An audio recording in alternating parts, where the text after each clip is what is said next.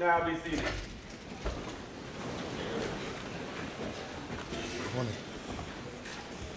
Good morning. Mr. Tinsley.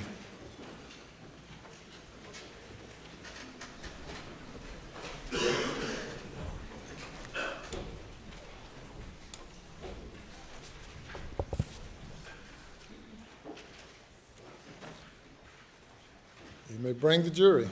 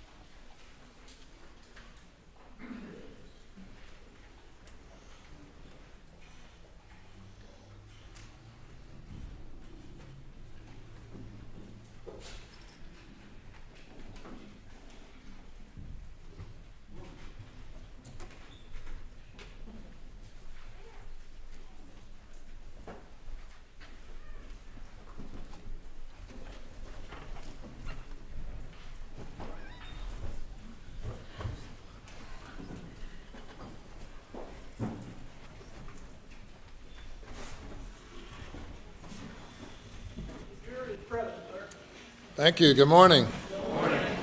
All right, ladies and gentlemen, welcome back. Day number 15, state's case. The last objection was sustained, and ladies and gentlemen, I want to remind you, when I sustain an objection, that means you're to disregard the question and any response. You may proceed. Yes, sir, Your Honor. May it please the court. Mr. Tinsley, good morning. Good morning. Just to kind of reset the table from where we left off, you had testified about pursuing the case against the defendant over the boat wreck, correct? Correct. And you had communicated to the defense that the defendant was going to have to pay personally, correct? Correct. Not just the insurance. Correct. And you had been told that the defendant was broke, correct? That's correct. And you had filed a motion to compel. Had you filed a motion to compel, states 402, seeking to identify any bank accounts that he had? In October of 2020. Could I have the elbow, please? And the screen. David, if you could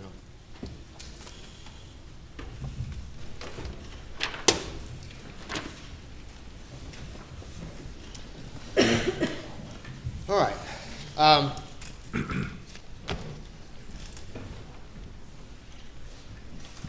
I think one of the things that you had also testified to is that just generally COVID had kind of slowed things down in the court system. Ultimately, yes. And then you had had some health issues that you were dealing with as well. Is that correct? At some point, yes. At some point in time, did a hearing in the boat case that would include a hearing on this motion to compel that's on the screen get scheduled? It did. And when did it initially get scheduled? My recollection is it was set for May the 30th, 2021. All right, and let me show you an exhibit real quick.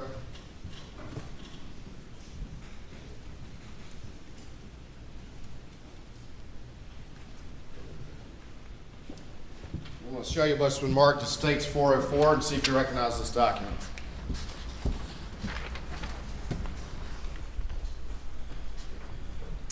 I do. All right, and what is that? That is a communication about the hearing. It's actually about a status conference about the hearing that's going to be on May the 30th. Okay. All right, and what was the day of that status conference going to be? May the 7th, 2021. All right, and then look at the subject line on that and just take a look at that real quick. Motions hearing May the 11th? Yeah. Was that the date or was it May 30th for the motions hearing? To your recollection? To my recollection, it's May the 30th. All right. But this email is related to that particular hearing, is that correct? It's related to the hearing on my motion to compel and some other hearings, yes. All right. At this point, Your Honor, I move to admit States 404, I believe, without additional objection. No additional objection.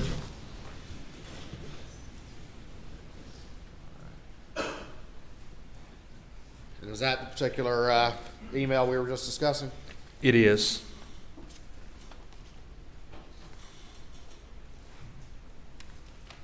And you're correct, the hearing was May the 11th. May the 11th? Yeah, Okay. Haven't seen that. That refreshes your recollection? yes.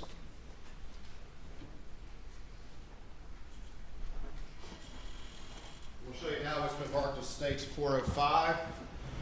And have a take a look at that and see if you recognize this.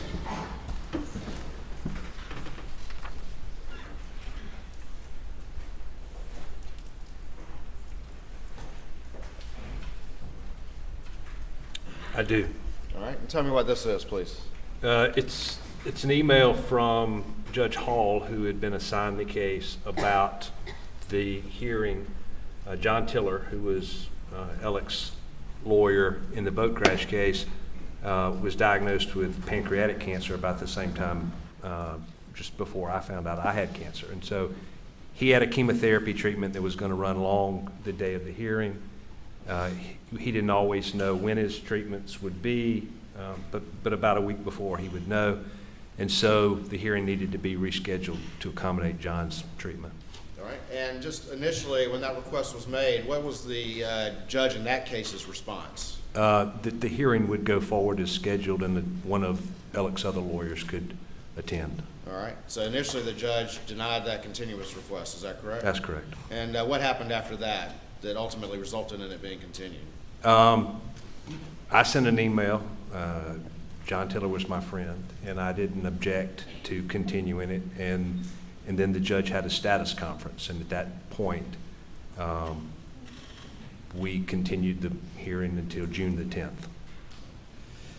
In the course of this litigation, given that we were coming out of COVID, had the judge in that particular case been relatively aggressive in wanting to move this case forward, to your assessment? The judge knew that I was in Florida receiving treatment and was accommodating that. No, he wasn't being aggressive at that time. It was when I was ready, and so I was back and we were ready. And that's what led to this initial hearing, is that correct? Correct. But ultimately, you agreed to let this thing be continued, correct? I did. All right. Your Honor, this time I'd offer States 4 or 5 into evidence. No additional objection. Submit it. And down at the bottom of this email chain, what's the date on that? Can you read there on your screen? I need to bring it back to you. May 5th, 2021. And that's communication from whom? That's from John Tiller to Judge Hall. All right. And that's relaying the need for the postponement for the chemotherapy treatment. All right. And then there were the communications from you related to that. Is that correct? Well, let me go right here. This is the response right there. Is that correct from Judge Hall? That's the initial response, that he intended to go forward with the hearing as scheduled, and that Mr. Condon from the same firm could handle it.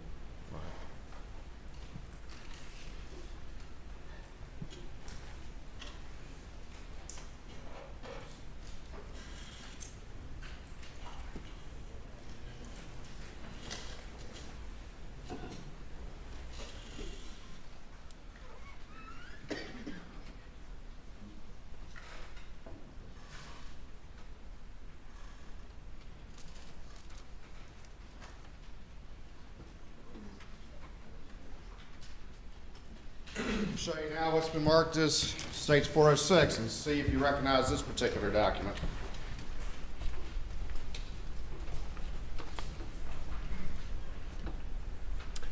I do. All right. And what is this? Tell the jury what this is, please.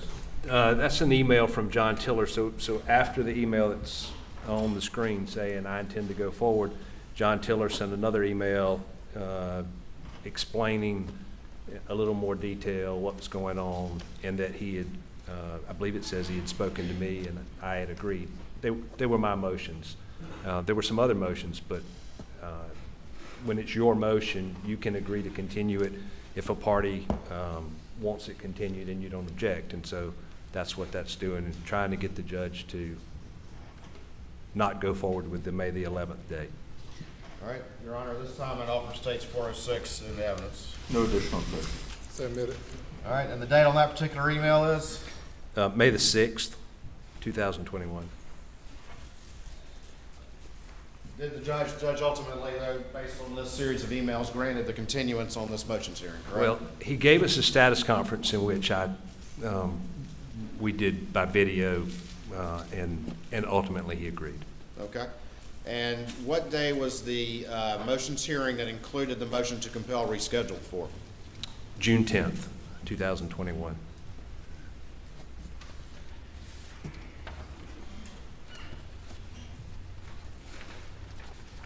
Going back to States 402, one of the matters that was on the table to be heard would have been your attempt to get compelled responses to this interrogatory from the defendant, correct? That's correct. Seeking identification of his bank accounts. That's correct.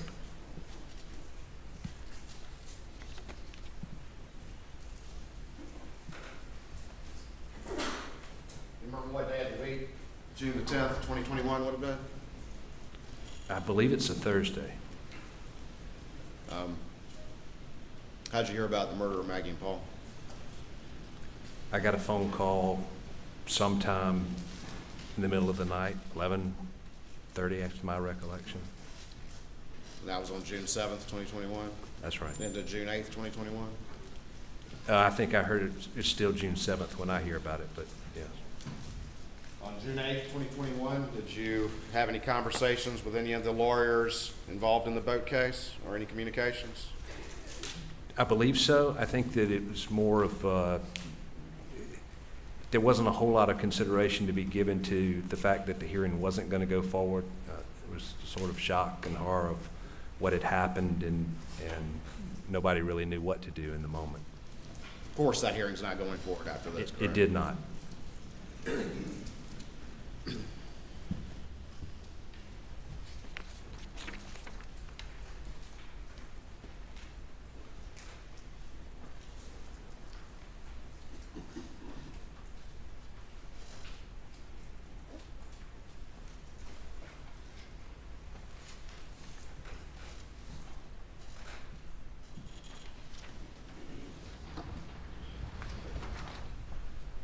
We'll show you what's been marked as States 407 and see if you recognize that particular document. I do. This is an email from Judge Hall's law clerk.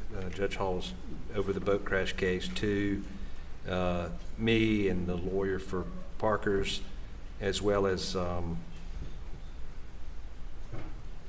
about the fact that the hearing's not going forward.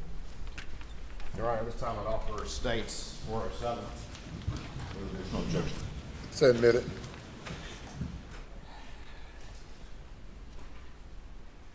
What's the date of that email? June 8th, 2021, At what time?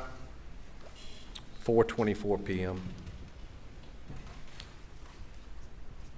I think there's an email from John Tiller that precedes this one that morning, but Right.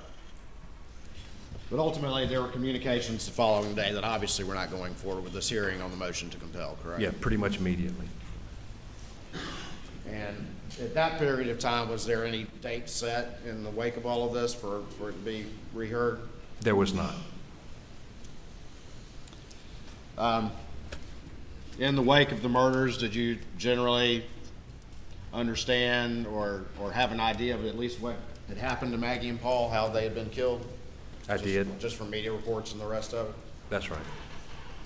And did that have any effect, that tragedy of their deaths, did that have any effect on your assessment of the boat case and how everything fit together, if things were how they initially appeared?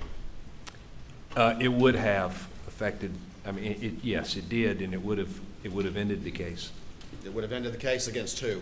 against Alex Murdaugh. And explain that to the jury. Why? What had changed after this terrible tragedy? Well, when you have a civil case, nice people get good verdicts, okay, just generally speaking. Yes, sir. Nice people get good verdicts. You really have to motivate a jury to want to help somebody in a civil case. And so if you compared, say, Attila the Hun with some sweet grandmother, who gets a better result? It's the sweet grandmother. if Alec is the victim of a vigilante, nobody's going to hold him accountable. Doesn't make any difference what he did or how clearly what he did contributed. The case would be over against Alec. And so initially, it could have been over. It appeared that it was going to be over against Alec because I had other defendants. I had Parker's convenience store that clearly violated its rules, and so you wouldn't want a very sympathetic person in your case when you have somebody who clearly violated the rules and caused this tragedy. So it would have been over against him. The sympathies of the case had changed if Alec had truly been, his family had been the victim of some vigilante or something like that. The sympathies would have changed if that had been true. And assessing those sympathies and those emotions in a case like this is what you do as a plaintiff's lawyer, is that correct? It's what we try to do. And it's what Alec Murdaugh used to do as well when he was a plaintiff's lawyer. I think he was good at reading people and knowing what made them tick. Thank you, Mr. Tinsley. Nothing further at this time. Please answer any questions the defense may have. Thank you. Mr. Barber.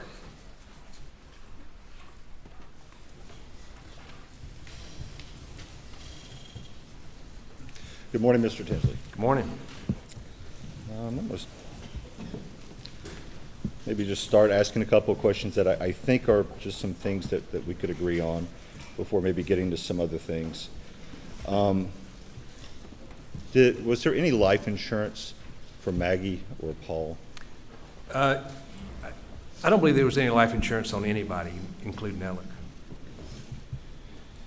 And if this motions hearing, which was not just the motion to compel, it was other motions, correct, on June the 10th? Yeah, there were some other motions. And if that hearing had gone forward, at least for the motion to compel, this would have been another step in a process? Right. In other words, I believe it was your previous testimony. I think it's fair to say that there wouldn't have been an explosion on June the 10th, that this would have been another step, but it wasn't the end point. So what happens? Is that correct, sir? Yes or no? Am I misstating your testimony? There wouldn't have been an explosion on June the 10th? You're jumping around, so it's hard for me to follow. I apologize. Well, if you let me finish. No, Your Honor, I would like to ask the witness to be allowed to finish his answer to one of those questions, and I object to the form of the question.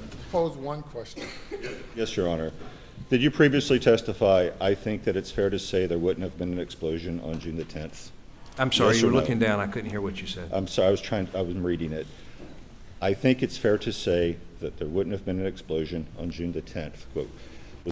Did you testify, did those words come from that stand when you previously testified, yes or no? I'm not trying to give you a hard time. You looked down again, and I could not understand what you said. I Was there an explosion? apologize for that. I'll hold it up. I'm just trying to read it accurately.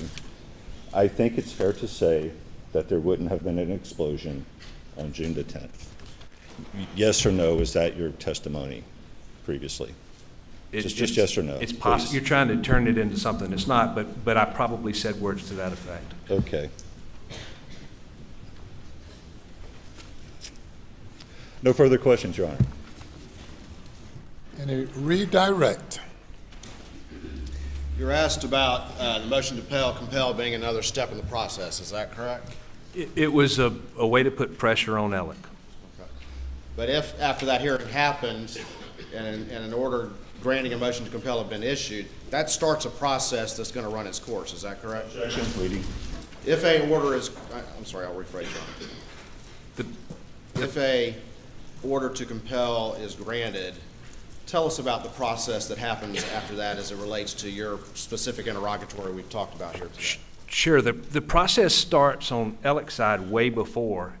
If you look at those exhibits that they marked the email, you'll see Danny Henderson. Again, Danny Henderson was his personal lawyer. Danny Henderson is also a shareholder in the firm.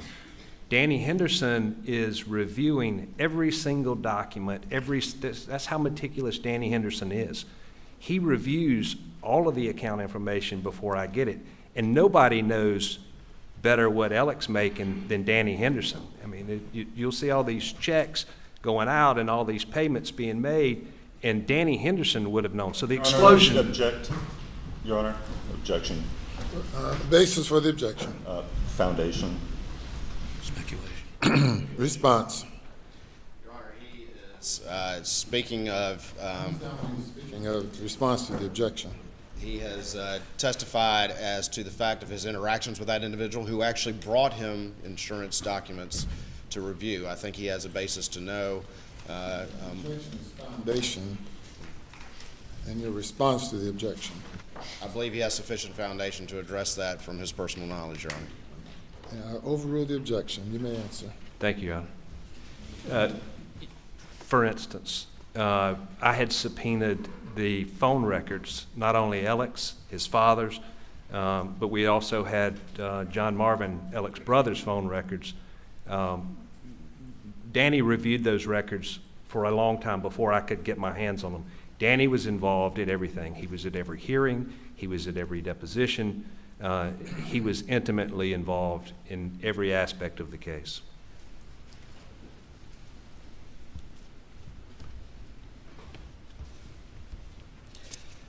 If an order to compel is issued, what was going to be your next step if you had an identification of accounts by the defendant? Subpoena those accounts. And if those accounts are subpoenaed, can potentially people move to quash those? They could move to quash, but Danny Henderson would have looked at the documents in anticipation that I could get them. Speculation. I sustain the objection. If motions to quash had been filed, though, you could have continued to seek that and there would have been further hearings. Is that correct? I would have continued. Objection is sustained. That's the leading. What would have happened if motions to quash were filed as to any subpoenas you issued to it for the specific information about the defendant's accounts? I would have continued to push. We would have continued to argue about it. Would have a process been put in motion, though, that was going to conclusion if an order had been issued on June 10th, 2021? Absolutely. Thank you. Nothing further. Anything further? No, Your Honor. Step down. Thank you.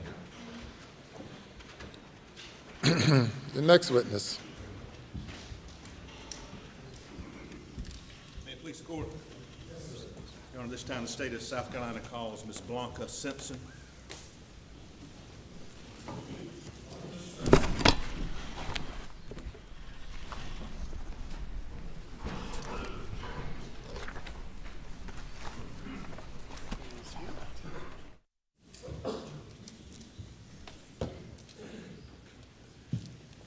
Be careful when you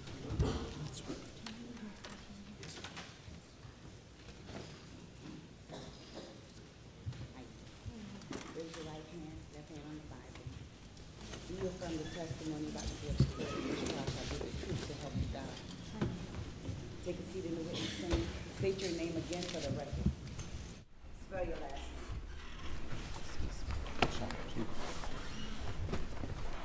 My name is Blanca Turrubiate-Simpson, Turrubiate-Simpson. Good morning. Good morning. Is this difficult for you to be here today? Yes, sir, it is.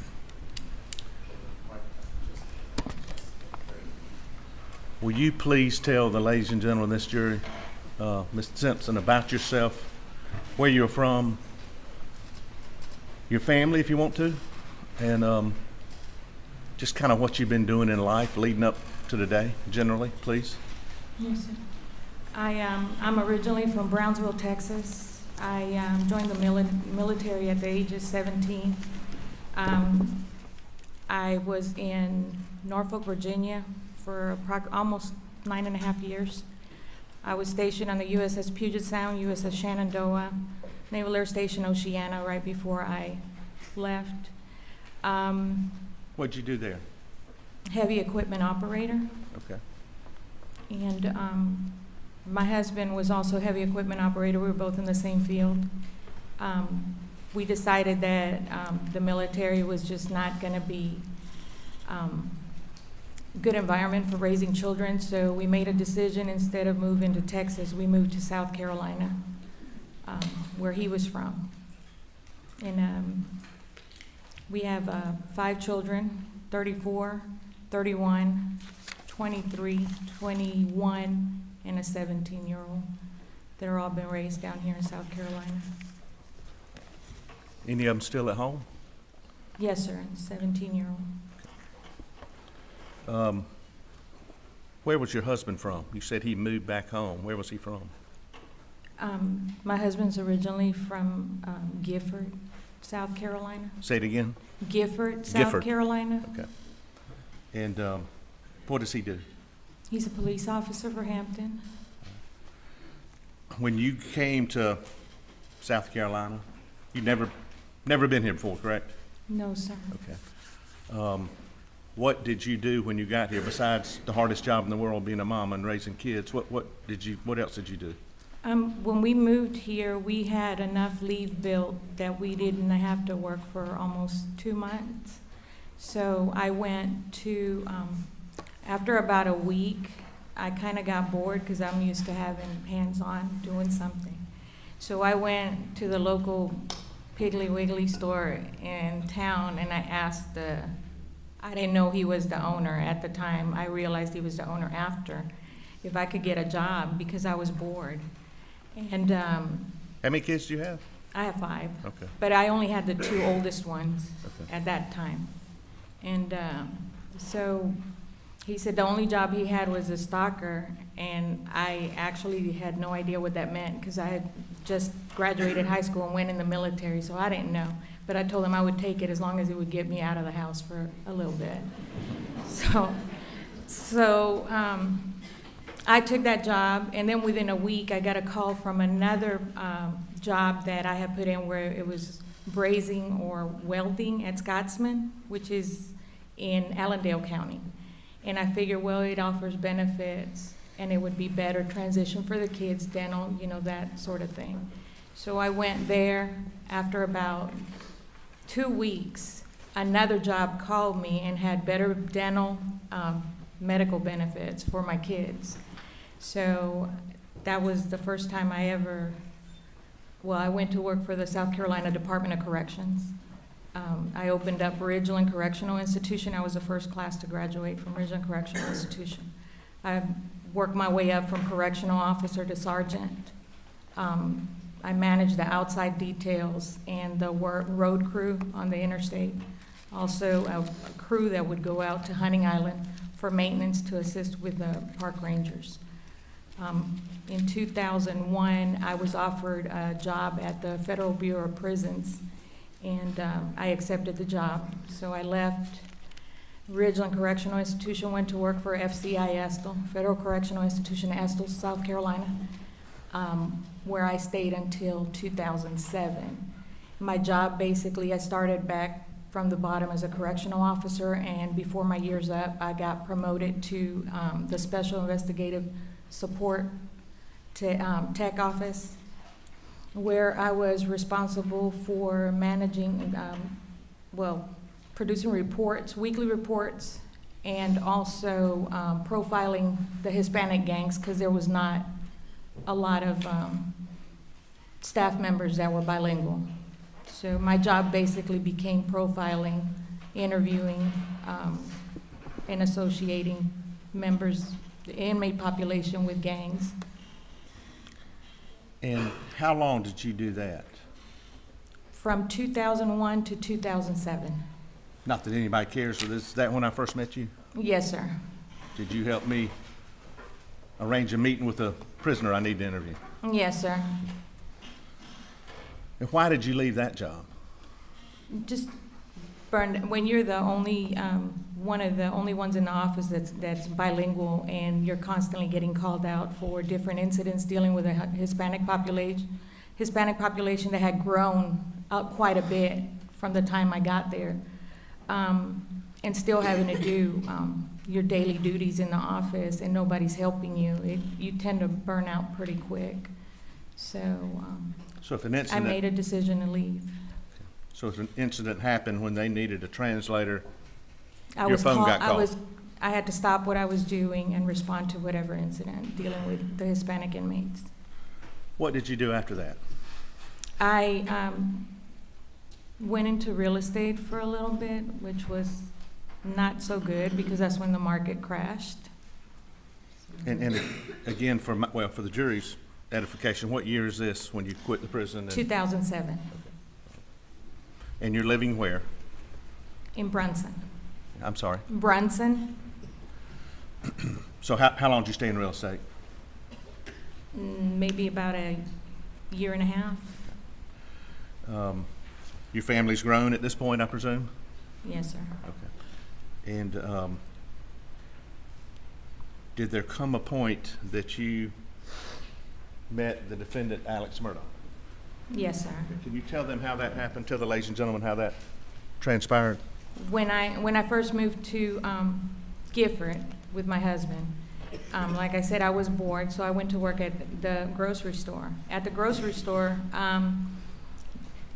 and during the time that I moved, there was not a lot of Hispanic families living in that area. It has since grown in the years. I met a lady who I befriended. You know, she was Hispanic, and we started talking because she was the only other Hispanic person that I had actually seen in the area. So we started talking back and forth, and it was nice to speak in your native tongue with somebody. Her son had an accident at the school on his way after school, walking to the car, and he had gotten hurt. One of the ladies that worked at the school had recommended that she use an attorney from Walterboro. And a couple of months had gone by, and I noticed that she was under a lot of stress. And as I talked to her, she said, "I just have to get all these documents. I don't understand." She spoke English, but it was very broken English. So she was having a difficult time explaining what she needed for the attorney. So I told her, I said, "I'm gonna find you an attorney. I'll look around." I said, "And we'll go ahead and fire that attorney and hire you a new one." And, because we didn't want the statute of limitations to run out on her case. So at that point, I started looking around, and I happened to walk into the law firm. And it was the old offices where I met Alex. Just walked in, and that's where you met the defendant, Alex Murdaugh. Yes, sir. Okay. And you were trying to assist this individual who was having trouble communicating with her prior attorney. Don't mention whoever that attorney was, but you helped her get a new attorney. Yes, sir. Did you help with that case, that particular case with this friend? Yes, sir. He told me he would take the case. Who is he? Who's Alex told me he would take the case as long as I translated and helped him with the details. Because he didn't have anybody in the office that was bilingual, and I agreed. You were a hot commodity, weren't you? I mean, there was a need for translators. Yes, sir. So you helped with that case? Yes, sir. I did. Did you assist in other cases with Yes, sir, I Alex Murdaugh? did. At times, Alec would call me and ask him if I could assist in translating, or when there were accidents and the folks were injured, and if they did not speak the English language, he would ask me to translate. And were you getting paid for this service? Yes, sir. It wasn't a set fee. It was just depending on the case, whatever I did, whether it was to get them signed up with a law firm, basically, or if I had any type of, in the Hispanic community, when you are in trouble or you're in need of something, and a lot of times those accidents, when they happen in the area, they are not from here. The language barrier is a big thing for them. So my instinct was more to make sure that they were well accommodated and whatever they needed. So sometimes he would reimburse me for my out-of-pocket whenever I helped the individuals, who were in the accident. And that went on for a period of time when you were assisting either Alex Murdaugh or the law firm, is that correct? Yes, sir. Okay. Did that change into a caregiver, if you will, or respectfully, I don't mean housekeeper or whatever term you'd like to call it, for Maggie Murdaugh? Yes, sir. Alex had called me and said Maggie was looking for a person to help her in the home. And at that point, real estate wasn't really doing much for me, and so I couldn't find anybody. I had asked around, and at that point, I told him, I said, well, I'll help her. And he was like, are you sure? I was like, yeah, I'll help her. I said, it's no big deal to me. It's honest work. So I said that I would help her. You were clearly qualified. Yes, sir. So what did you start doing for either the Murdaughs or Maggie Murdaugh? I started helping the other ladies in the house with the cleaning, with running errands, running to the bank for her, whatever she needed me to do. And when did that start, Ms. Blanca? In 2007. And were the two young children, or the two children, Paul and Buster Murdaugh, were they younger obviously they were younger when you? Yes, sir, they were young. And would you have interaction with them and/or Alex Murdaugh during this time period? Yes, sir. How often were you working for the Murdaughs? At that point, it was maybe every other day, depending on how often she needed me. And where was that? Where specifically were you working? Where was their house? At the house on Holly Street in Hampton. How long did that go on before you stopped and tell them why you stopped? I worked there with them on and off, like I said, not on and off, I shouldn't say that. Every 2 to 3 days, or it wasn't a daily thing at that point. Then I did go probably about maybe, I can't recall, it was a few months later or a couple weeks later. There was an incident at the house, and somebody had tried to burn the house. So that's when I actually went and started helping her more full-time, because she had to go through a lot of the damages and all that. I helped her document a lot of whatever damages were done from the diesel and stuff that was spilled all throughout the house by the individual. And maybe I wasn't clear in my question. Did there come a point where you had some health issues? Yes, sir. At one point, I suffered a stroke, and I had to stop working and go through rehab for a while. And what year was that?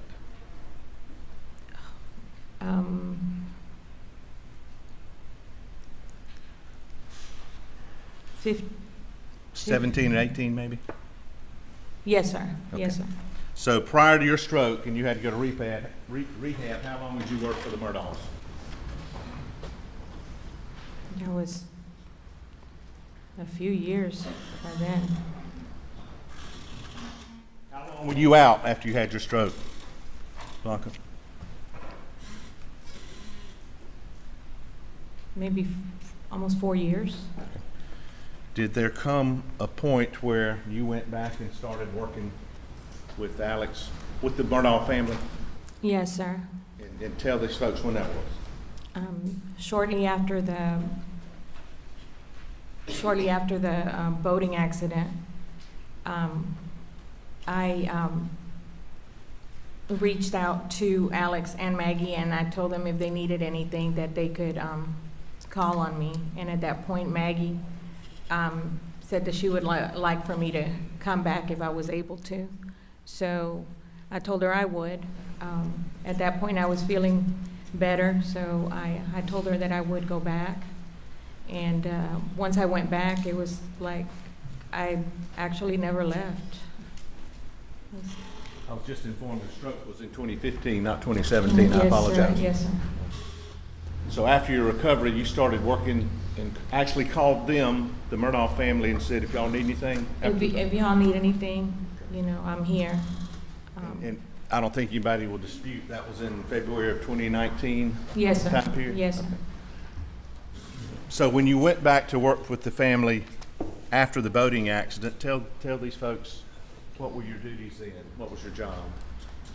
I started right back at the same thing. I was helping with the cleaning. I was helping running errands. I would cash checks. I would And what I say by cashing checks for Maggie, sometimes she didn't have time or she was busy doing other things, so she would send me to the bank to cash checks, to pay the people that she had working around the house. The main, Go ahead, I'm sorry. yes, sir. The maintenance line, you know, that sort of thing, whatever she was doing around the house. And where were they living, the Murdaugh family, at this point in 2019? Both places, Okay, tell the folks where both places. Moselle and Hampton. So you're working at both residences? Yes, sir, both. And did there come a time where they moved exclusively for the primary residence to, well, where was their primary residence? Their primary residence was Holly Street, and once they sold the house, they moved straight into Moselle, full-time.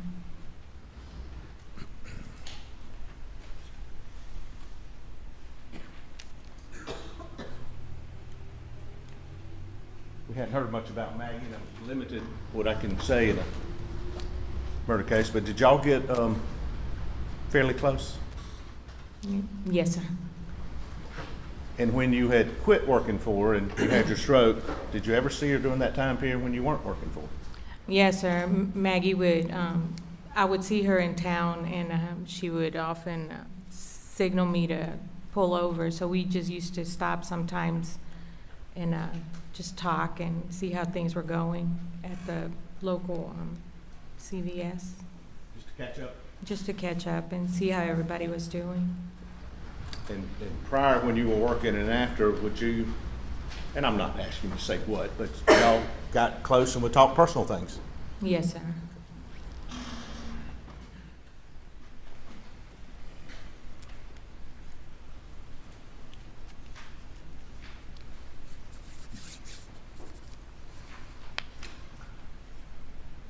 I'd like for you to go back in your mind now and take this jury back to June 7th, 2021. Yes, sir. You were working there for the Murdaughs then? Yes, sir. That's a Monday. Do we all know that, June 7th? Yes, sir. When had you worked prior to that? At the At- Moselle property for them? Friday. And at that point, had you seen, what family members did you see at Moselle on Friday, which would have been the June 4th of 2021? Do you remember? Paul? And what was your interaction with Paul that day? Paul walked through the door, his usual self. I was walking out of the laundry room, coming into the kitchen, and Paul came in the front door, and he was holding a laundry basket full of clothes. And as he was approaching me, he saw me, and he said, "What's up, Miss B?" And I just looked at him. I said, "Boy," I said, "if you got all them dirty clothes and you want me to take care of that," I said, "I'm getting ready to leave." He's like, "Oh, come on, Miss B, you can help me out." He said, "I need them for the weekend." He said, I said, "Well, just pull a couple of them out, what you need, and I'll take care of it." And I ended up staying late to make sure that he had his clothing ready for the weekend. So did you wash the clothes for the entire family? Was that part of your? Yes, sir, I did. And did Paul leave that Friday? Yeah, I saw him leave. I don't know whether he was actually gone for the weekend or if he was still. Did you ever see him again? No, sir.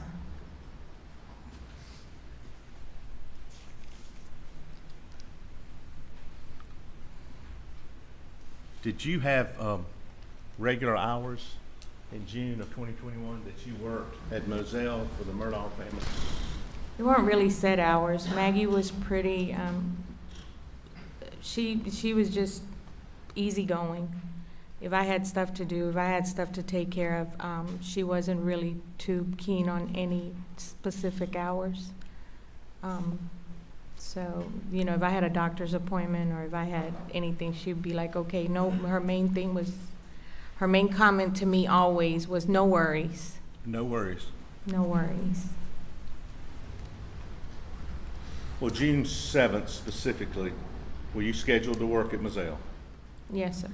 And did you have contact with Miss Maggie Murdaugh sometime prior to getting to Moselle that morning? Yes, sir. And I think it's in evidence, but tell these folks what contact you had with her. She texted me and asked me if I could stop at the grocery store on my way to Moselle because Alex wanted some Capri Suns. Wanted some what? Capri Suns. Okay. And she said apple and I believe she said pineapple first and then they changed. She came back with another text and said, no, he wants orange, I believe that's what he said. That's what the text said. I'm not. And did you try to get some orange Capri Suns? Yes. Sir. Where'd you go? I went to the Food Lion. And were you successful in your search for No, orange sir. Capri Suns? No, sir.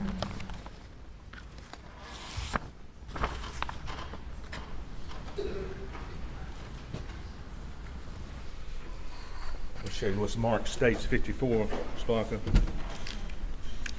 Excuse me, Defendants 54 for the record.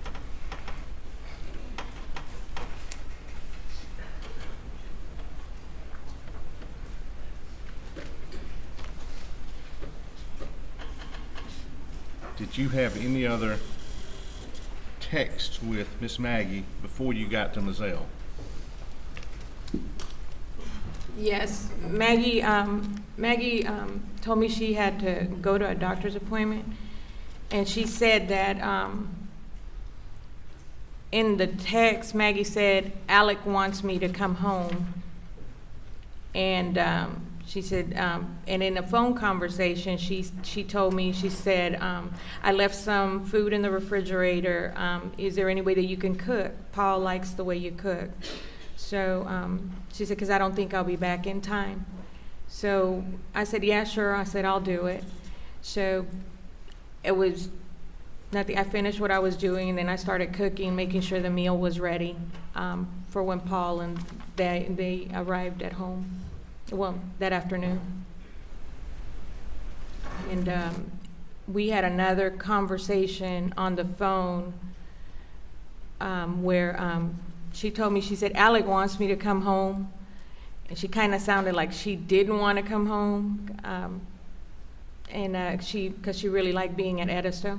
And they had a lot of work that was going on, and she was trying to make sure everything was ready for the 4th of July gathering that she was planning. So she was very detail orientated, so she wanted everything perfect. So she was kind of, she sounded like she was a little disappointed. And then she said, well, Alec asked Paul to come home too, because he's got to fix the mess up out there that that CB had done. That CB Road? Yes, sir. And he said Alec had told Paul to come and fix it because they were planning on having a hunt that weekend, so he wanted everything ready and good to go. So he'd asked Maggie to come, and then he had asked Alex to come. That's what Maggie. Paul to come. Paul. That's what Maggie told me over the phone. And looking at Defendants 54, can you read that?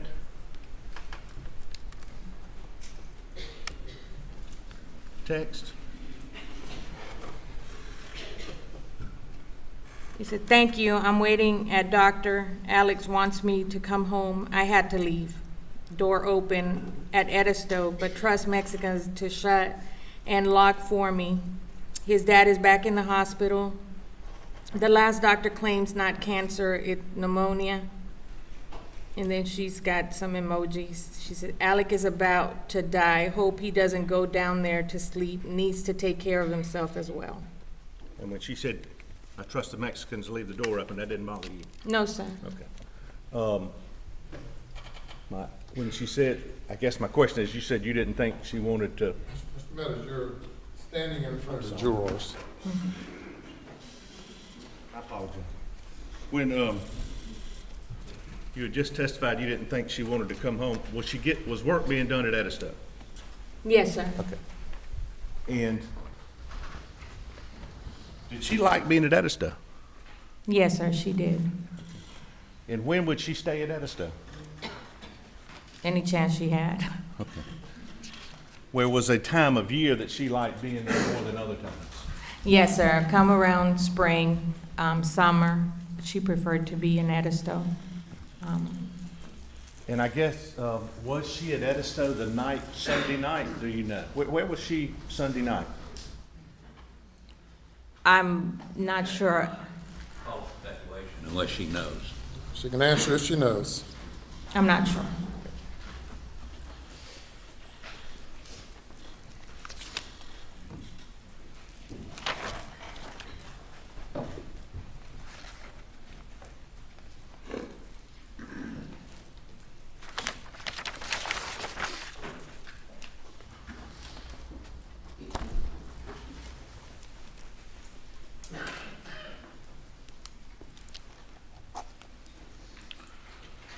Were you on schedule June 7th time-wise?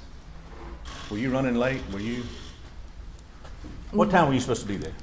I didn't have a set time to be there. After you and Maggie talked and texted, did you go to Moselle? Yes, I did. And when you got there, was Maggie there? No, sir. She had just left. Was Paul there? No. Was defendant Alex Murdaugh there? Yes, he was. Okay. When you walked in the house, was he up? No, sir, he was in bed. He was in bed. Based on the time you spent there and your experience with the defendant Alex Murdaugh, was he a morning person? No, sir. No. How long were you there working before you saw Alex Murdaugh? That morning on June 7th of 21? Probably a couple hours. And can you tell these folks, did there come a point that morning where he left the house? Alex Murdaugh, did he leave and go to work or Yes, wherever? he did. Okay. And can you tell them what he was wearing, Alex Murdaugh, best you remember when he left Moselle? He had a pair of khaki pants, a greenish, I call it seafoam color, polo shirt, and he put a sports coat, a blue sports coat over it. And he put his shoes on, which were usually right there next to a dresser that they had right there in the living room area. That's where his shoes used to go, right there, so he just used to kind of slide his shoes on his way out the door. Do you remember what type of shoes he had on June 7th, 2021 when he left? His regular work shoes, the brown, there was a pair of brown leather shoes. Was it a long sleeve shirt or a short sleeve shirt he left on? The polo's a short sleeve shirt. And staying out of everybody's view, do you remember anything specifically about that shirt? As he put his coat on, he was putting his shoes on, and he was putting his coat on, and he was getting ready to walk out. He turned around, and I said, Alec, I said, hold on a minute. I said, your collar's sticking up. So he turned around, and I fixed his collar inside his jacket because one collar was sticking up So on you his shirt. actually helped, I'm sorry, but you helped move his shirt? Yeah, yes, I did. And you said it was a long or short sleeve, I'm sorry. That polo is a short sleeve, And did it have buttons on part of it, or do you know? just from here to here. And was it a blue blazer It was, put on top of it? it was a dark color. He put a tie on? He Excuse didn't have me? a tie with that on. No, sir. I just, there's ties anymore.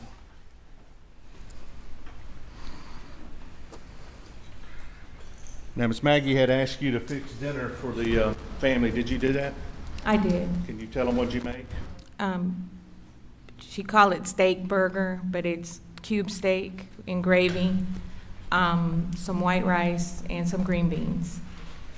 You're a good cook, aren't you? Yes, sir.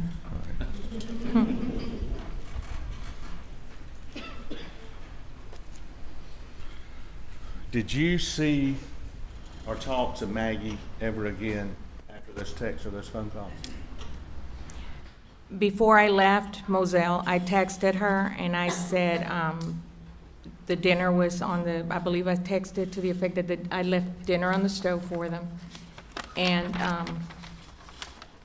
that I can't really remember the text, but I did text her and let her know that the dinner was ready and that I was leaving. And you said one of her phrases she used is "no worries." Had she said that to you that day? Yes. When was that?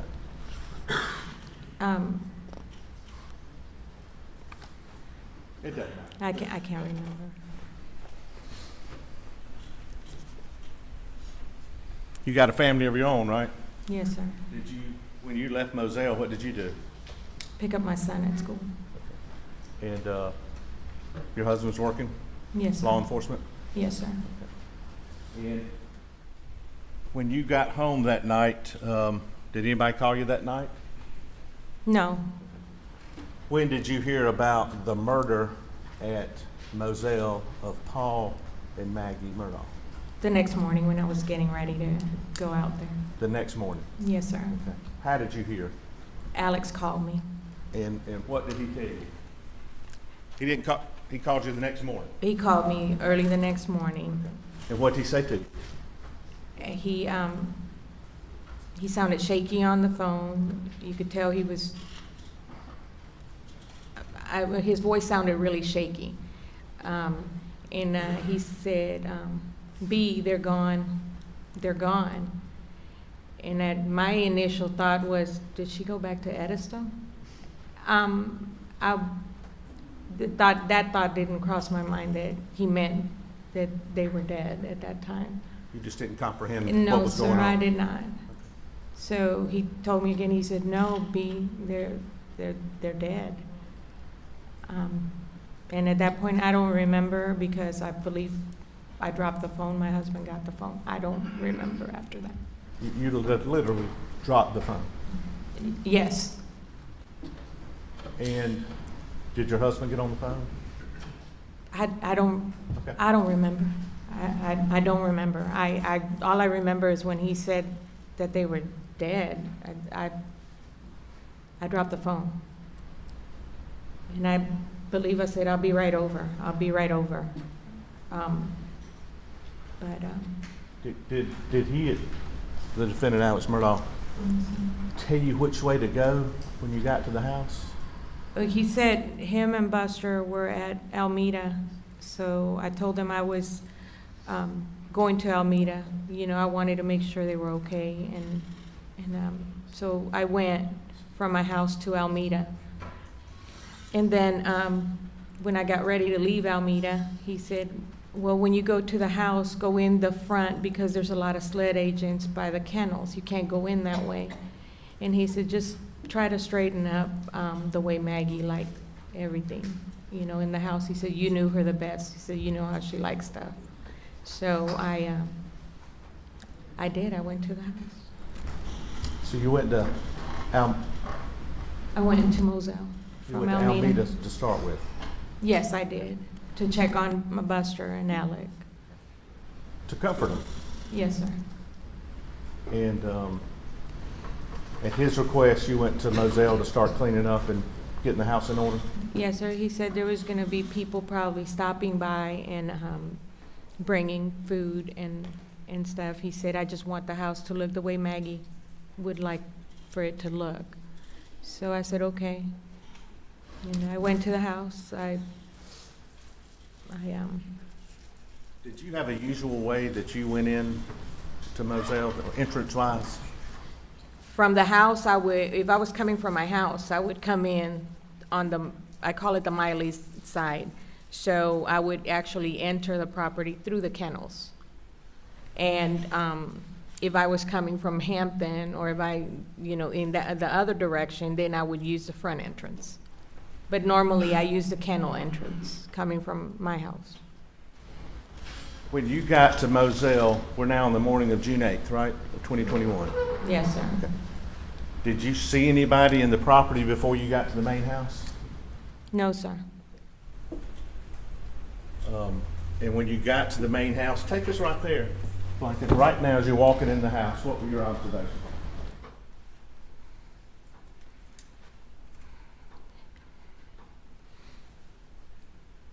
It was hard because I know she wasn't going to be coming back.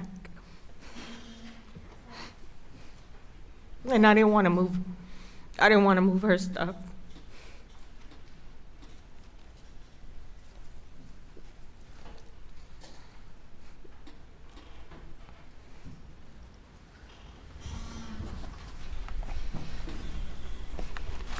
It was just a weird feeling going through when I unlocked the front door to get in. It felt cold. You really cared for her, didn't you? I did.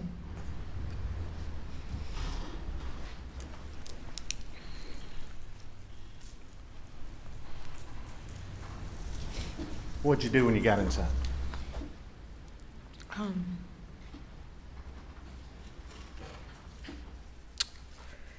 When I got inside, I didn't turn on any lights. I didn't do anything. I walked through the front door and I went in the kitchen.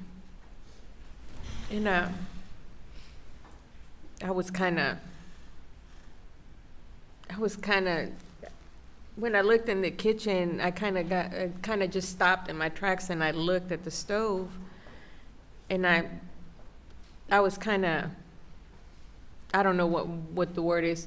When I looked and I noticed the stove, that there was no pots on the stove, it was kind of unusual because usually when they ate dinner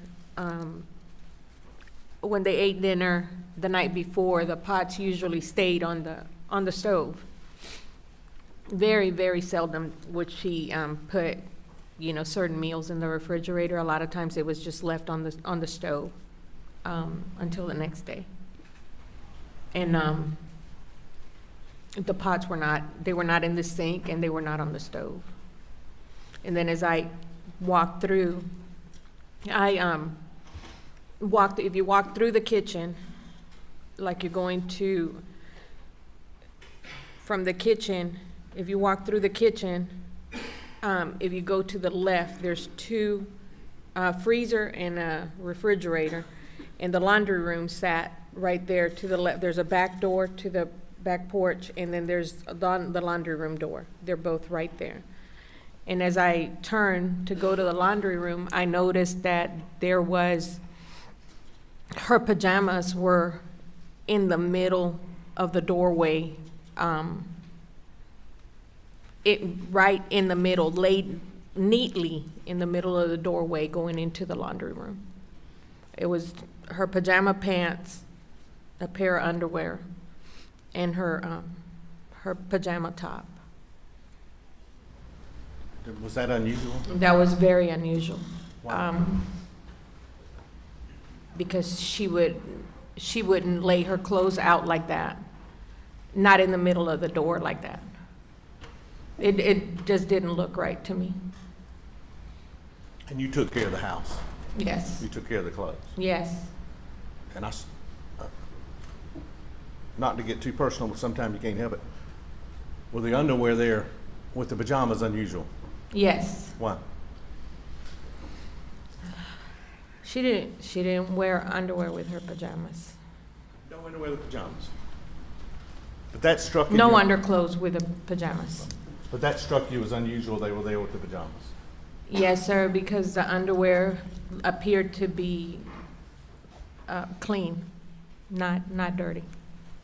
They still had like fold marks. And the pots, and I may have just missed it. You said, where would the pots end up when you found them?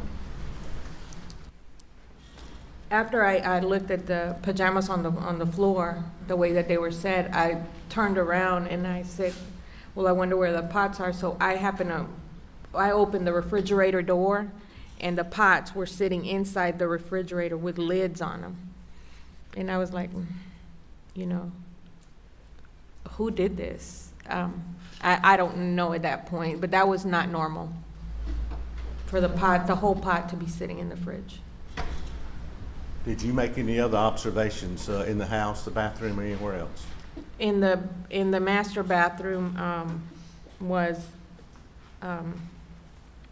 her clothes were sitting next to the tub. It was a small pile of clothes right there next to the tub. And by the shower, if you walk in the master bedroom, there's a big garden tub, spa type tub. And then right here is the shower, and there's a window. On the floor next to the shower was a slight puddle of water, a towel, and a pair of khaki pants. And then as I went to the left to see if there was anything else that was out, I looked in the closet, and in the closet was a white damp towel on the floor, and there was I'm pretty sure the t-shirt was white at one time, but you know, they get kind of dingy after a few years. But it appeared that a t-shirt had fallen off of the stack of t-shirts that were on top of the shelf right there in the closet.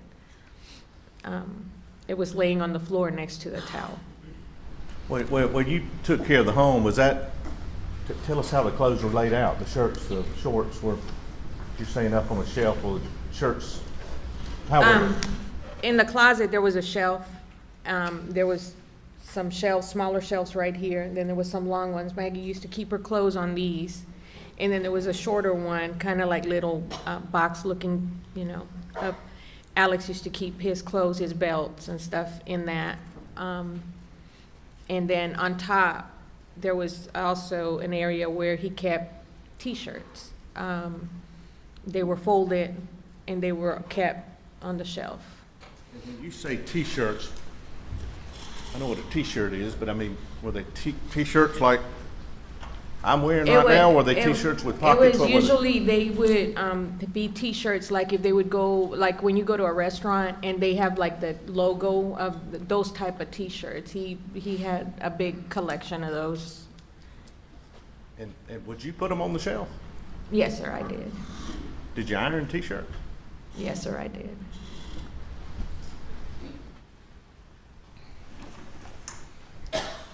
And you washed all the clothes? Yes, I did. Did he have a certain place that he kept shorts versus long pants? Yes, sir. When you walk in the master bedroom, when you enter the master bedroom, the bed was right here. At the foot of the bed, you had a dresser here and a dresser here. The right dresser on the top drawers were usually his underwear, his socks. The next drawer was his T-shirts. On the bottom drawer were the pajama pants that he would wear, or his shorts that he would wear to sleep in. In the left drawer, and one sits on this side of the door going into the bathroom, and the other one's right here. On the left dresser, he kept his white T-shirts that he would wear under when he wore a suit. He would wear, the T-shirts were in one of those drawers. And then the other two drawers were shorts, the dressier shorts, and then the not so dressier shorts. You know that. So you testified a shirt looked like it had fallen when you saw it this morning? Yes, sir. June 8th, 2021, okay. Was it still clean? Yes, sir. Did you put it back? Yes, sir. My boss, Don Zelenka, just reminded me that the food that you cooked, did you look and see how much was eaten in the pots? No, sir, I did not.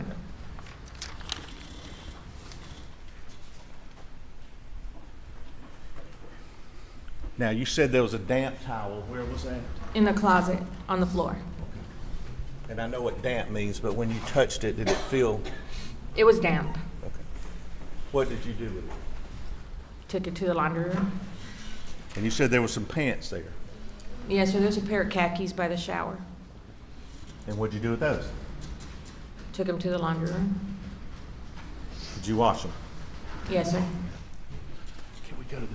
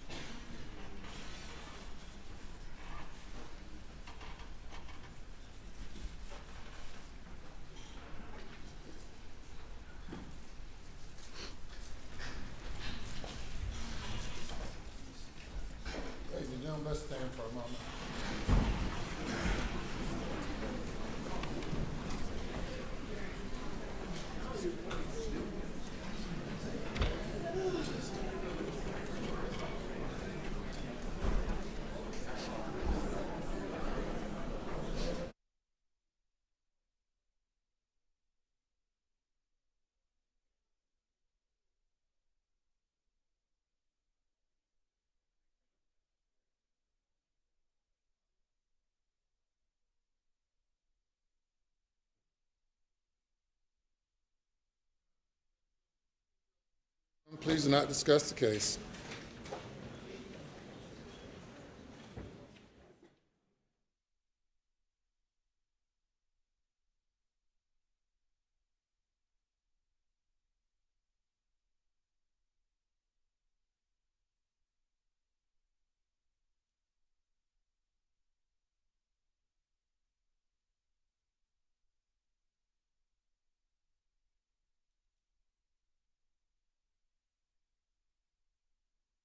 Please do not discuss your testimony. We'll take about 10 minutes.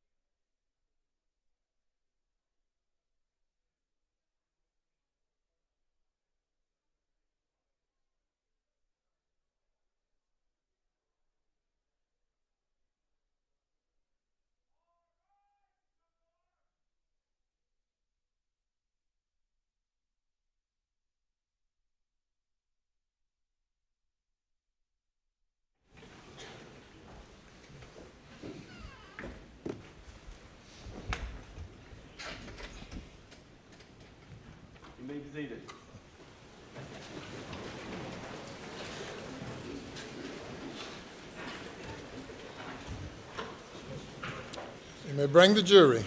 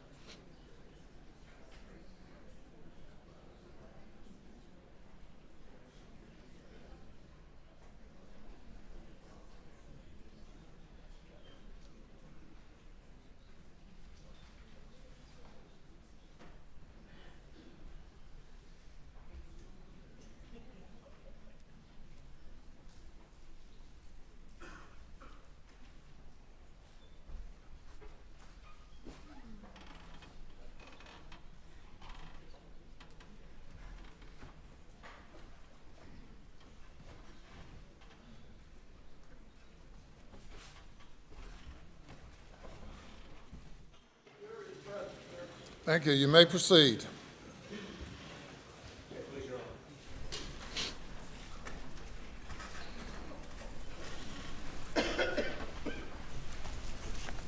Mr. Harpootlian and Mr. Waters, if you all would be seated.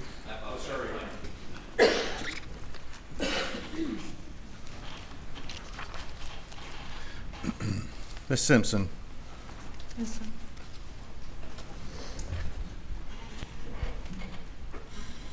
I think where we left off, let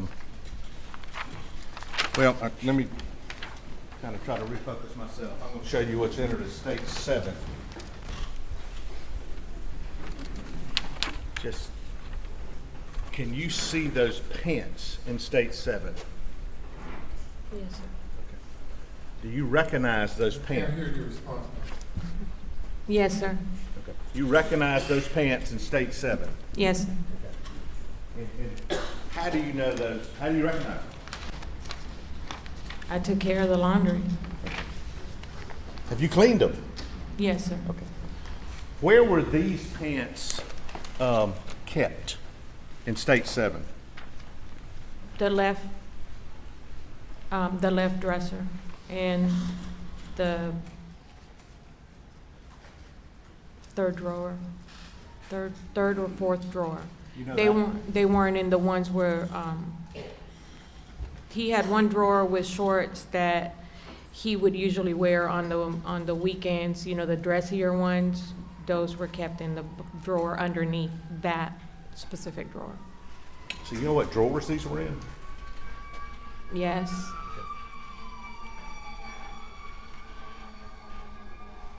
If you know from being there and taking care of the clothes and taking care of the family, were these shorts he liked to wear a lot or not?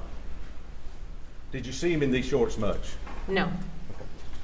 And were these shorts clean the last time you saw them? Yes. Now this shirt that's also in States 7, had you seen that shirt before? Yes, sir. Okay. Where was this shirt kept in the closet at Moselle? The top shelf, above where his clothes hang, the top shelf. There was a shelf up there. And you've testified it looked like a shirt had fallen from that shelf when you got there on the morning of June 8th, correct? Yes, sir. Okay. Was this shirt kept in that same place as the shirt that had fallen? Yes, sir. And the shirt that had fallen, what did you do with it after you picked it up? I folded it back up and I placed it back on the shelf. Was it clean? Ma'am, Yes, sir. I understand that you all are apparently having a personal conversation, but you need to speak into the mic. Yes, sir. All right, look at me this way, I'm sorry.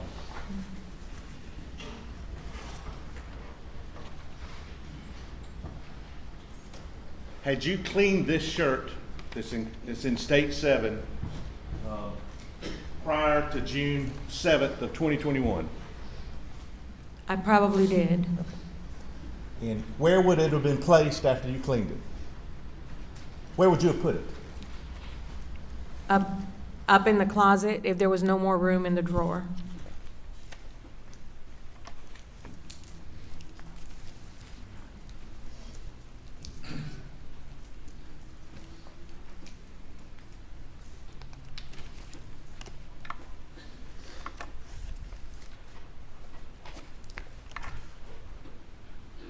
Now, could we please play States 306, please?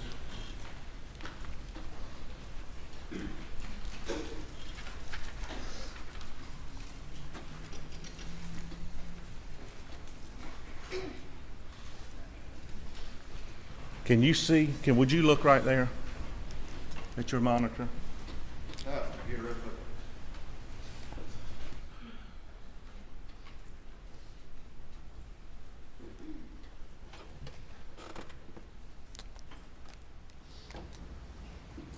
As they're fixing that, when Mr. Monk. Okay, you freeze it right there. Yes, sir. Okay. Now, this, who's in the picture? Alex. Okay. And can you tell what kind of pants he's got on? Khaki pants. Okay. Can you tell what kind of shoes he's got on from that, Miss Simpson? It appears to be a pair of loafers. Loafers? House shoes, loafers. Okay, well, tell me what you mean by house shoes. Just his shoes that he would usually wear around the house if he was wearing shoes. So would he usually just wear them inside? Yes, sir. But these appear to be those shoes. It appears to be, yes. And this shirt that Alex Murdaugh is wearing on June 7th, depicted in States 306, had you seen that shirt prior to June 7th?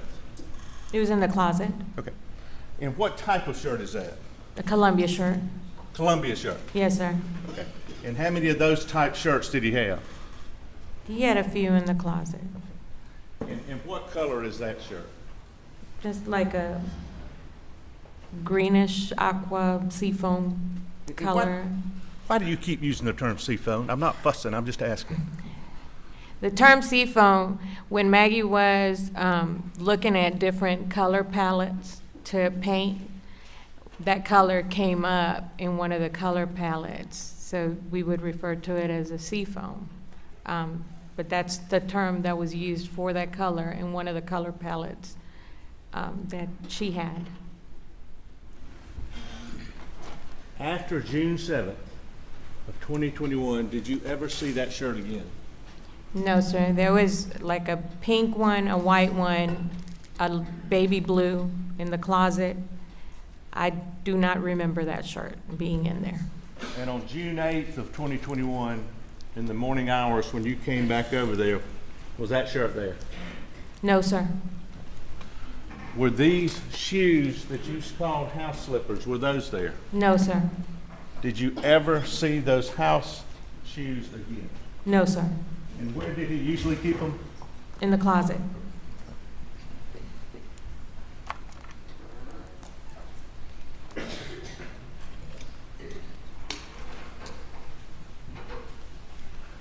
Did he have any other type shoes?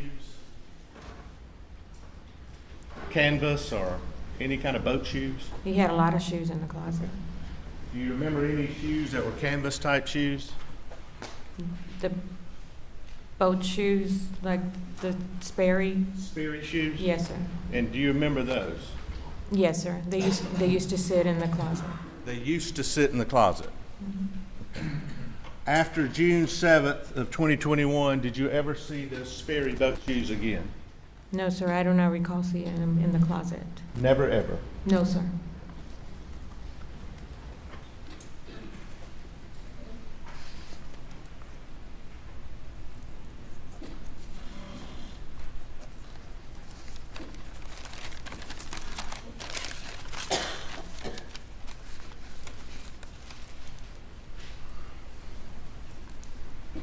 Did you stay on and work for a period of time for Alex Murdaugh at the Moselle?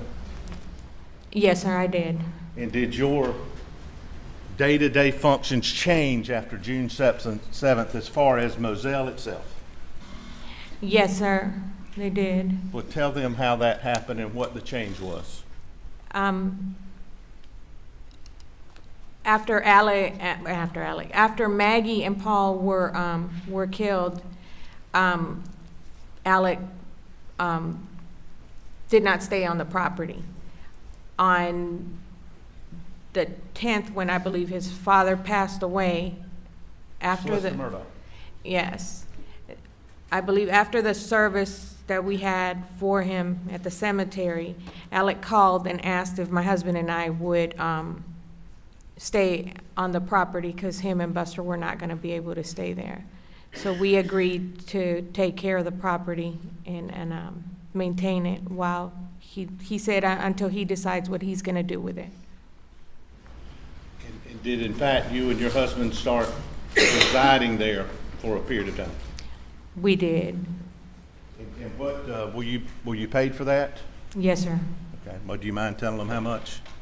He would give me $1,500 a week to make sure that anything needed for the farm was taken care of, and my husband and I would maintain cutting the grass on that property, which is a lot of grass out there, and it would take in excess of 2 days to cut. Would you cut it? Yes, sir. I would help my husband. Were you also taking care of the dogs? Yes, sir. Tell these folks, what were the dogs' names? Grady and Bubba. Grady and Bubba. Yes, sir. You fed them? Yes, sir. Took care of them? Yes, sir. Where is Bubba? What's today? Whatever today is, where's Bubba today? He's with me. So you have Bubba in your home? Yes, sir, I do. Did Bubba have his own pen? Yes, he did. And I don't know if you've seen, but could at some point, and I'll keep going to the video of, well, could we play that now, please, when we get it to the video, the kennel video, please? Was it? And before we get there, when, and I'm sorry, I'm going back to this real quick. Is that the shirt he left for the office in that day? No, sir. Okay. Go ahead.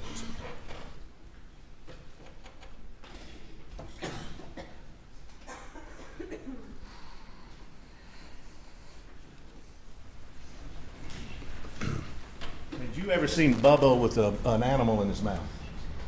Yes, sir. All right, tell him about that, please, ladies and gentlemen. When Bubba was running around, if I or anybody, if the chickens were running out of the coop, he would chase the chickens and he would just go after the chickens or the guineas, whatever was out there. And would you ever catch him?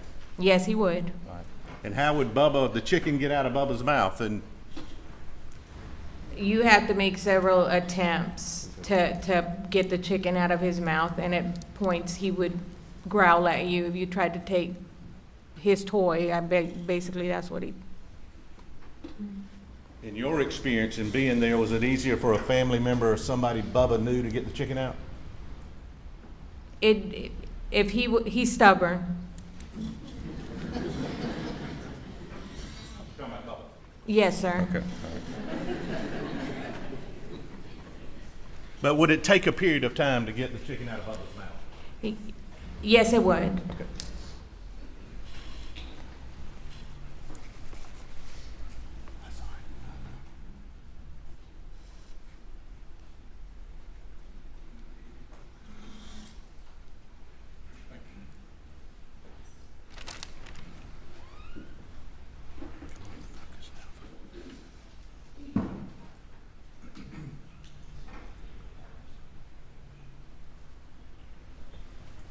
August of 2021, Ms. Blanco, Yes, sir. did you have a conversation with Alex Murdaugh about a shirt?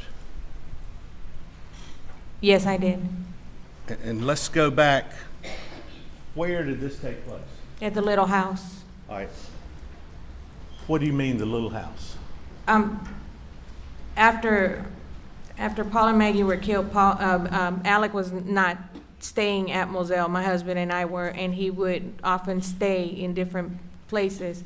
But all his clothes and toiletries and everything were placed in the house that sits between Mr. Johnny Parker and his brother Randy. There's a small 2-bedroom house right there, and that's where all his belongings at the time went.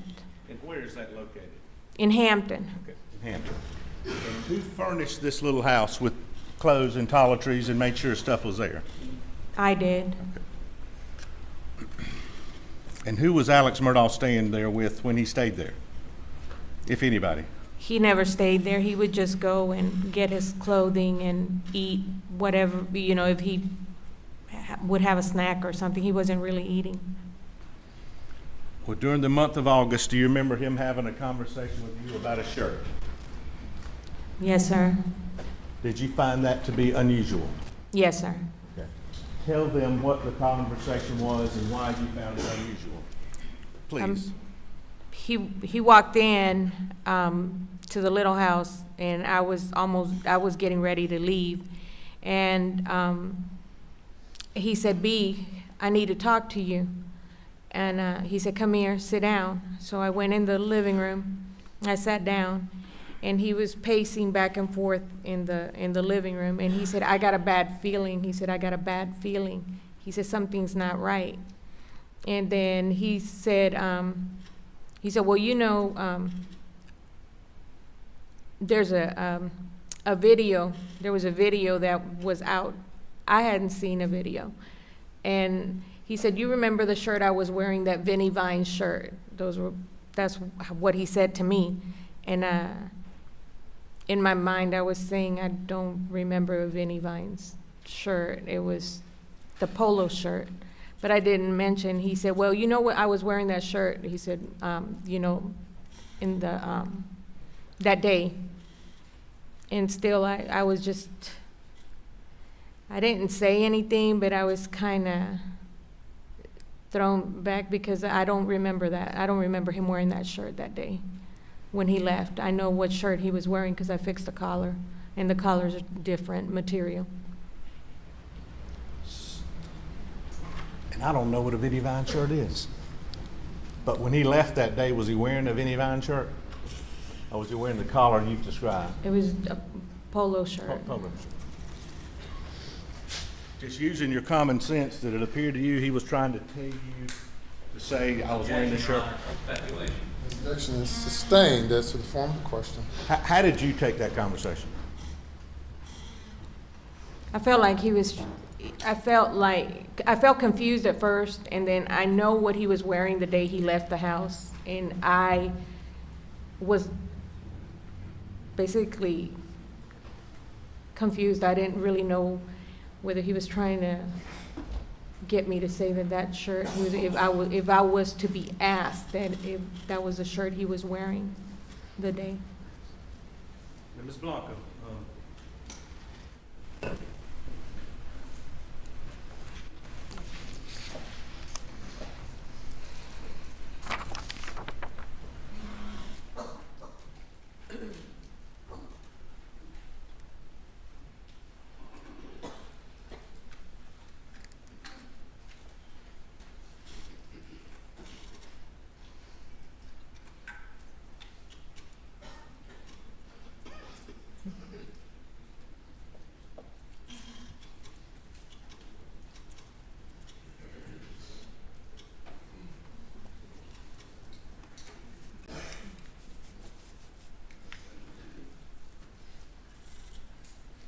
Show you what's marked 455, 457 for ID only. Do you recognize these, and do they relate to your testimony without saying what they are? Yes. Okay. on September 4th of 2021, did you have a conversation with defendant Alex Murdaugh? I did. Okay. And what did he ask you to do? He asked me to send him a photo of the insurance cards. And do you know what day of the week that was? And I'll go back here so you can talk. I'm sorry. I don't remember the day. All I know was it's on my phone. He asked you to send him a copy of his medical card? Oh, it was on a Saturday morning, because the next day was my daughter's birthday. That early that morning when he called me, he asked me, when I sent him the picture of the plastic insurance card, he said, no, I need the cardboard one. Well, the cardboard one was in Maggie's purse. It wasn't in the area where I usually kept the cards in the cabinet. So I told him, I said, it's in Maggie's purse. He said, well, go ahead and get the cards and send me a picture of them. And I asked him if he was okay, and he said, well, I'm just getting some routine exams done, he said, and I need the number so I could go ahead and schedule these appointments. And it was a Saturday, because I was thinking, where's he gonna go to get appointments done on a Saturday? But I didn't say anything. I went and I took pictures, and I sent him all the copies of the cards that I found. Your Honor, we'd offer say 455, 457. First of all, he consulted with me about this as he walked up to me a moment ago. I don't quite understand the relevance. Why him asking for, you want to tell me? Talking to him, I'm sorry, if he would just consult with me for a moment and tell me what the relevance is, but he hadn't told me. With your permission? Yes, sir.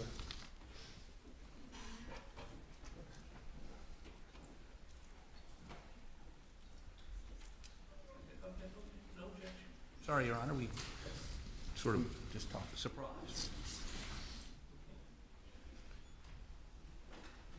I think with that's 455, 457 without objection. Reserving our previously made objections, I apologize. What previous objection? What previous objection? You said reserving your previous objection. I apologize, I'm just so used to saying that. I apologize. I had no previous made objection to this document concerning this issue. I apologize. Did it without objection. There you are. 455, I'll stand right here, okay? Were you texting with Alex Murdaugh about sending these cards? Yes, I was. Okay. And that's the text, and is that his medical card you sent him a picture of? One of the medical cards I sent him a picture of, yes. Please listen to me carefully and don't go any farther than my answer ask, okay? Yes, sir. After this date, September 4th of 2021, did you and your husband quit living at Moselle? We did.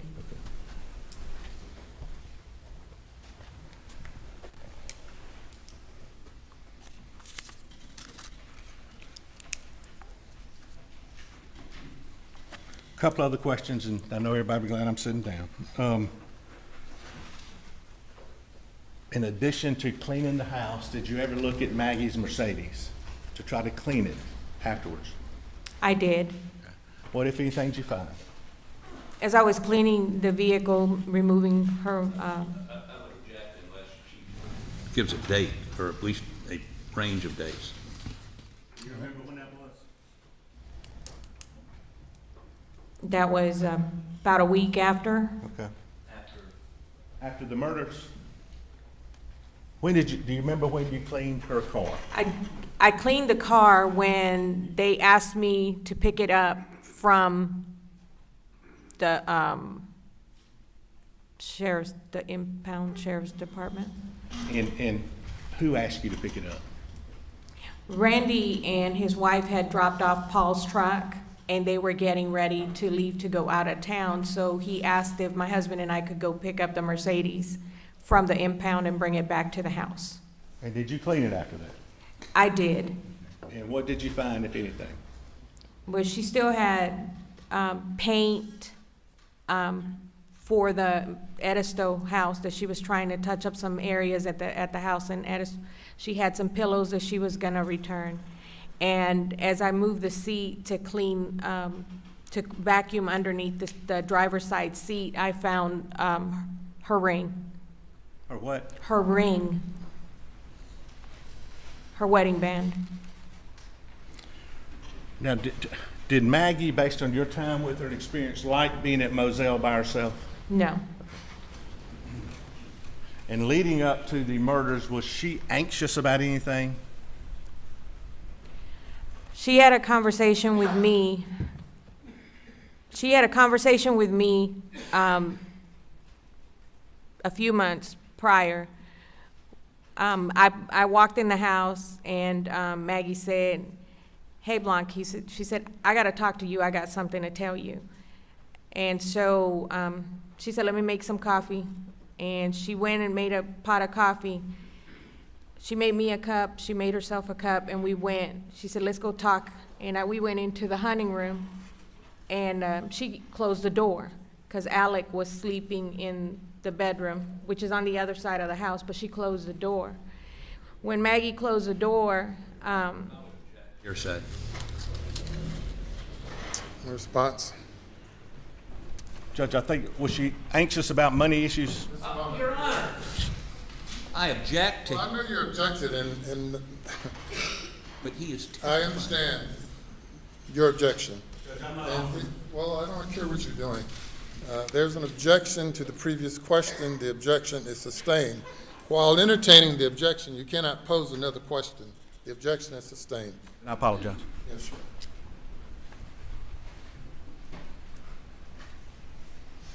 May proceed. Your Honor, I hesitate, but this is a matter that needs to be put on the record. All right, ladies and gentlemen, we'll have you go to the jury room. Please not discuss the case.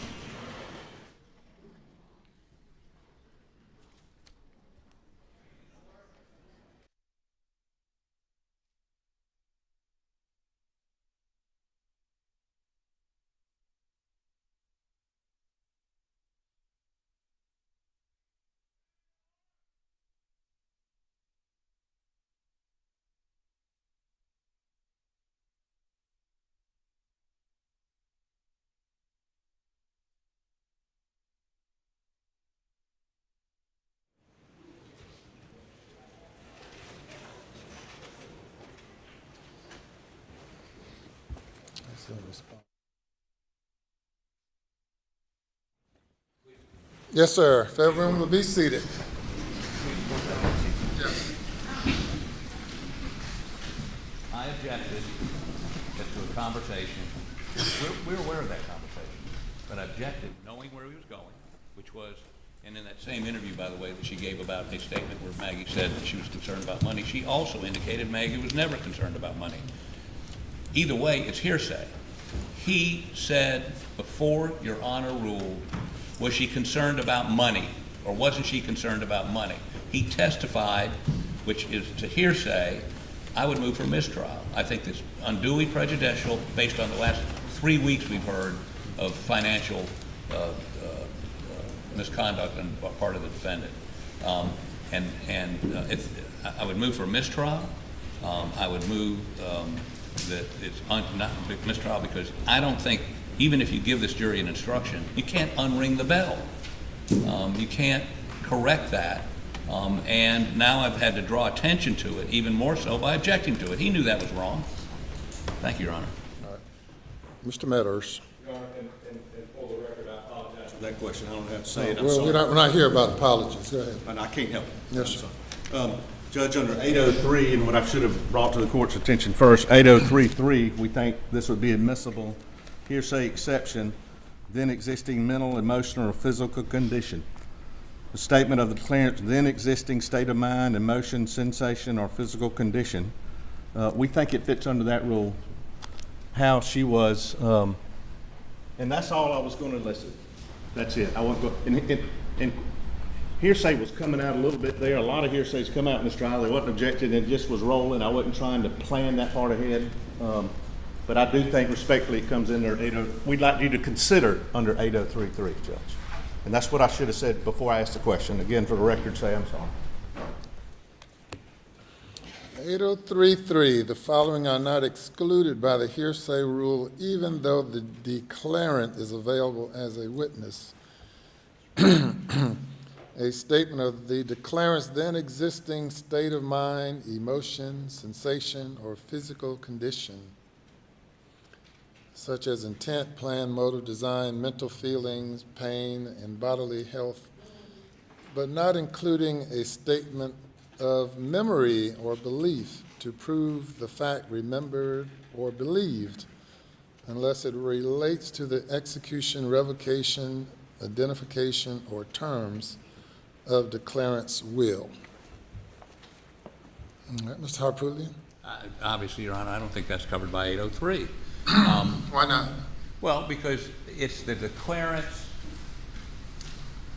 and maybe we need to ask her exactly what she said before you rule on that. The only testimony we've heard on that point is his. We heard a question, then an objection, and then another question while the court was listening to your objection. Yes, sir. So we'll have a proffer of this testimony and see where it's going. Was Maggie Murdaugh anxious of anything in the days leading up to the murder that she expressed to you? Yes, sir. Please tell the judge what it was. She was worried because a lawsuit had been presented stating that they wanted $30 million. Maggie was crying. Maggie said, we don't have that kind of money, Blanc, and that's what she used to call me.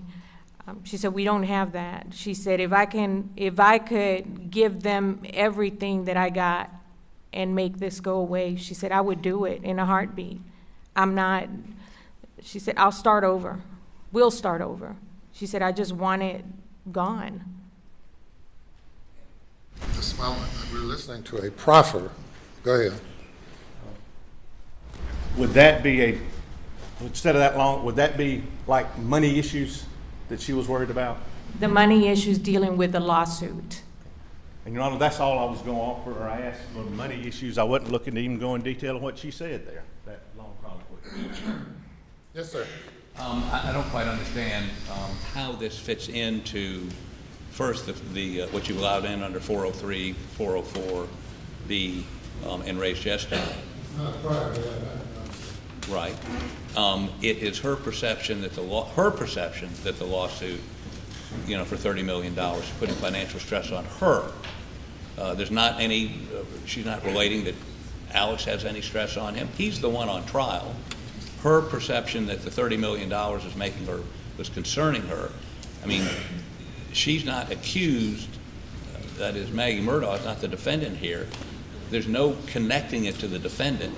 I don't understand not only is it hearsay, it's not relevant to the issues being litigated here. Her state of mind on financial issues, I don't know how that relates. Anything further? No, sir. We've had testimony elicited by the defense throughout the trial from witnesses portraying the family as a loving and happy marriage.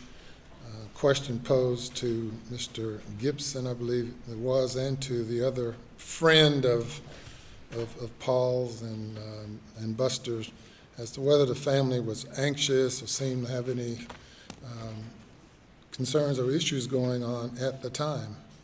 And I find that this testimony properly responds to that testimony, and the objection is overruled. Anything else? All right, let's take a 1-minute stretch before the jury comes back.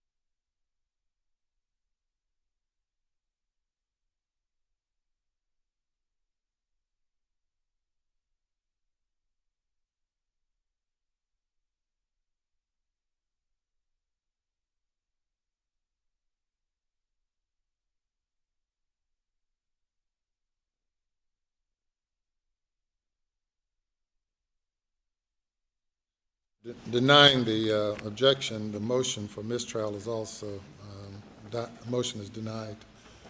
You bring the jury back.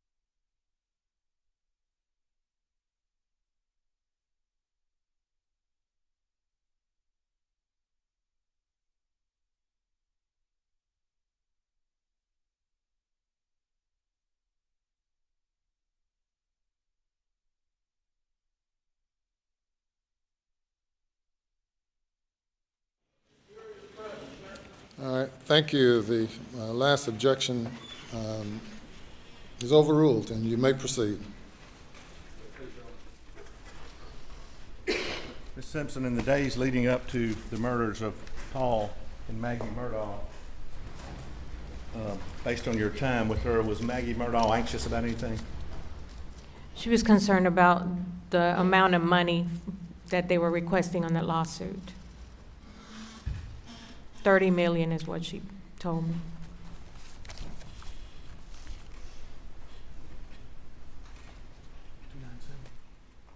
We're going to show you what's marked 297. You pose a question. There's an objection. The court overruled the objection. And do you want the witness to answer the question that you posed? Yes, sir. Well, you posed a separate question. Yes, sir. And I thought she had answered. You said she was worried about 30 million. Can you explain that more? That wasn't your question. What was she That there was an objection to. Do you withdraw the question that you posed prior to the court's ruling on the objection? No, sir. Or you No. forgot the question? To the world, yes, sir. I'm sorry. All right, proceed. What was she anxious about? She said she knew the amount of money that they were asking, but she felt that Alec was not being truthful to her with regard to what exactly was going on with that lawsuit. She said, he doesn't tell me everything.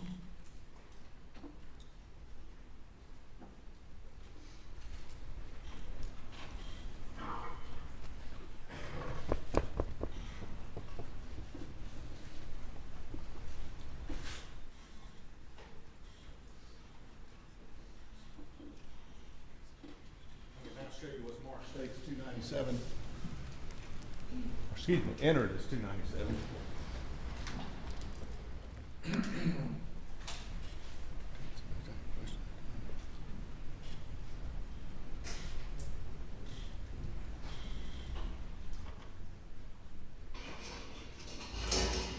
Get back. Get back.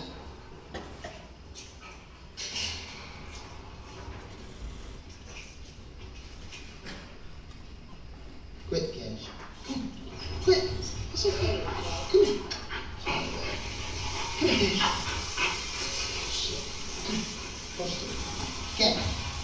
Hey, he got burns in his mouth. Hey, Bubba. It's a guinea. This is a chicken. Come here, Cash. Cash. Quit.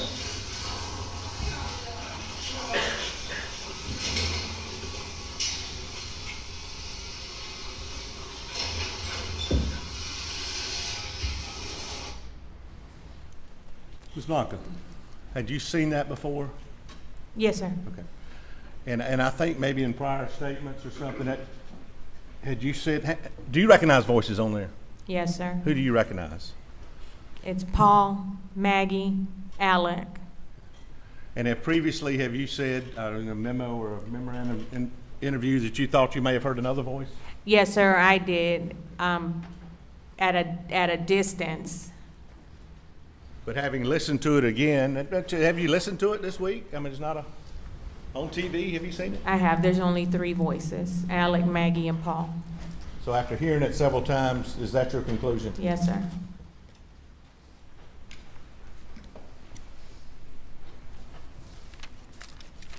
Just a few more questions. Yes, sir. Would Miss Maggie Murdaugh, did she go down to the kennels at night by herself? No, sir. Okay. And you say that emphatically. Why, do you know that? She was scared. Okay. It got dark out there. So would she go down there by herself? No. Did she like to go down there when it wasn't dark? She did. And did she like playing with the dogs? She always took the dogs with her. Which dogs were hers? Grady and Bubba were always with her. Okay. So when she was at Edisto, where would Grady and Bubba be?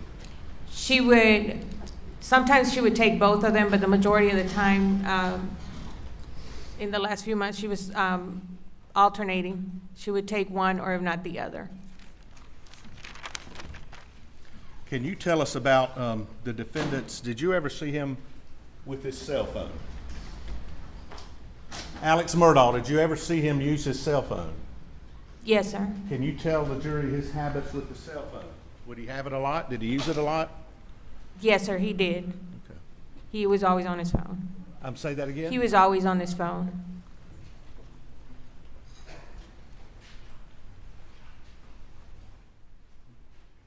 And Paul, were you familiar with his habits as regarding cell phones? Not, the times that he was there at the house, he was always on his phone. If he'd go in the shower or whatever, he'd play his country music on the phone. But that's the extent that I know from what I observed being there in the house.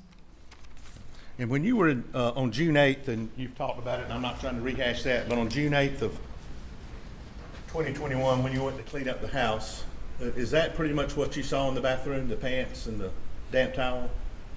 Yes, sir, there was a rug right as you step out of the shower, and there was like a slight puddle of water, a towel, a white towel, and then a pair of khaki pants. But you didn't see any bloody clothes or anything like that? No, sir.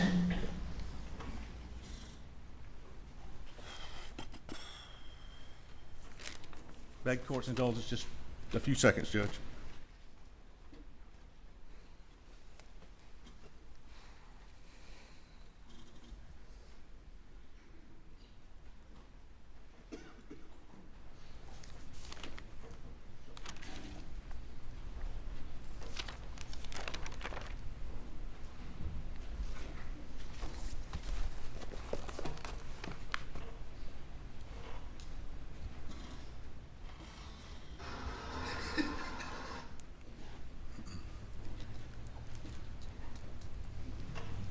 If I did this, I'm sorry, Judge. Is the individual in states?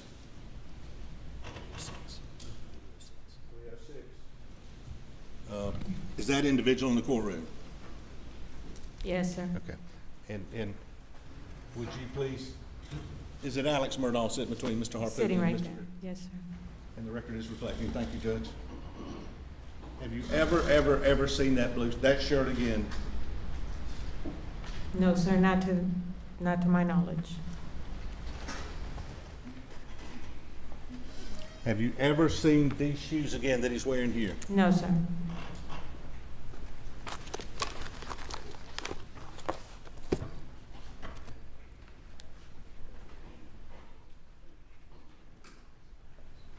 And the Sperry cloth, you said the Sperry shoes, have you ever seen those again? No, sir. That's all, thank you. Nomination. Your Honor.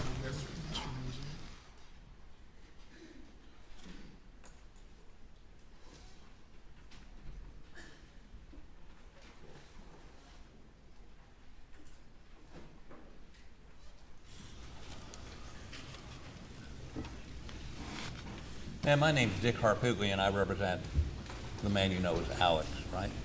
Yes, sir, I met you before. I don't think we've ever met before, have we? Yes, we have. We've met? Yes, sir, at the house. Maggie's funeral. Oh, at Maggie's funeral, yes. I apologize. A lot of people there that day. Yes, sir.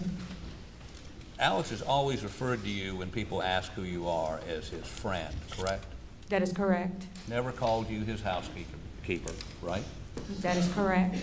He always, when he introduced you, as his friend. That is correct. Now, you've also, I think in multiple interviews with Sweat and other folks, described, I think the words were, Maggie was his all. Isn't that what you told Sweat? Yes, sir. What does that mean, Maggie was his all? He adored her. He loved her. He adored her. Worshipped her. I mean, just treated her as somebody he adored, correct? Exactly, yes, sir. Now, I think they also asked you if you ever saw them have any arguments, and No, I did not ask that objection. You restate the question, please. Sweat asked you if you'd ever seen them have any arguments. I don't quite understand the basic objection, Your Honor. You restated the question. You may respond. What was the question again, sir? Did you ever see them have any arguments? I never saw them have arguments. It was just minor disagreement because of the remodeling. And I think you cite specifically, when you said they had arguments, it was about the paint colors, for instance. One of them was Maggie was set on getting a certain white, and Alec was saying, just get whatever white, basically.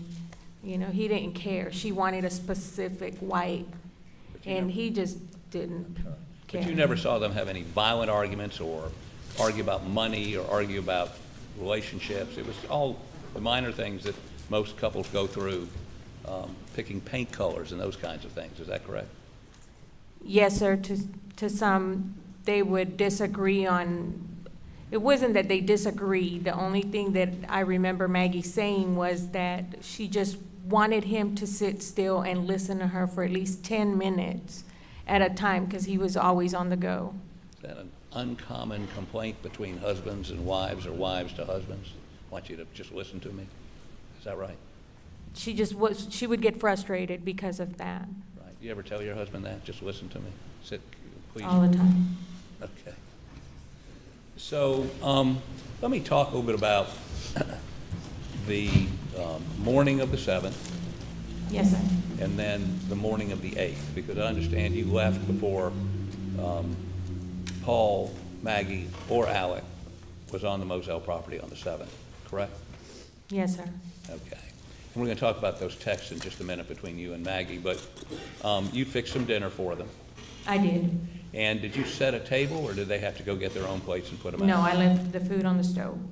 Right.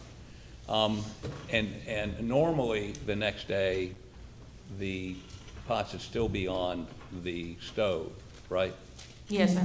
Would they clean up their plates or leave those in the sink, or how would that go? Sometimes the plates would be in the living room. There was no plates in the living room. They were in the sink. Okay, but when you got there on the morning of the 8th? The plates were in the sink. They were not in the living room. Okay, now, are you aware of how many people were in there, how many friends, law partners, his sister, who was in the Moselle house on the night of the 7th? No, sir. Okay, if I told you there were 12 to 15 of them, would that surprise you? I mean, Maggie and Paul had just been killed. Was he very close with his law partners? Yes, sir. Okay, his sister, Lynn, do you know Lynn? I met her at when Maggie passed. Okay. And would it surprise you to know that the, Your Honor, I'm going to object. I'm just going to ask her if she knows, Your Honor. Well, the objection is sustained. You cannot testify. Let me make it more general than this. Do you know if anyone that evening of those people moved the food from the stovetop to the refrigerator? I don't know. Okay. Now let's talk a little bit about the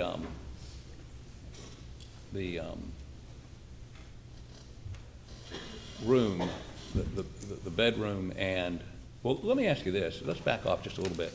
You drove over from his mother and father's house, correct? That is correct. That morning, the 8th, to Moselle, right? Yes, sir. And instead of coming your normal way, which would have been the entrance by the kennels, where there, did you see all the police down there? No, sir, I did not. Okay. You drove up to the main entrance that would go straight up to the house, or if you took a right on that road, you'd end up back down at the kennels, right? Yes, sir. And you came up that, were there police around the house up there? Not around the house. Okay. Did anyone question whether you should go into the house or not? No, sir. Was there anybody in the house other than you? No, sir, it was me. So did you find it strange that this was a crime scene? Objection. Need to hear the question. I'm sorry. The question would be, did you find it strange there was no law enforcement present at the house that morning? Answer the question. Go ahead. It wasn't strange because there was law enforcement all over on the kennel side. It wasn't strange that they allowed me to go into the house. Well, let me ask you this. Did anybody from SLED show up while you were there that morning? I believe there was an officer. I do not recall the officers. Do you remember somebody coming in to search the house while you were there? There were several agents that came through. Right, but you'd been there for a while before they got there? Yes, sir. Did they ask you about clothes you'd found, or did they ask you about anything that you found out of the ordinary, anything like that? I didn't ask any questions. They didn't ask me. They just went about doing what they were doing. And were they going from room to room? Were they looking for things under the bed? Do you remember? It appeared that that's what they were doing, sir. Okay, but that was after you got there and picked up the bathroom, picked up the towel. No, sir. I hadn't picked up anything at that point because I was still in shock and I was still trying to process what had just happened to my friend. So they would have seen the khaki pants on the floor. Objection. Did they go into the bathroom? I couldn't tell you, sir. Okay. The laundry room sits on the other side of the house, and I had to take some time to process what had happened to Maggie and Paul. I know I saw agents that went upstairs to Paul's room. I saw them walking through the house, sir, but I don't know what they took, what they didn't took. All I can tell you is what I saw when I got there. Okay. While they're there or after they left, is that when you went into the bathroom and saw the khaki pants, somebody taking a shower, there was a towel on the floor, khaki pants on the floor? Was that before or after they left? Yeah, after. Okay. So all those items would have been there for those folks to see, as far as you know? Yes, sir. Now, let me ask you a couple of things and about what you saw. They keep showing you this picture by the tree of Alex, and he appears to have on a khaki pair of pants in that picture, correct? Yes, sir. And, I'm sure he had a number of different pairs of khaki pants, but were those khaki pants similar to the ones he has on in the picture? Could they be the same ones? They could be, but he had several. Right. And in terms of somebody had taken a shower, it looked like there was water on the floor. Yes, sir. Now, did Alex take a number of showers every day? Was he a prolific shower taker? Not that I'm aware. He would get up in the morning, take a shower, and go to work. But did he take showers other times during the day? I wasn't there in the evening hours, so I don't know. Okay. So, but it wasn't unusual for when you got there to find a towel on the floor and water on the floor from him having taken a shower? That wasn't unusual, no. Okay. And I think that when you were asked about a shirt, and we can pull this if you want to go back to, whether there was a shirt there also, you said you couldn't remember. Is that correct? With regard to? Whether there was a shirt with the khakis on the floor. You said, I couldn't remember. I could not remember whether there was a shirt with a khaki pants. All I remember is a white damp towel sitting there. Okay, and the khaki pants? Yes, sir. But you don't remember whether, and I think you told the grand jury, I don't remember whether it was a shirt or wasn't a shirt, correct? That is correct. And that's today. You can't tell this jury there wasn't a shirt on the floor. You just can't, you can tell them you don't remember, correct? What was your question? You can't tell this jury there wasn't a shirt on the floor because you can't remember whether there was a shirt on the floor or not. Isn't that what you told the grand jury? Yes, sir. Okay. So we know there's a pair of khaki pants. There may have been a shirt. And those shoes, well, let me ask you this. Do you know on the night of the 7th, Yes, sir. Alec had left, correct? He wasn't there when you got there the next morning.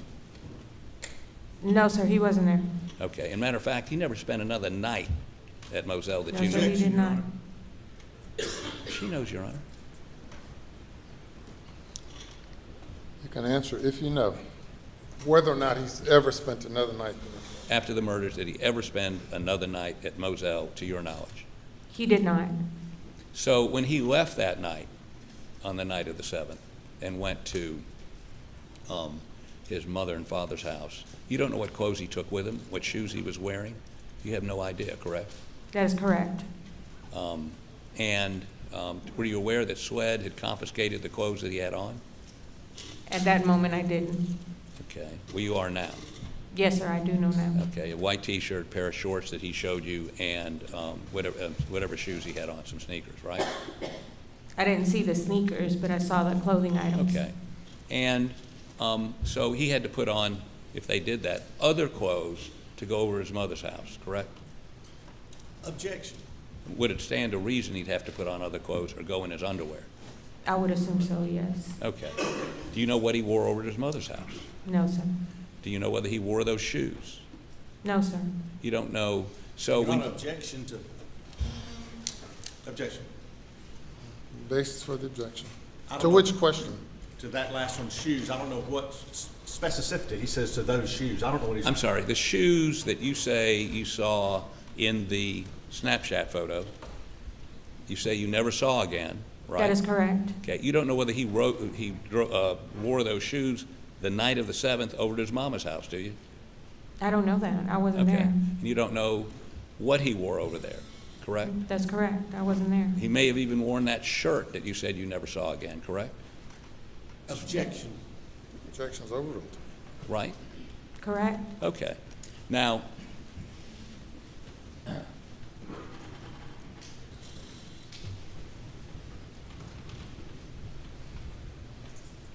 if somebody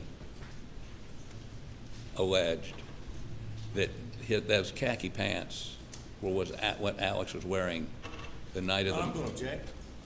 I need to hear the question. I can't finish the question, I'm sorry, Your Honor. Let me state this. If somebody were to say that Alec Murdaugh, as ridiculous as it sounds, was wearing those khaki pants when he... Objection. Objection sustained. Okay. Let me put it this way. Did you see any blood on those khaki pants? No, sir. He washed them, right? Yes, sir. Did you put anything on them to get blood stains out? I mean, would there be... Are you been saying that I removed bloodstains off of khaki pants? I'm asking you rhetorically. I'm asking you, did you see any blood stains? There appeared to be no bloodstains on those pants. Okay. And in the bathroom, did you see any bloody footprints? I did not. Did you see any blood on that towel? No, sir. Did you see anything indicating to you there'd been anybody wearing bloody shoes or washing blood off, or anything that would indicate that somebody, after a murder, had gone back to that room, changed clothes, covered in blood, took a shower and changed Objection. clothes? Did you see anything that would indicate that? Objection's overruled. Go ahead. This is the first time that I have ever been in a situation where somebody was murdered. Right. I didn't know, as far as what you're asking me, if there was anything bloody in there. No, it did not appear to be anything bloody in there. Did you clean the shower that day? Yes, sir, I rinsed it off. You rinsed it off. Nobody told you not to rinse off the shower? No, sir. Okay. And again, nobody from SWED, as that group went through, asked you, you know, did you see bloody footprints? Did you see any evidence that there was anything bloody in that bathroom? Did anybody ask you that? No, sir. And your testimony is those khaki pants were there after SWED left. Yes, sir. and maybe even a shirt you can't remember. Yes, or possibly a T-shirt, but I did not see it. I don't remember. Okay, you don't remember what kind of shirt, if there was a shirt. On objection. The objection is overruled. Thank you. Do you remember, I'm doing like Mr. Meadows now, I forgot the question. But let me see if I can get this back on track. These interruptions are getting me a little askew.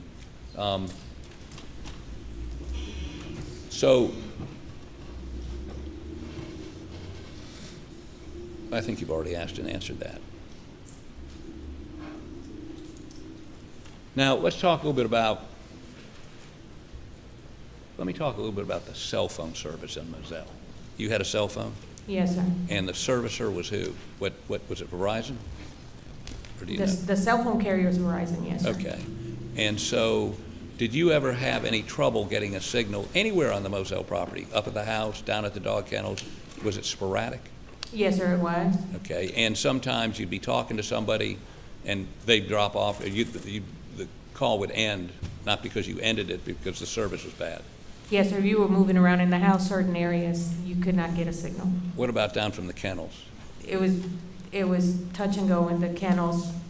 You really, once you got signal, you better stay where you were at, because if you moved, you were gonna lose your signal. Okay.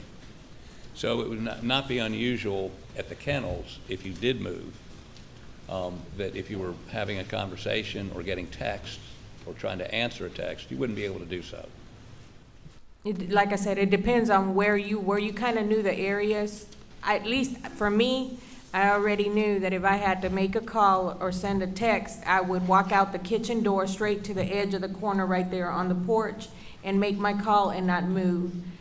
If not, I would lose the call, or I would not be able to make my call. What about at the kennels? At the kennels, like I said, it depends on the area where you were at. And once, basically everybody, we all kind of knew that if you moved out of a certain area and went to another, you were gonna lose signal. Okay. Now, at the kennel, do you know what area you could get a call, keep that? I mean, you just talked about up at the house, there was a sweet spot, if you'll pardon Yes, sir. my language. Was there a sweet spot down at the kennel, or do you know? I'm not sure at the kennels, but I do remember Mr. CB saying that the signal out there was horrible for making calls or getting calls. Or sending texts or getting texts? Exactly, yes, sir. Okay. Now, let me talk to you a little bit about this conversation in August of 21, after the murders. Yes, sir. Mr. Alec came over and was inquiring of you what shirt he had on that day, correct? It didn't feel like he was inquiring. It felt more like he was trying to convince me of the shirt that he was wearing. Did he tell you that he just finished? Objection. I'm sorry. I'm just asking if he told you something. Objection. Cross-examination. Not objecting to hearsay for the record. I need to hear the question, Did number one. Number two is cross-examination. Go ahead. Did he tell you that he just finished Objection. meeting? Do you want me to pose the question, Your Honor, or not? All right. I'm going to send the jury to the jury room. Please do not discuss the case.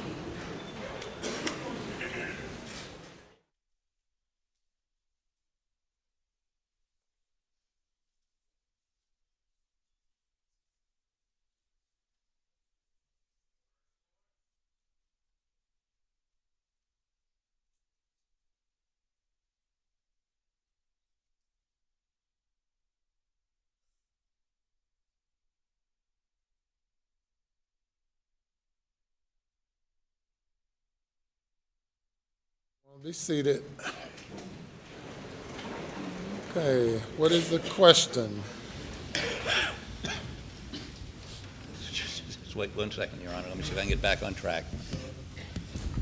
When you were talking with him in the little house in August, as we were talking about a moment ago, and he was talking about the shirt, did he tell you that he had just been interviewed by Swed,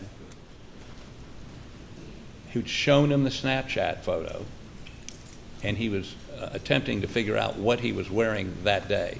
I mean, it's in a photo. Did he tell you that? So, what's the specific question? Did he, when he asked you the question about the shirt, did he tell you he'd just come from being interviewed by Sweat? No, sir, he didn't tell me that. And what is the objection? Your Honor, it's respectfully, it's hearsay. Statement is hearsay, that if he wants to do that, he can take the stand and do it. He's trying to offer the defendant's statement without him taking the stand. It's offered for the truth of the matter asserted. That's my objection. All right, and response. My response is, if you can't ask witnesses about what the defendant said to them, they're going to have a rough road to hoe going forward, because it's a statement by the party, party opponent, if you will. I think they argued earlier on when we objected to one. It's not hearsay. There's an exception to hearsay by a statement by one of the parties. It's Alex. Statement by the party opponent, being a statement by the party opponent, the defendant. Mr. Murdaugh's statement to this woman.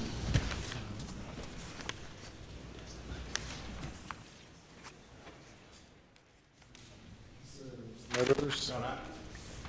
Not that this matters. I've been doing this 35 years. He's on trial. We know that. But I'm just saying, it's not a party opponent. He's trying to get in a statement from the defendant. Statements against interest, that the state, there is a difference between the state asking what the defendant said and the defense.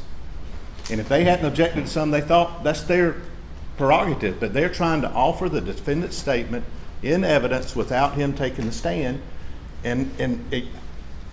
I respectfully think that's objectable as hearsay. He's the defendant on trial. They're offering it for the self-serving hearsay. They're offering it for the truth of the matter asserted, and I respectfully think that he's got to take the stand and get that information in. And Your Honor, maybe I'll make this simple. What would your answer to that question be now? Did he tell you about talking to Sweat that day? No, sir, he did not. Okay. Your Honor, 801D2 allows us to ask the question and not the defense. I don't understand what the self-serving is. She didn't say anything. He didn't say anything to her about Sweat. Your Honor, he could get his whole case through witnesses and he wouldn't have to take the stand. Absolutely. And that's not He's got appropriate. a Fifth Amendment right No, sir. to not take the stand. That's right, but you can't. I'm going to take a break and let you all debate the issue between the two. I apologize, I'll Your rule Honor. when I get back. All right.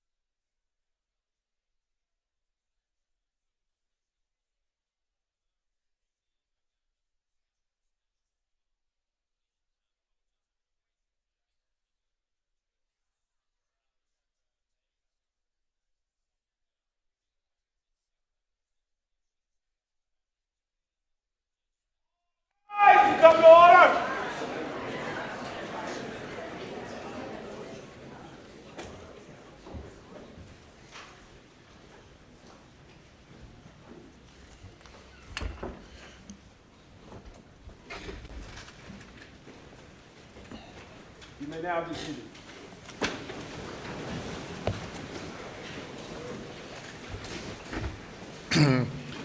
The objection is sustained. It's hearsay. You bring the jury.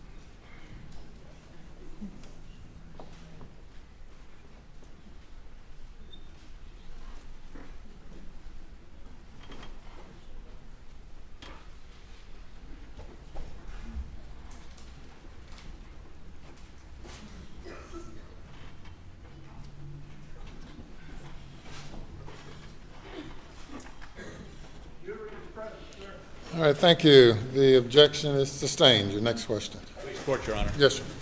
So this conversation occurred, I think, did you say prior to them going on a golf tournament? Going to a golf tournament?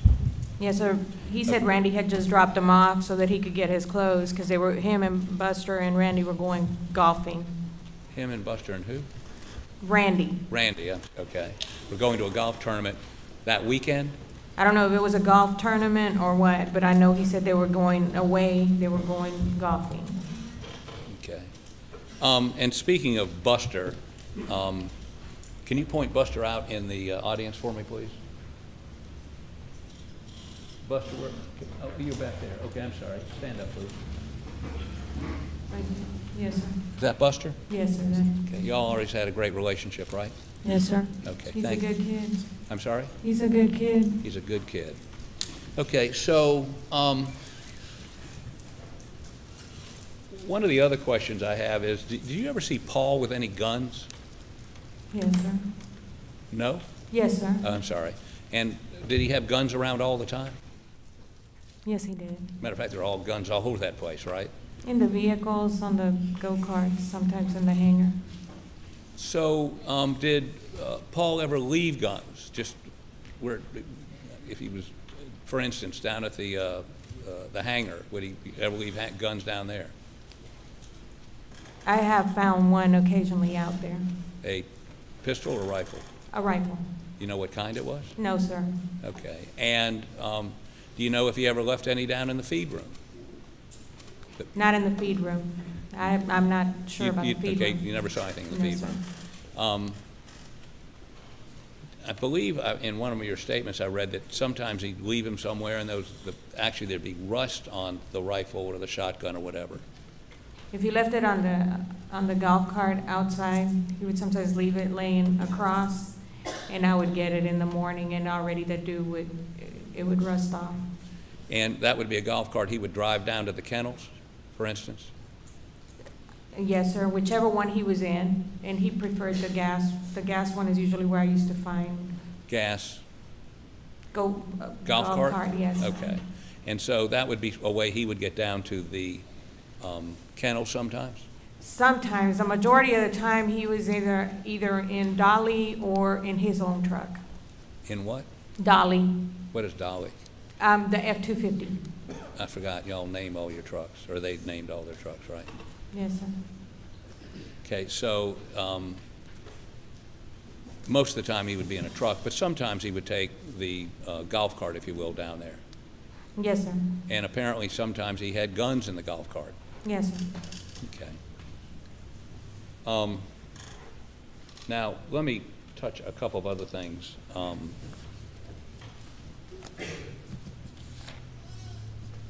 Did that day you saw the sled folks in there, did you see them taking any pictures? Or do you remember? I believe some of them were taking pictures, but I'm not positive. Okay. You were shown a picture of a rain jacket. Yes, sir, I was. Okay, and had you ever seen that rain jacket at the house? Not at Moselle, no, sir. Correct. You ever, and what size clothes did Alec wear? 2XL. 2XL, not just a large. Would anything, a large fit him? I don't think he might have had one or two items that were that size, but most of the clothing was 2XL. 2XL. How about, would you put exhibit number?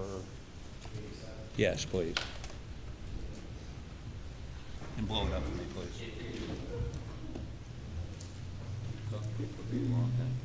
Okay, how about make that bigger for me, please? No, not the rain jacket. I'm sorry, the Snapchat picture. I apologize. Well, wait 1 second. Do you see that rain jacket on there? Yes, sir. That's, you've never seen that, according to your statement, never seen that at I've Moselle? never seen that jacket. Okay. And you knew pretty much everything, every piece of clothing that was there, right? For the most part, yes. Yes. Okay. And how many rain jackets did Alex have? You remember? Too many to count. Too many to count, okay. But none of them looked like that. No, sir. Okay. How about blow that up for me, please? Can you make it any better, closer? Yeah, that's good right there. And that shirt is that the one he was wearing that morning when he No, left? sir, it was not. It's not. No, sir, that was not the shirt he was wearing. And this is at 7, you understand this is 7:40 p.m. That evening when he's out with Paul? I wasn't there then. Okay. But that's not the shirt he was wearing when he left that morning? That is correct. That was not the shirt. Okay, beg your indulgence, 1 moment.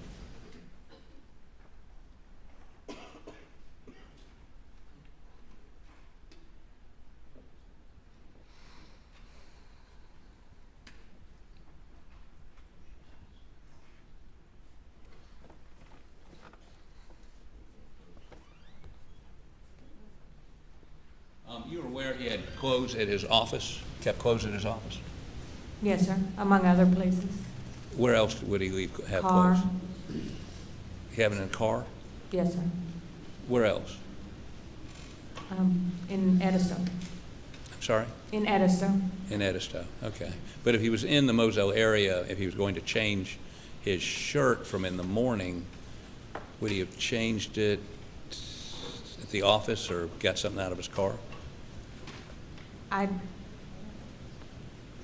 You don't know? I don't know.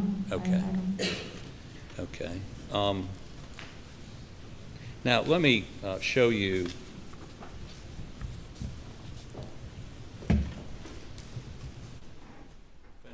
.107.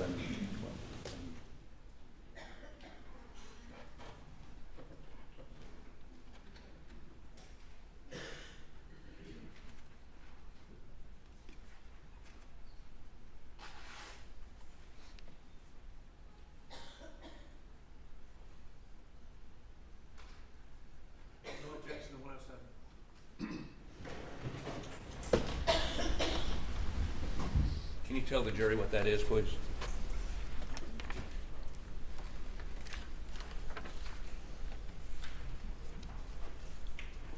The text messages from me and Maggie?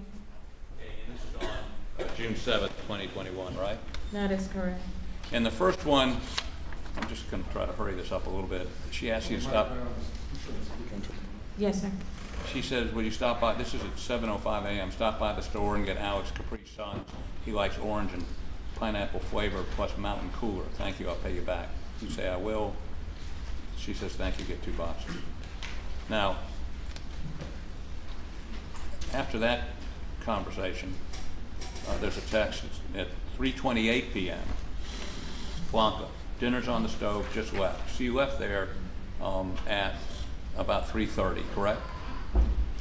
Yes, I sent the text before I actually walked out of the house. I had a habit of sending her the text, make sure everything, and then locked up before I left. Okay. But at that time, I had gone upstairs to drop off some clothes. I noticed that Paul's truck, or a white truck, was sitting at the kennels. So I left the front door unlocked at that time instead of locking But it. you didn't see Alec anywhere there? No, sir. Okay. You didn't see his vehicle? No, sir. Okay. And she says at 3:40, thank you, right? Yes, sir. Okay, then at 3:54, you said, you're welcome, I just made your deposit. Maggie then says, I guess this is one exchange, thank you, I'm waiting at the doctor. Alex wants me to come home. I had to leave the door open at Edisto, but trust the Mexicans to shut and lock for me. Yes, sir. And then she says, Alex's dad back at the hospital. The last doctor claims not cancer, pneumonia. Alex is about to die. Hope he doesn't go down there to sleep. Now, you know what she meant by that? What she meant was Maggie used to get frustrated. She said every time something happened at Alameda with his dad or his mom, that Alec would get called and nobody else, that they always called Alec to go to the house. And she did get upset over that the family was basically putting all that on Alec and he wasn't getting enough rest. So when she said he's going to die, she's worried about his health. She was worried about his health, yes. Okay. And she says Alex needs to take care of himself as well. And that's consistent with what you just said, correct? She was Yes. worried about his health. Yes. And you said, yes, he does. He told me he was tired when he left. I hope they can treat Mr. Randolph. Maggie says, I'm scared for him and Alex and all of us. What do you mean by that? Because Alec hadn't had much sleep. That was her main concern, was the fact that, her main frustration was the fact that in the middle of the night or whenever, if Mr. Randolph or Miss Libby were uncomfortable, that they would always, she seemed to think that they always called Alec and there goes Alec, to take care of it.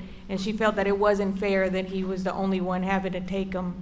And your response to that is, I know, just pray about it and hope he gets a little better. Is that what you said? Yes, sir. Okay. And you say, Alex and you really need to relax. Always being on the go with little or no sleep is not healthy. Remember, I have a doctor's appointment in the morning in Beaufort.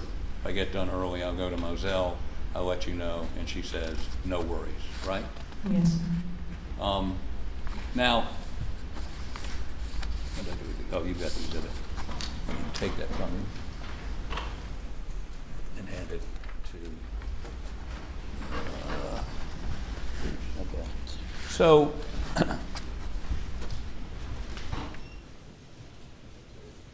she preferred to be in Edisto, correct? That's correct. But she was going that day, based on all your text, she was going because Mr. Randolph had been put back in the hospital and she was worried about Alex, right? What do I mean, you she was heading to Moselle. She preferred to be in Edisto, but she was heading to Moselle because Mr. Randolph had been put back in the hospital and she was concerned about Alex. Isn't that what this says? Objection. The objection is sustained. Okay.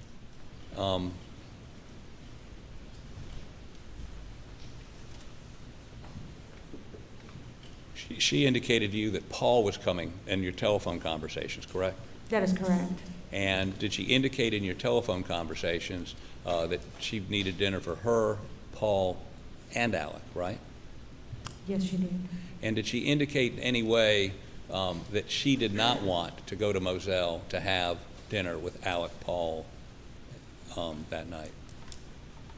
Her conversation with me was that Alec wanted her to go to Moselle that day, and she was concerned about the workers that she had in Edisto, and she would have preferred to be in Edisto, taking care of the final But for details. Mr. Randolph's condition. She was concerned about the work being done and leaving the house open in Edisto. She wasn't concerned about Mr. Randolph. I mean, she was, I mean- but her more concern was that her house was open. Okay. Now, I mean, she preferred to be at Edisto in the summertime as opposed to Moselle at all, correct? That is correct. Now,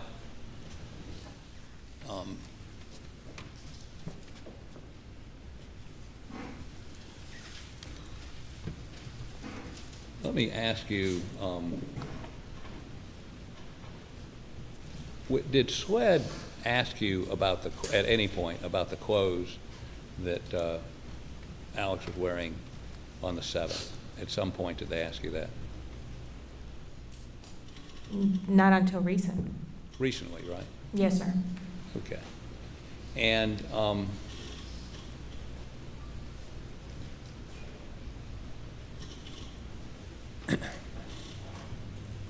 is it clear to you, I mean, you've been asked recently to recollect something that happened in June of 21, which is almost 2 years ago.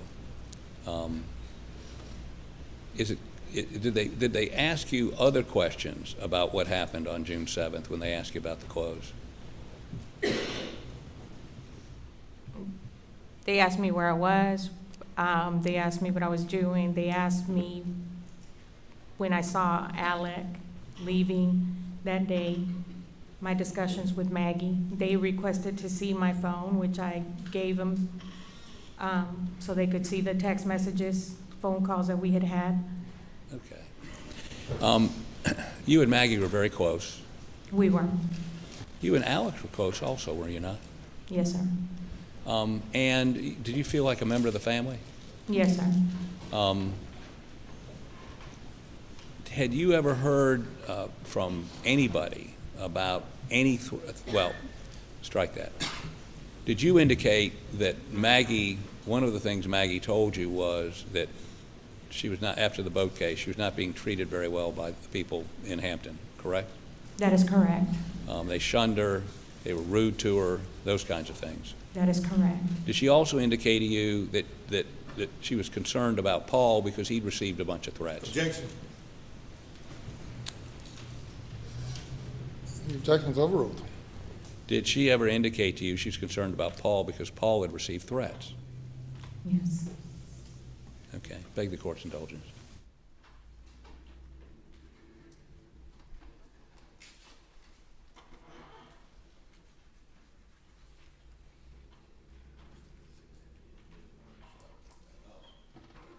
I apologize. I moved 107 into evidence. Have you got it? Is it up there? I gave it to the clerk. It's the, yeah. Any objection? Oh, I think I've already said no objection. It's admitted without objection.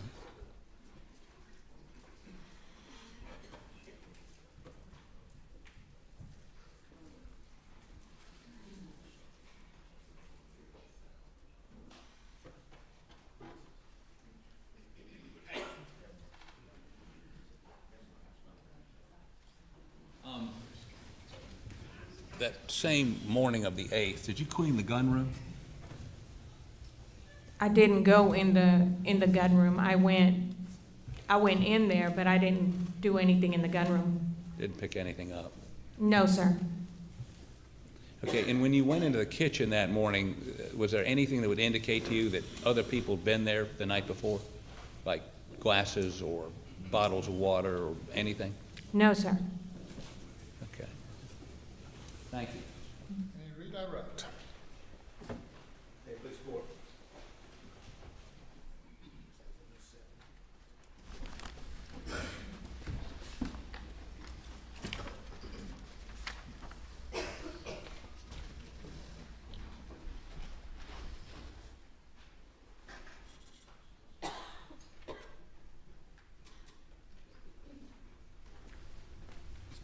Mr. Harpootlian. Just got a couple of questions. Mr. Harpootlian asked you about the clothes in the closet on June 8th, 2021. You remember? Yes, sir. And he asked you if there could have been another shirt in the room. Yes, sir. And was your response maybe a T-shirt? Yes, sir. Okay. Did you see another dress shirt there? No, sir. And while we're getting to that, did you work at Alameda? No, sir. Did you ever go there? No, I have been there on one occasion previously, and I don't remember what I had to drop off. Well, that blue poncho rain jacket Mr. Harpootlian showed you, that was at Almeida, wasn't it? Or do you know? I don't know where that came from. But you never saw that at Moselle, correct? That is correct. Okay. And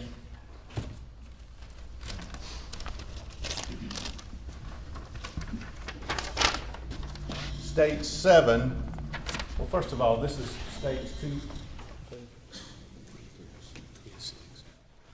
306. Have you ever seen that shirt again since you went back the 8th, the 9th, until today? Have you ever seen that shirt again?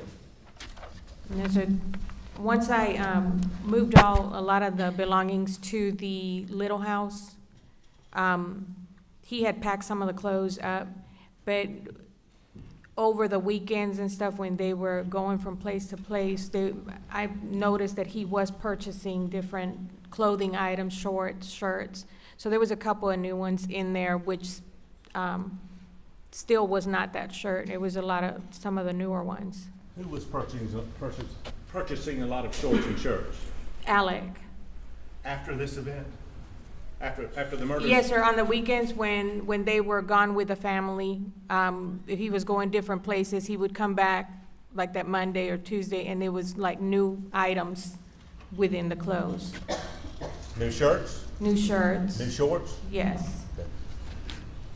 You know what kind? Vineyard Vines. They were buying Vinnie Vines? Yes, sir. After the murders? Yes, sir. They were like polo type Vineyard Vines. And what shirt had he suggested to you he was wearing in August on this day? What shirt had he just suggested to you he was wearing? Vineyard Vines. Vinnie Vines is what they call them. In state 7, you said you recognize these shorts and shirts? Yes, sir. Where was this shirt kept on states 107 in Moselle? In the closet, if there was no room in that drawer. On the shelves? Yes, sir, on the shelf. And looking at 306, is that outfit different from this outfit? Yes, sir, it is.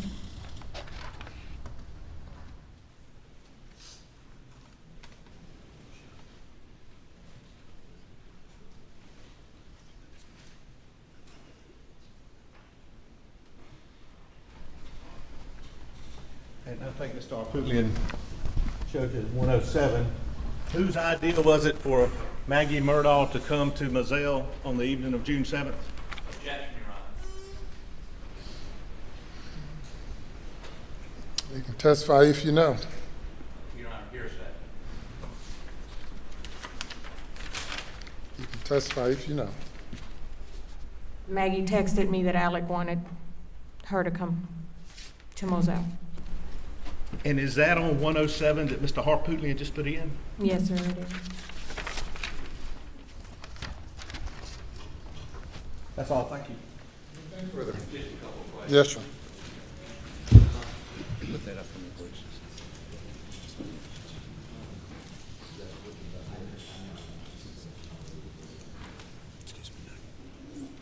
What's that exhibit?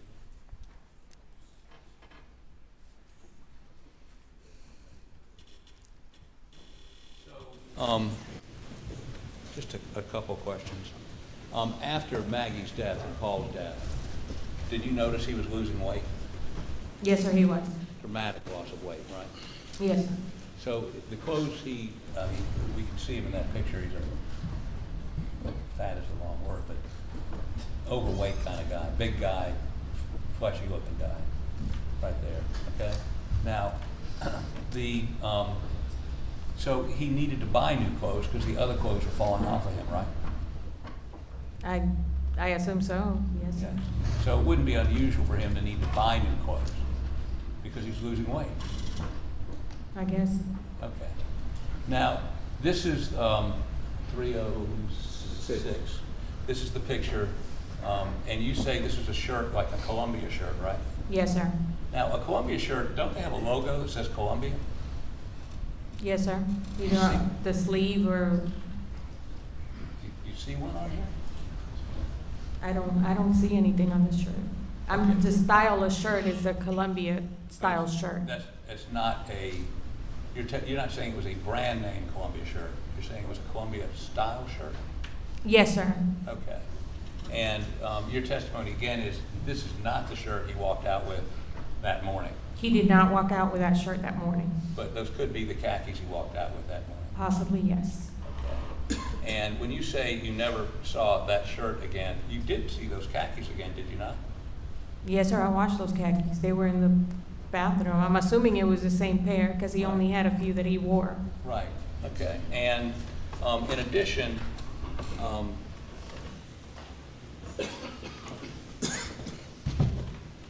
your testimony would be that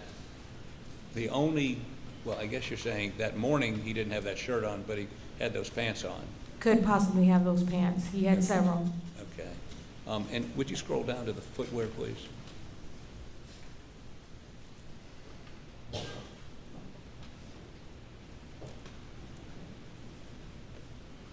Okay, those are loafers, right? Yes, sir. And what do they seem to be made out of? Like soft leather. So your testimony is that those were shoes he only wore around the house. He had like house slippers. Usually when Alec would go outside, he had them Georgia boots that he would wear or the duck boots, and those would be left by the front door when I would walk through the door in the next morning. In June, it was pretty hot down there in Moselle. Yes, sir, but those were his go-to shoes Okay. when he would go outside or mess around, like he said, with Paul that day. What kind of shoes was he wearing when he went to work that day? The dress shoes, a pair of brown leather. Okay. Now, when were you first asked about what he was wearing that day?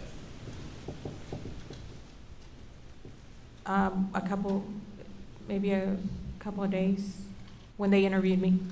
When they interviewed you the first time? Yes, sir. They asked you what he had on? Yes, sir. Okay.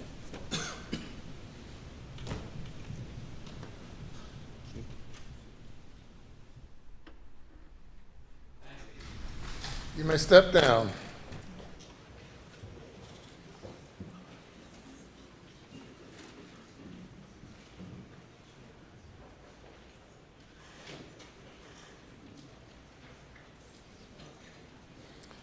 Ladies and gentlemen, we'll break for lunch and resume at 2:15. Please do not discuss the case.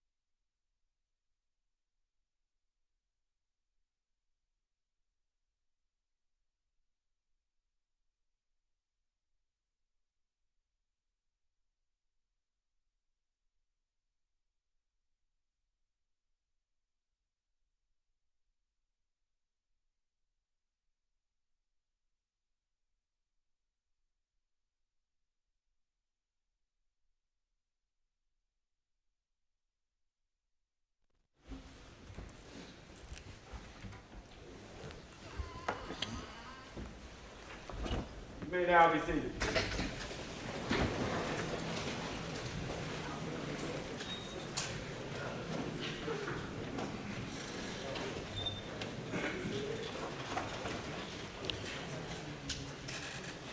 Are you all ready for the jury? State's ready, Your Honor.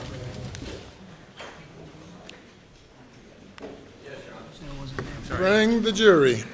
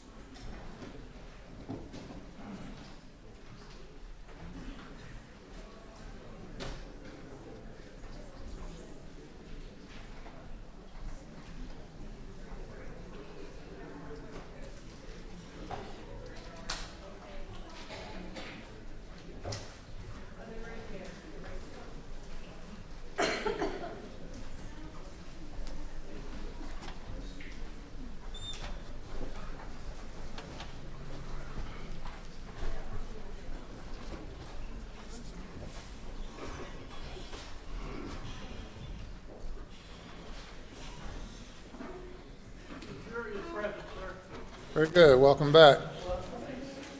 Your next witness. Thank you, Your Honor. May it please the court. State calls Belinda Rass.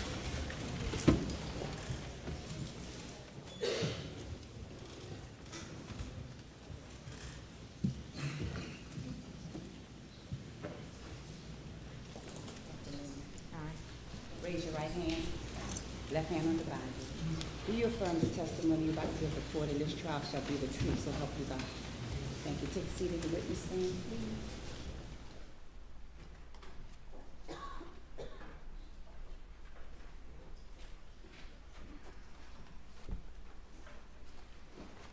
Can you please repeat your name again for the record and spell your last name? Belinda Rast.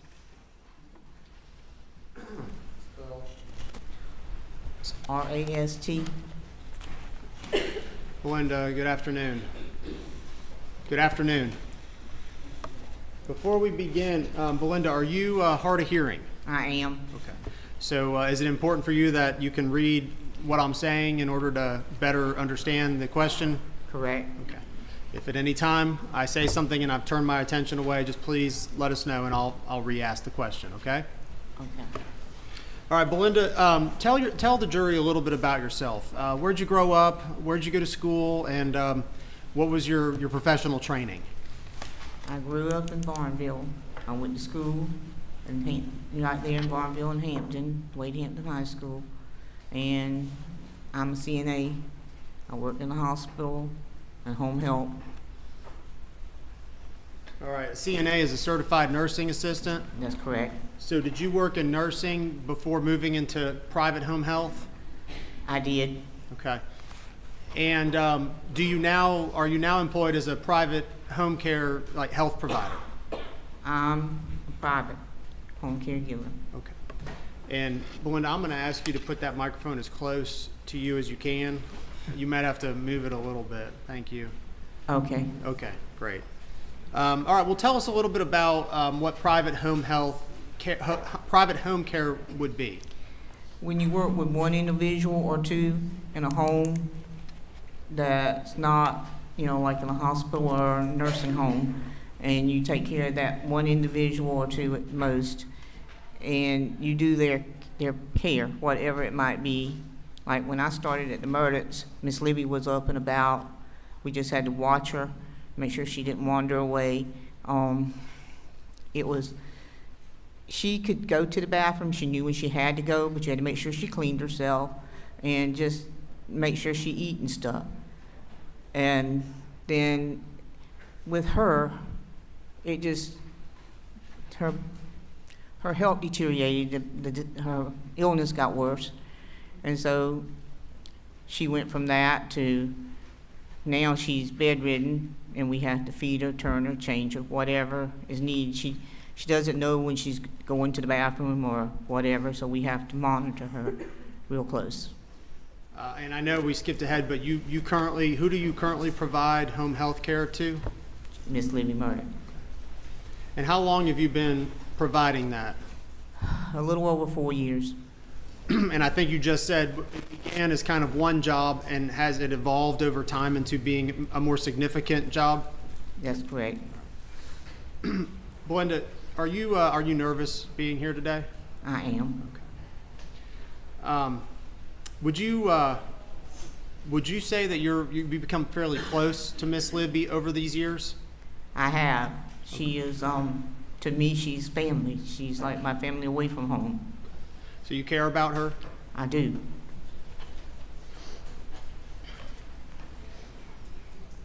All right. Well, Ms. Rast, tell me about what your typical hourly shift is.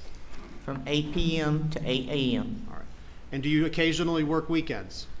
I work every other weekend. And what would your hours be on the weekends? From 7 p. till 8 a.m. in the morning, or 9. Okay. 9 on So Saturday for and Sunday. weekdays, it's typically 8 p.m. to 8 a.m. Is that correct? Correct. All right. And how long have you been working there again at Almeida? Well, I've already been there 4. This year will be my 5th year. Were you employed during the year 2021, June of 2021? I was.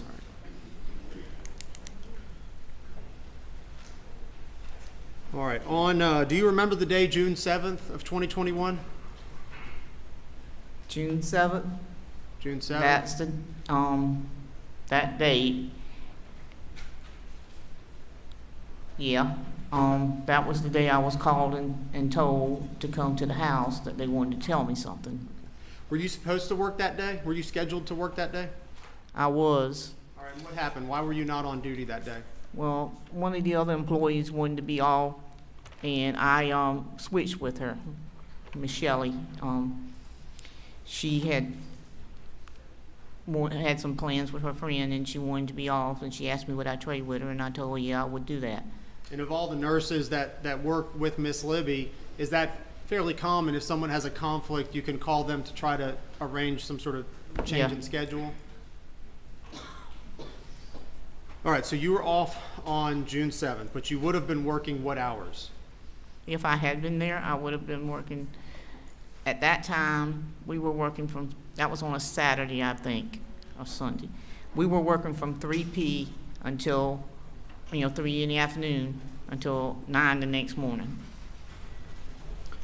Did you know Maggie Murdaugh?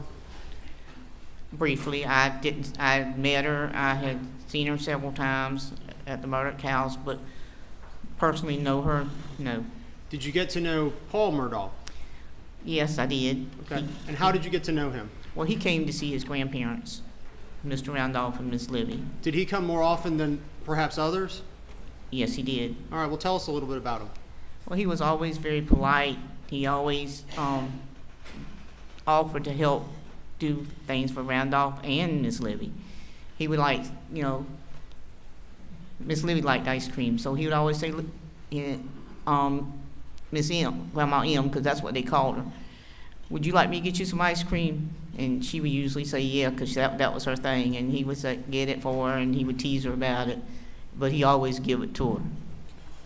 So he came around a little more than perhaps any of the other Of the grandchildren. Yes. Did you get to know Mr. Alex Murdaugh? I do. All right. Is he here today? Is he here today? Yes, he is, right there. In the blue jacket? The blue jacket and blue shirt. Thank you.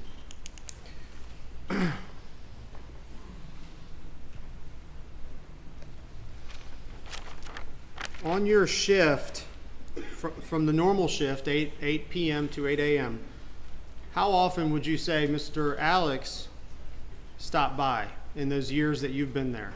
Not very often, not during that time period. 6 or 7 times, maybe. In the 5 years you've been there, the 6th or 7th time? Yes, sir. And you mentioned Mr. Randolph. Who was he again? He was Miss Libby's husband. Did you take care of him? Was he a client of yours? Well, he was not my patient, but I helped him. I assisted him when he needed help. Was there a point in time when his health became fairly poor and that you decided he needed some help? Yes, there was. And if you were there, would you provide that assistance to him, whatever he needed? I did.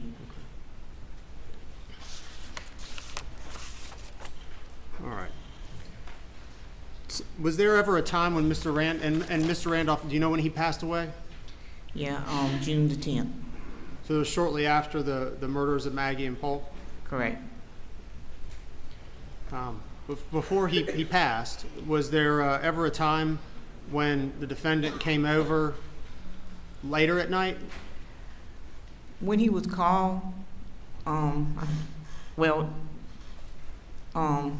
not late at night. Well, yes, there was. It was on the 6th, I think it was, the night before Maggie and Paul. I was there that night, and he and Miss Maggie came. They brought donuts. Okay. Why would they bring donuts? Because Mr. Randolph had asked for some donuts. Did he like donuts? Well, they were Krispy Kreme, and you couldn't get them at the time in our area. So Mr. Randolph liked Krispy Kreme Yes, donuts? he did. All right. Was Mr. Randolph, was he awake, though, when they came there? No, he was not. And did he ever actually see Alex and Maggie? Not to my knowledge. Alex did go to the room and look in at him, but he was asleep, and they chose not to wake him. I told them they could, but they said, no, let him sleep if he can. And how did he react when he got up and you told him that they'd visited? He was, he said, they came tonight, and I said, yes, sir. And he said, that's strange. I said, well, you asked for these donuts, and Miss Maggie brought these donuts to you. And he says, well, is there a raspberry one? And I said, yeah. And I got it for him, and he ate a little bit of it, and then he said, I just can't eat the rest. So he thought it was strange that they came that time of night? Yeah, he was surprised. Was there anything that, I know Mr. Randolph was very sick, but was there anything that was going on with his mental faculties? No, he knew what was going on right up to the last time I spoke to him, which was the day before he died.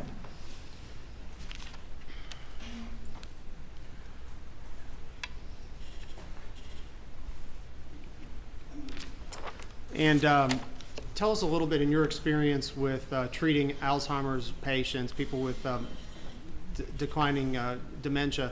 Tell us a little bit about your experiences with them and how they maybe at night, how they rest, and what your treating them involves. Anytime sometimes they're fine with whatever goes on around them. They just ignore it, or they speak out in the beginning and say what they want to say. Sometimes it makes sense, sometimes it don't. As it progresses, they get more like a baby. If you wake them, sometimes they'll go back to sleep. Sometimes they cry. It takes time to calm them and, just guess, because you really don't know. Like a baby, you don't know what's wrong. They might be hungry. They might want something to drink. They might just want to be turned. Okay. Whatever the situation is, you just have to guess and keep trying until you get it right. And what time do you put Miss Libby in bed? Generally at 8 o'clock. But now she don't get out of bed. She has a total care. She stays in bed. We give her night medication at 8 o'clock, which helps her to rest, along with other medications she has to have. If Miss Libby does go to sleep, what would you prefer as her provider, healthcare provider? To let her sleep, but if a family comes by and they say they want to wake her, I don't object. I let them wake her. Make the court's indulgence.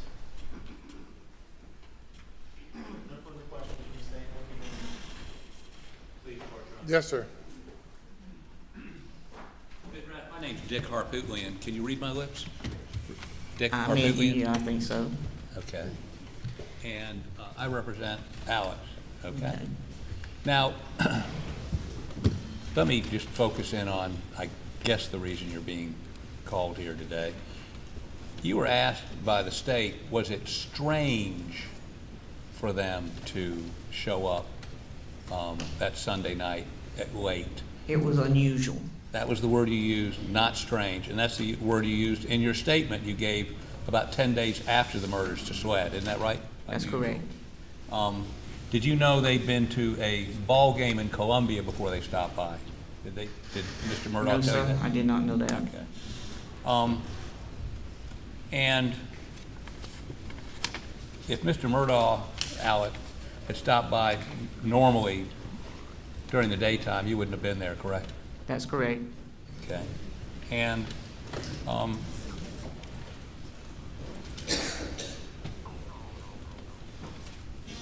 Alex and Maggie that Sunday night stayed about 30 minutes? Approximately 30 minutes, yes. It was late? It was late, and How late do you think it was, like 11 o'clock? I think it was closer to 9. Okay, 9. It hadn't been long, put Miss Libby to bed, and she was starting to doze, and Mr. Randolph was already asleep.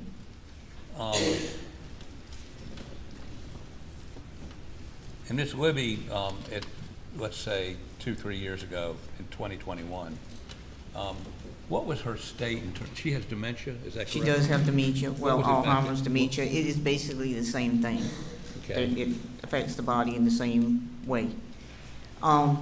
At that time, she could not walk, but we could pick her up and put her in the wheelchair, pivot her, and take her and put her in the bed, and she could feed herself.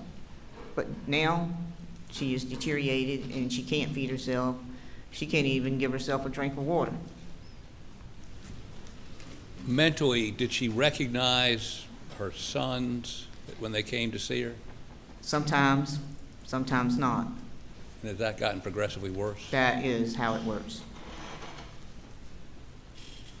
Was she aware of the fact that her husband of, I think, 40 years had died, Mr. Randolph? We told her, we took her to the funeral, but within a couple of weeks, she doesn't, it didn't seem to recognize the fact. For about, a month, she would call for him from time to time, and then now she doesn't. While you were there, when Paul or some other family member would come over, would that calm her down? Sometimes. Paul had a way of having a calming effect on her. He would always remind her of the past. Like, Grandma, you remember that whipping you give me with that fly swat? Things like that. And did she watch television a good bit? She still does, but she doesn't. She used to would play along with the games, but by 21, she wasn't doing that. She was just watching. Okay. Beg the court's indulgence. Thank you. No further questions. Anything further? Thank you, ma'am. You may step down.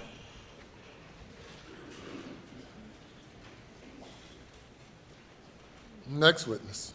State Call Supervisory Special Agent Matthew Wild. Raise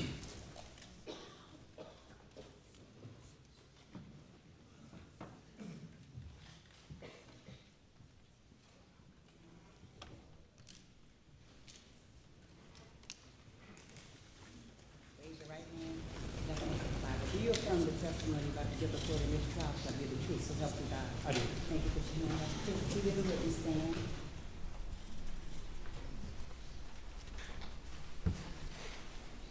State your name again for the record. Spell your last name, please. My name is Matthew, last name Wild, W-I-L-D-E. All right, good afternoon, Agent Wild. Good afternoon. Where are you employed, sir? I'm a supervisory special agent with the FBI. I'm assigned to FBI headquarters, but I sit in Rock Hill, South Carolina. All right, and specifically, what are your job duties in Rock Hill, South Carolina? Right now, I supervise 5 full-time agents and about 17 part-time folks in my unit, the Cellular Analysis Survey Team. Okay. And explain to the jury what the Cellular Analysis Survey Team is. So the Cellular Analysis Survey Team, or CAST, is a group of about 80 special agents and task force officers. We're all across the country, and what we specialize in is analyzing historical phone records, specifically the location data associated with those. All right. And is that something that you do personally in your job? It is. Okay. And explain just a little more. I know we'll get more when we get into your report, but what do you mean when you analyze cell phone location data? What are you doing when you do that? So what I'm doing is I'm looking at the call detail records. These records are very much like the old paper phone bill we all got in the mail maybe 10, 15 years ago. They have the date, they have the time that the calls occurred. They tell me who called who, so if I made a phone call or somebody called me, those numbers are listed on there. They have the duration of the call. The major difference between the old paper phone bill we all got in the mail and the records I look at is the records I look at have a cell tower, so they tell me which cell phone tower was used to handle that call, and then they tell me which side of that tower was used to handle the call. So what I do is I take that cell tower information, I can compare it to a list of all the cell phone towers for that carrier, whether it be Verizon or T-Mobile or AT&T. And then I can take that date, time, and general location from the cell phone records, and I can compare it to a known date, time, and location. So most of the time when law enforcement's investigating a crime, they generally know what date, time, and location that incident occurred. Okay. And as part of your cell phone analysis, do you also take location data directly from phones, if available, and plot that as well? I can do that, yes, sir. So when law enforcement downloads a phone, it comes in a big report, and there's a location data section on there, and I can also I can analyze and map that data as well. And how long have you been doing this cell phone analysis? Part-time since 2012, full-time since about late 2016. All right. And have you undergone any training to help learn cell phone location analysis? I have over 400 hours of training. In 2012, I went to a course called Basic Project Pinpoint, where it was 3 days. We learned how to read the records, compare the records to a tower list, and generate a very basic map. I used that technique in every one of my cases from 2012 until 2016. In 2016, I attended Advanced Project Pinpoint, which was a week-long course. And during that course, we took a deeper dive into the different types of records we can get from the carriers and how to use them. At the conclusion of that course, I was selected to go to the CAST certification course. At that time, it was 4 weeks. The first week being training on radio frequency theory, so learning how radio waves travel between the phone and the tower and then back through the network. The second week, we had we had presentations from each of the carriers. So Verizon came into our training.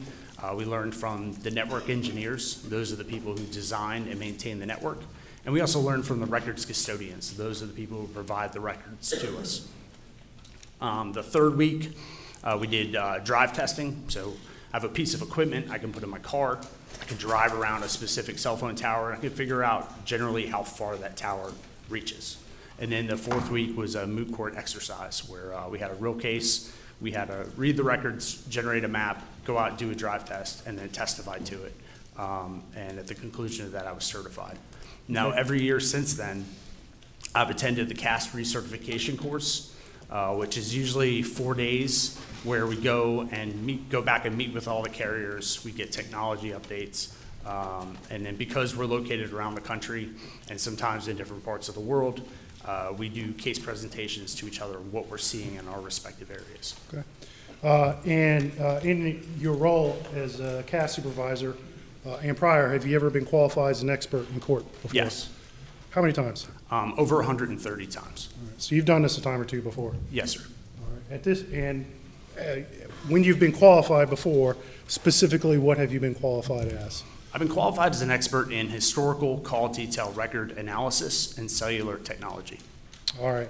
And, Your Honor, at this time, State would move to, as Mr. Wild, or excuse me, Agent Wild, as a expert in historical cell phone location analysis, if I said that correctly, sir. No objection, Your Honor. He's so qualified. All right. And in your role as a CAST supervisor, you became involved in this case, is that correct? Yes, sir. All right. And you recall approximately when you became involved? I believe, so I wasn't a supervisor at the time. I was just I was a regular agent, but I was asked in either it had to be in July of 2021 to provide some assistance in this case. Okay. And asked by who? I believe it was Dylan Hightower. Okay. All right. And specifically, at least in July of 2021, what did he ask your assistance for? Well, he had obtained a few sets of call detail records on some of the phones in this case, and there was a question as to whether or not where there was a 911 call that was made, and the tower that was using that 911 the tower that was used to handle that 911 call. There's a question as to whether or not that tower could provide coverage up to Moselle. Okay. And so there was a question about why the 911 call first bounced off a tower in Hampton That's correct. County, correct? Yes, sir. And Moselle, to your knowledge, is in what county? I think it's in Dorchester County. Or could it be Colleton County? I'm sorry, Colleton County, yes. And your assistance was asked to help figure out if that was possible. Someone could be at Moselle and a call could bounce off a tower in Hampton, Yes, correct? And the CAS team, does it have tools that can assist in figuring that out? Yeah, we have something called the Gladiator Autonomous Receiver, and it's basically a box that we can put in our car. It's a computer, and it has a couple of receivers in it. And as we drive around, that box maps out the latitude and longitude, so like where we are with the box, and then it measures all the signals from the cell towers that the box can see in its area. It's very much like the old Verizon "Can You Hear Me Now" commercial. It's just doing that hundreds of times a minute. It's just constantly doing that as we drive around. And just to simplify that a little bit, it would be fair to say that what this tool can do is help you map specifically where cell coverage exists and where it doesn't. That's correct. Okay. All right. And as you move forward, did you go ahead and conduct that test? I did. Myself, as well as Dylan Hightower and another agent with the FBI, we grabbed 3 of those pieces of equipment, 3 GARs. We put them in 3 cars. And over 2 days in the beginning of August, we basically drove everywhere all around Moselle, all the way down to Hampton, all the way up to, I believe it's Earhart, and over to 95. Did you also go on the property at Moselle to take these measurements? I personally did, yes, sir. Okay. All right. And afterwards, were you asked to prepare a report and to take all these cell records in and prepare a report and provide this report to show locations of various phones involved in this case? Yes, it was. Okay. I'm going to show you what's been marked as State's Exhibit 458. I'm going to have you take a look at it and see if you recognize it.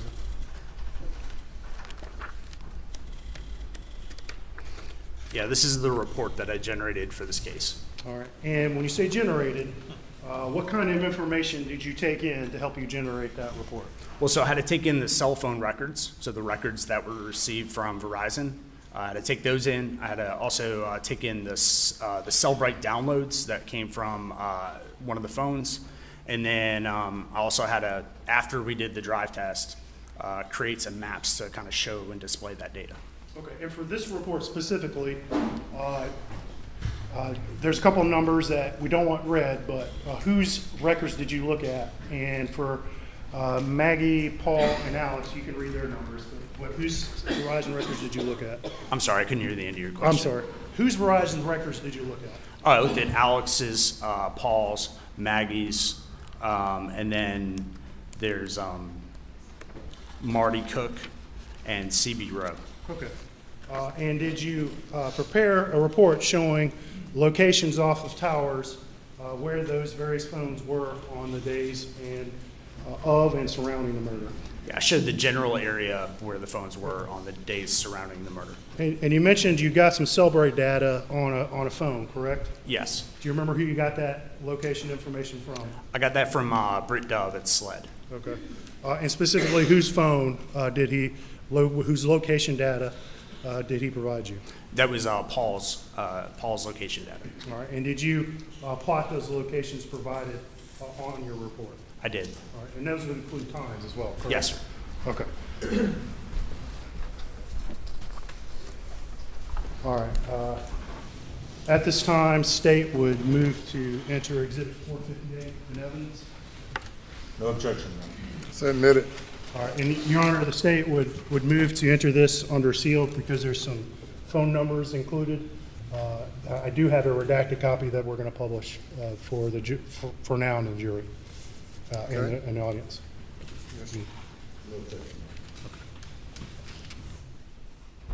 All right. Agent Wild, I'm going to ask you to step down with the court's permission, and we're gonna pull this report up. And this is going to be a little tricky. We got some tight areas to work in, but can you stand in that area there?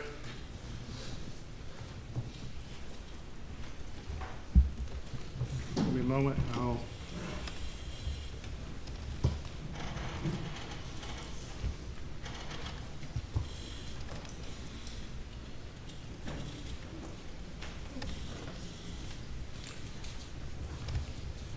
Okay. So Agent Wild, I'm going to hand you this, and I'm going to essentially ask you to start going through this report with the jury to explain to them. I'll probably only interrupt if I feel like something needs to be clarified. You just tell me when you need to click to the next slide, but at this point, I'm going to let you take it away, sir. All right, so the first slide here, this is just who I am, my case number, and then the telephone numbers involved. So we can go to the next one. The second slide, it just gives a background. So I was asked by SLED to conduct analysis in this case is the first paragraph. Methodology is the second paragraph. So again, I take the call detail records. These are kept by the carriers for billing purposes, for some other technical purposes, but I take these call detail records. I compare the cell tower data on those call detail records to a list of towers. And they tell me whether that phone is in Hampton, whether that phone's in Charleston, whether that phone's in Spartanburg or Greenville. It gives me a general idea where the phone is. And then, so the cell site locations, so the towers can change over time, okay? Just in the last couple of years, we've gone from using 3G to using LTE, and now we're all have the 5G bar on our phone, right? So the tower list change, the towers change. And we get updated tower lists on a regular basis from the carriers. So I use the tower list that was in effect around the time of the incident, so around the time of June 2021. The survey analysis section. So again, we took 3 pieces of equipment and we basically drove everywhere all the way around the area, trying to record all the signals from the different cell towers. What that gives us is a general area of, it actually maps out the area of where there's coverage from those cell towers and cell sectors. And then, my conclusions, you can go on to the next one. So this slide just shows different types of cell phone towers. Okay, I draw your attention to the one on the top left. We have these speaker-looking devices hanging on this tower. Those are the antennas that transmit and receive a signal to and from a phone. Okay, a phone is very much like a car radio. As I drove here today, I tune into my favorite radio station or my favorite frequency, and somewhere along my route, there's a radio tower. It emits a signal at that frequency. My car radio can receive that signal. I can listen to my favorite station. The major difference between a car radio and a cell phone is that with a cell phone, that information has to go in 2 directions. It has to be able to be received from the tower, but you also need to be able to send that information back to the tower. So those are the antennas that send and receive those signals. The second thing about this is you'll know that you realize those antennas, they hang on a triangular shaped structure. Most of the towers are designed to cover a full circle or 360 degrees. And the way that the carriers accomplish this is by breaking that circle into 3 sides or 3 sectors. So later on in my report, you're going to see these wedge shapes. And I like to just think of the center of that wedge shape as nothing more than the center of one side of this triangle. Going on in a lot of other places, urban, more suburban areas, there's not really room to build like these big towers like this one on the top left. So they start putting them on the sides of buildings. The smaller ones will be on top of light poles in the cities. So just because you don't see it or you don't realize that it's there, it's still there. Another example of that, of course, is my favorite, the pine tree. These are all over the place, and they usually sit about 150 feet taller than all the other trees around them. But at the top, there's these spray painted antennas, and they provide the same service as a regular tower such as this. Okay. All right, so again, the tower is separated into most towers are separated into 3 sides or 3 sectors. When I look at the call detail records, they tell me the tower number, say it's 23. They tell me the sector, say it's 1. What I have to do is I have to go into the tower list, and I have to look up tower number 23, and then I have to look up sector 1. And that tower list is going to tell me which way that sector faces. What I'm looking for there is something called the azimuth or the orientation. Azimuth and orientation are just 2 big scary words for direction. Okay, so if the azimuth is 0, all that means is that side of the tower faces north. Okay, if the azimuth is 180, all that means is the tower faces south. So what I have to do is I will draw a line at 0 if it faces north, and then I'll go 60 degrees in one direction, 60 degrees in the other direction. That gives me 1/3 of that tower, 1/3 of that circle, which is the sector in which the energy is being emitted. You can go on to the next one. So I display that information using this wedge shape. So you can see this is a 120-degree wedge. There's just shaded area in the middle. Okay, just because that shaded area is there doesn't mean the phone has to be within that shaded area. Radio frequency is like light. It's like if I shut all the lights off in this room and I shine a flashlight to the back of the room, it's just going to be emitted in that direction. That's all I'm saying by showing the shaded area, that the energy from that tower is being emitted in that direction. Good. And then this is how I map the sectors on the map. I use that wedge. Each one of these green dots on this map happens to be a cell tower.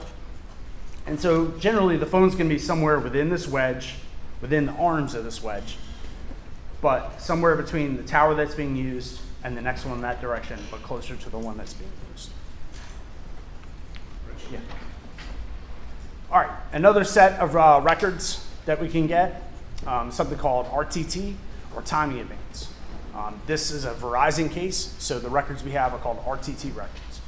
What RTT records are is it's an estimation of the distance between the phone and the tower at the time that that transaction occurred.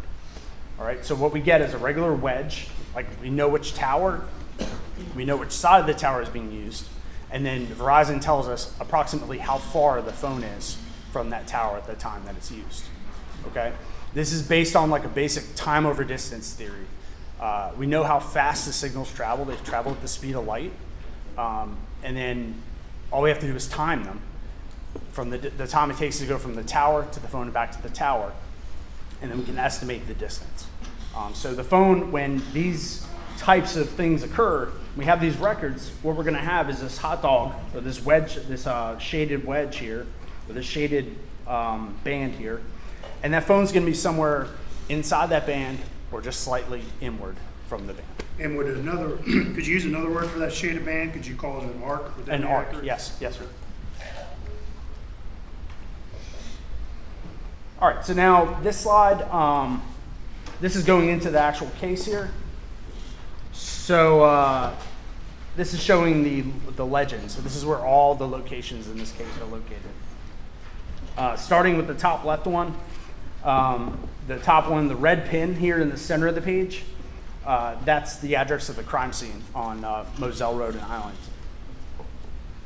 Next is the green pin, which is Alameda. And then next is the orange pin. That's 1104 Luray Highway in Hampton, South Carolina. The purple pin is 123 Russell Road in Brunson, South Carolina. And I'm going to stop you there, Yes, sir. and let's go on to the next slide. Okay. One of the things I'm going to ask you to do, Agent Wild, as you go through some of these, the colors kind of bleed sometimes on these monitors. So if the jury may not be able to read some of the place names from where they're at. So each time we go to a different map, if you just kind of provide a general orientation of where the cities are and some of the roads are. Okay. Just so the jury can stay with us, please. Okay, that works. All right, so this map, I can't read the time frame on the bottom. Okay. All right, and See, that's cut off on the very bottom there? Yeah, and, All right. but it's okay, we'll figure it out. Can I? Okay, Yeah, well, can I- we can can go I through use- the exhibit. Okay. The one I just did. All right, here we go. You got it. And I'll keep up. Okay, too, just that's so you fine. can see.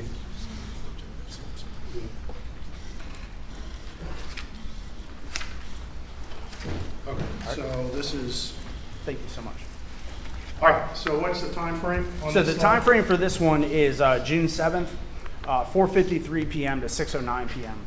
And this is the activity for Paul Murdaugh's phone ending in 7845. So the blue pin is the address in Okatee, South Carolina. Okay, and what times do you show Paul's phone in that general area near Okatee, South Carolina? So between 5:40 and 6:03, generally in that area. On the afternoon of what day? On the afternoon of June 7th. Okay. All right, and there's several hits off several towers, I think. There's some down here. There's some at the bottom. So 453, 511. It's using the tower just south of there.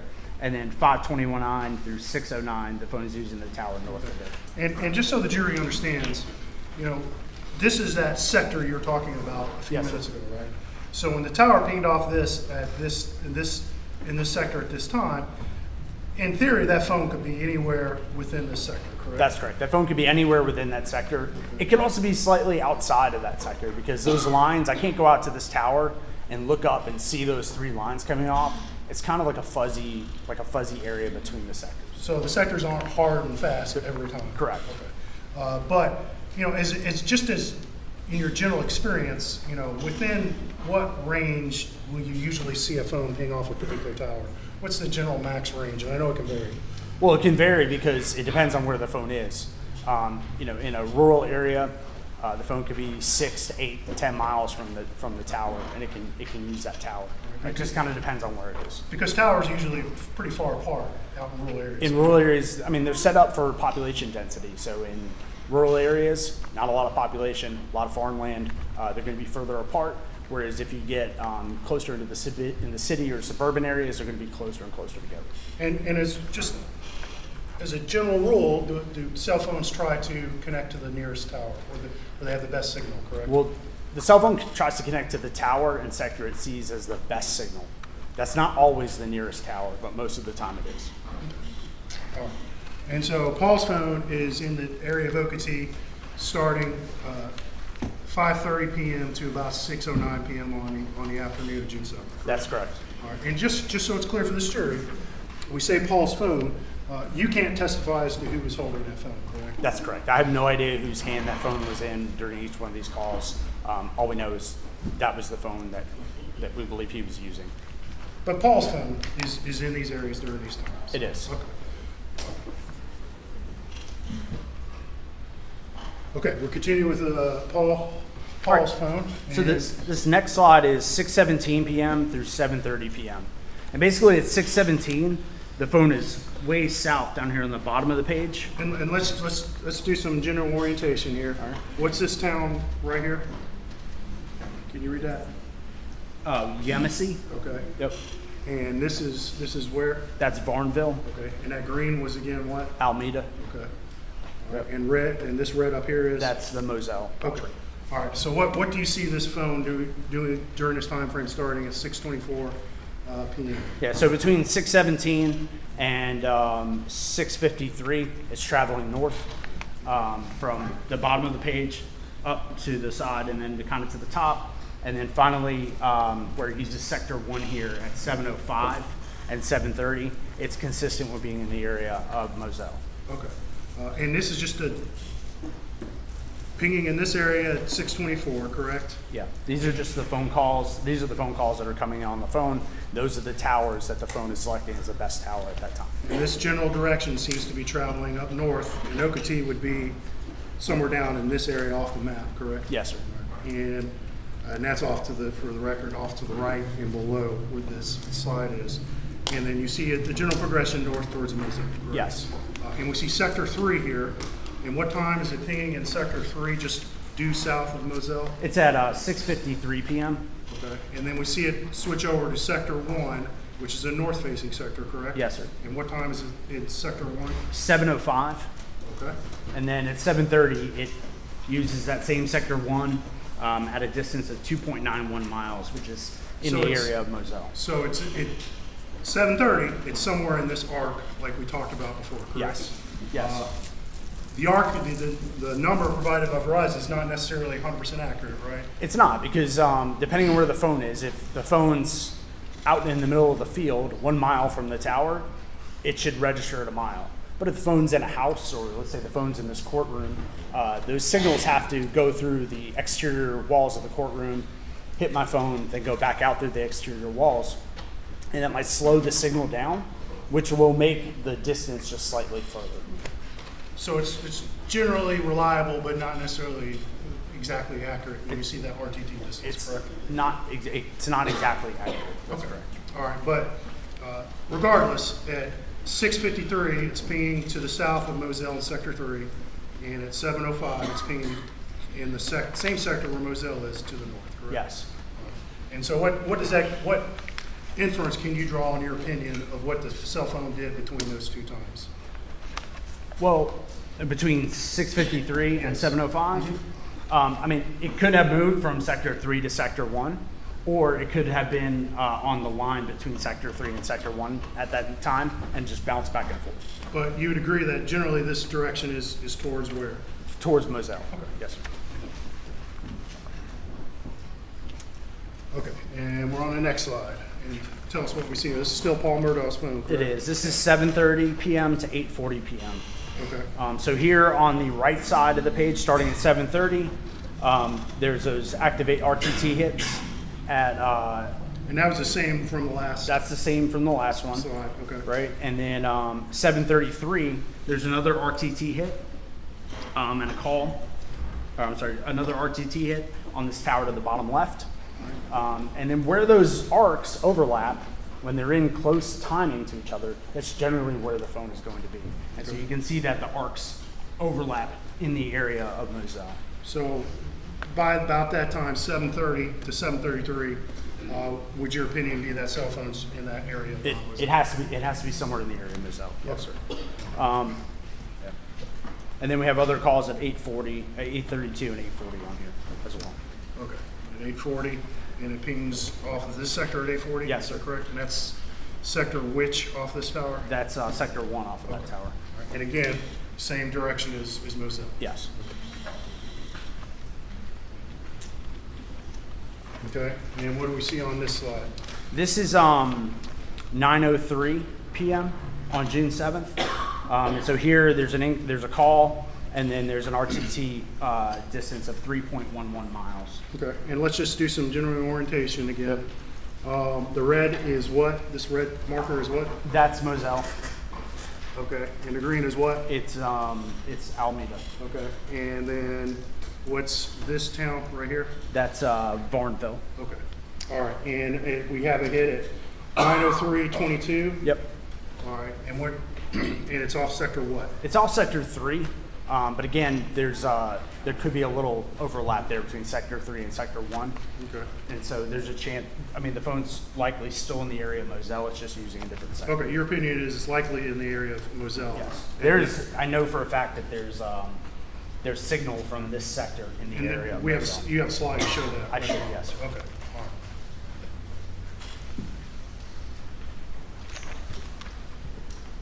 Okay, and then here we have at 10:34 p.m., another hit. Yes, And sir. again, this is the same map as last time, correct? It is. 10:34 p.m. It's using the same map, just the sector has changed back to Sector 1. All right, Here on this one. and in your opinion, that phone is still pinging? It's consistent with being in the area of Moselle. Okay, and now we're transitioning to something else with Paul, correct? Yes, sir. And what is this? This is the iPhone location data that was taken from his from the download of his iPhone. Okay, and we have some times here, and can I go ahead one slide? Because Sure. it has more information. It shows a overhead map of the area, correct? Yes, sir. And let's talk about you've been out to this property, correct? Yes, I have. And this is where? What is this called? That's Moselle.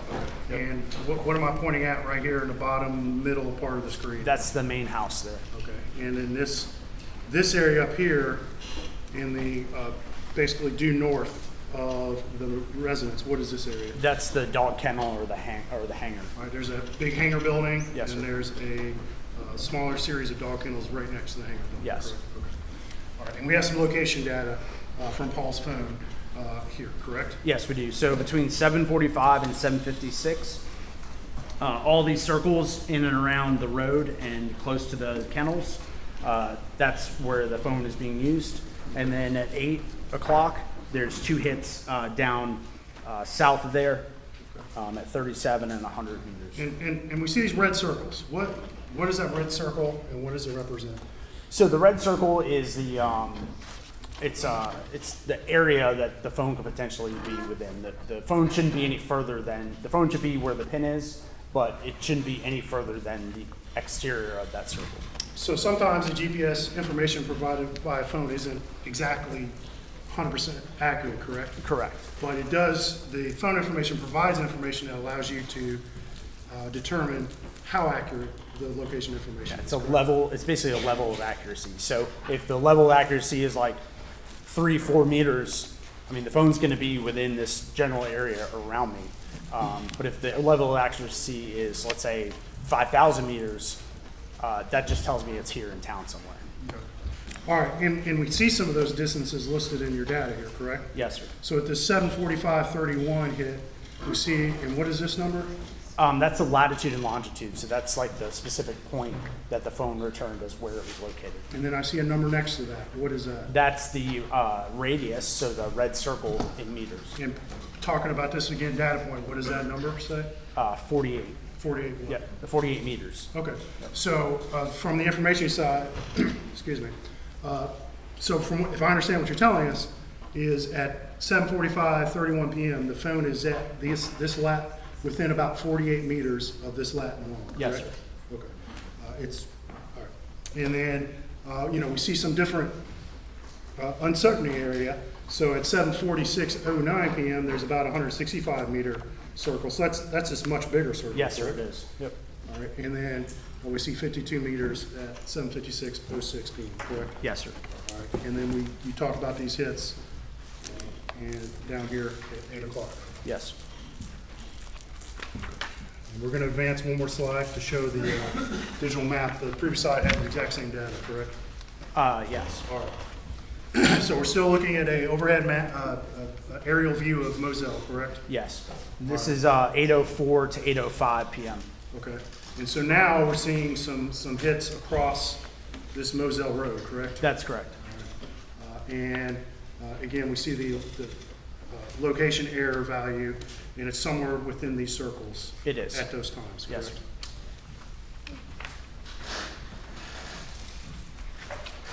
Okay. Now, we're at 8:06:20 p.m., correct? Yes, sir. And at 8:06:20, where do we see the phone? So at 8:06:20, it's here on near Moselle Road, just north of the driveway. Okay. And from there, it moves towards the dog kennel or the hangar. It moves towards the dog kennel or the hangar, then kind of up the driveway, and then finally winding up back at the house at about 8:14. So we see a series of location hits, correct? Yes, sir. And looking at the timing, it would appear that the phone moves back through the kennels, correct? Yes. And then moves up this road towards the house at the main residence, correct? Yes. And we see some circles associated with this data, but several of these circles start to get pretty small, correct? Yes, they are pretty small. And what are those size of those circles? 20 meters are the final ones that are in and around the house. And just so I clarify, we see the blue pin, right? Yes. And that represents the actual lat long that was recorded by the phone. Yes, it does.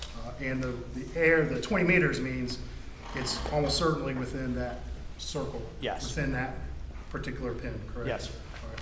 And when you see a series of kind of rapid pings like this within a short period of time, Generally, what does that tell you is going on with that cell phone at that time? Well, the phone's using some kind of application, some kind of map or something that's using its location data. All right. And then regardless, by 8:45 p.m., where is Paul's phone?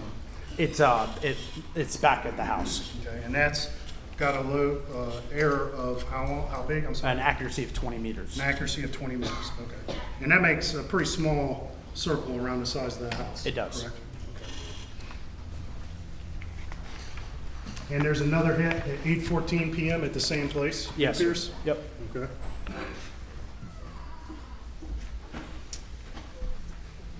Okay, now we moved on.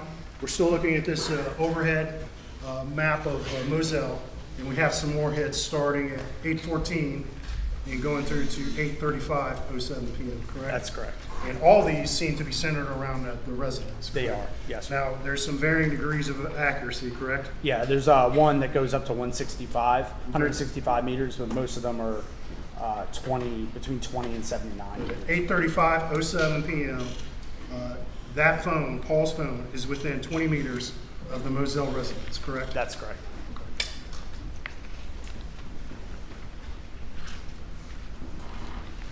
All right, and we're going to skip one more slide just to keep with the digital map. Yep.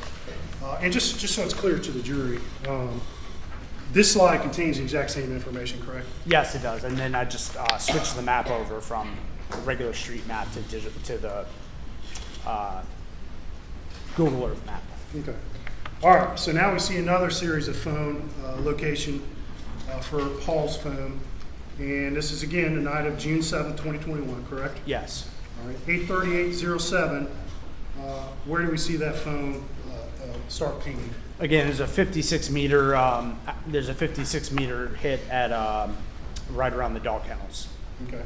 So by 8:38:07 p.m., that phone's within 56 meters of the dog kennels, correct? That's correct. All right. And then we see some more hits. There's a little bit larger of an error starting at 8:44. Yes. But then we see a hit at 8:44:55 p.m. and it says media location. What does that mean, sir? So in the Cellbrite report itself for that record, it came from a movie file. That's where that location was generated from. Okay. And have you reviewed or seen that video that that location data came from? Yes, I have. And just generally speaking, what is that video of? That's the video inside the kennel when Paul's playing with the dog. Okay. All right. And that video was recorded. The timestamp recorded on the video is 8:44:55, correct? Yes. And that matches exactly with the dog kennel, correct? It does. And I don't see a number next to that data point. Why don't I see a accuracy number? Not 100% sure why there's no accuracy number, but we know the video was taken inside the dog kennel because we can see the video. And then the next one right after that, I mean, basically there's records just before at 8:44:53 seconds and 8:44:56 seconds, and both of those put it in the area of the dog kennel. And I'm going to skip one more slide here. Excuse me. And we're still looking at this overhead map of Moselle, correct? Yes, sir. And we have, looks like a hit location data at 10:18 Yes. p.m. and at 10:18:03 p.m., correct? Yes. And both those are centered on where again? They're, again, just right there in the vicinity of the dog kennel. Okay. Now, did you plot every single location data point that you received from Lieutenant Dove? No, I did not. So between 8:44 and 10:18, there was a series of location data points, but most of them were between like 4,000 and 6,000 or 7,000 meters. So they wouldn't, in my opinion, they weren't super helpful to figuring out exactly where that phone was at that time. When you see an accuracy of that big or uncertainty of that big, in your opinion, is that location something that can be, is that reliable information? I mean, not 100% reliable because it is such a huge, area it could be in. And, going back to the last couple slides, between then and now, between 8:44 p.m. and this 10:18 p.m., did you see any information off of Paul's phone that suggests it went anywhere but stayed at those kennels? No.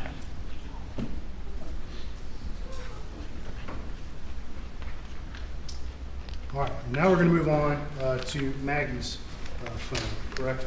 Yes, sir. All right. So we're going to rewind back to earlier today, and let's look at this map first of all. What is this map generally of? This is like the West Ashley area, so just south of Charleston. Okay. And we see some tower hits, and this starting at Yeah, about 4:25 p.m. and then ending at about 7:05 p.m. The phone's generally in this West Ashley area. so Maggie's phone remains in that general area until about 7:05 p.m. Yes, sir. All right, and here, okay, this is a bigger map, so let's get oriented. What is this area right here? Yeah, so that's North Charleston that you're circling there. In Charleston. And down Charleston just to the south of that. here? Okay. Yep. And then out here, what is that red marker again? The red marker is Moselle, the green marker is Alameda. All right, and then we see a series of hits with Maggie's phone. You've labeled them, what, 1, 2, 3, 4, and 5? Yes, correct? sir. And these start at what time? They start at 7:07 and end at 7:50. Okay, and so generally speaking, what does this indicate Maggie's phone is doing to you? It's during that time? traveling from the Charleston area west towards Moselle or Alameda. Okay.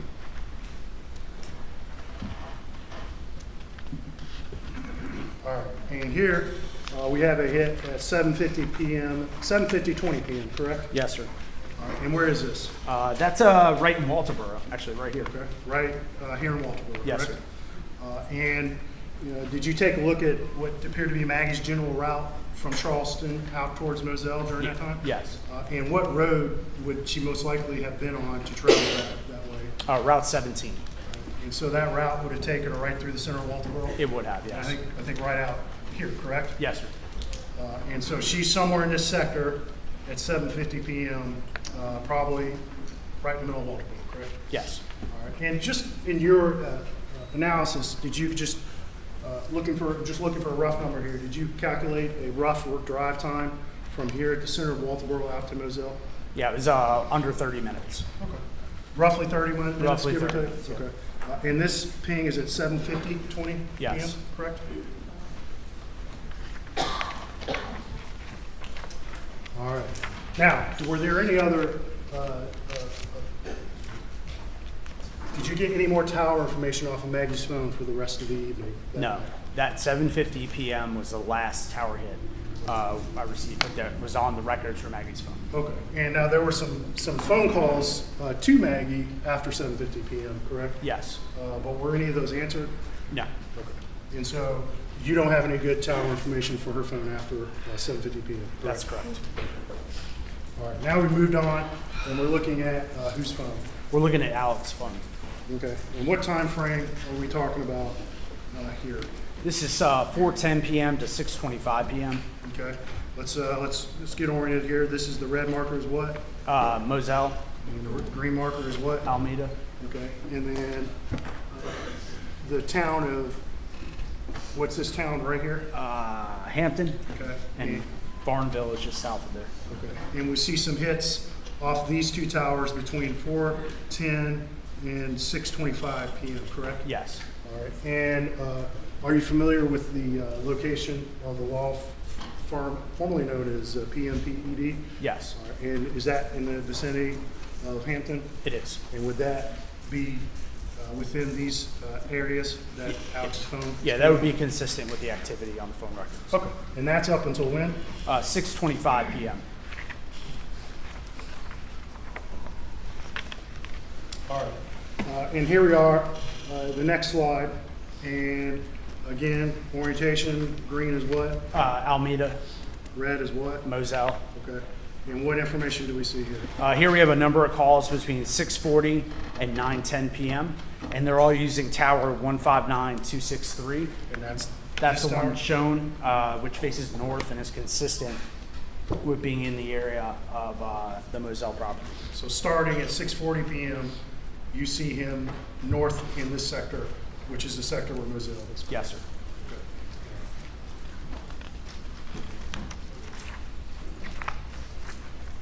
All right. So here we are. Let me go back. And these rest of these phone calls ping in the same sector up until 9:10:47, correct? Yes. All right, and now, what time frame are we talking about with this slide? Now we're looking at 9/12 to 9/18. Okay. And in the 912 phone record, where does Alex's cell phone ping? What sector? Uses sector 3 on tower 159-263, which is the one closest to Moselle. All right, so somewhere south or close to the border of this tower, correct? Yes. And then at 9:18 p.m., we see a ping off of this tower, correct? Yes, off of 159-217, which is closer to Varnville. And it would be in the north, most likely in the north side of that Yes. tower, correct? Okay? All right, and now this is the same two calls, correct? It is.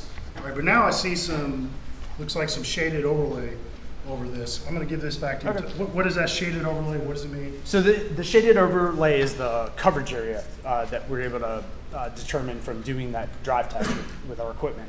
And so basically we had to drive everything all around these addresses and then go back and look at the data, and then it creates these bubbles that show us where the coverage, where the equipment saw that tower in that sector.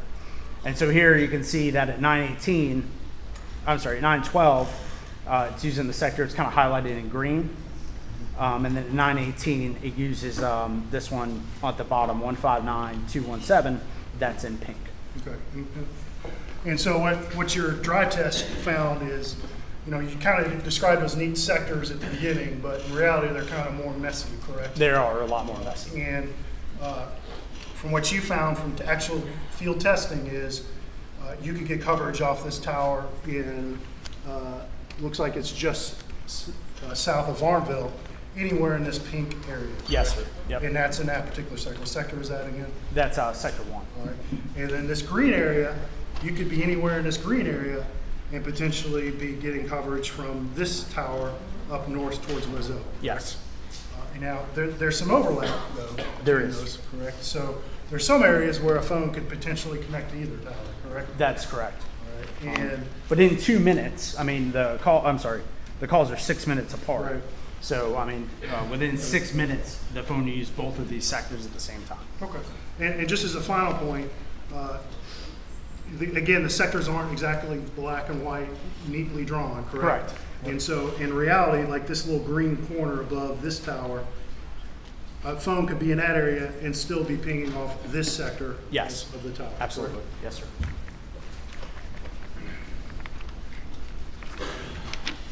And this coverage is something that, you told the jury about the drive test, correct? Yes. And that's when you guys went out with actual equipment to measure the coverage in all these areas, correct? Yes, sir. We drove all these roads, and again, that equipment, every few seconds, it's recording the GPS point, and then it's measuring the signal level from all of the towers and sectors in that area.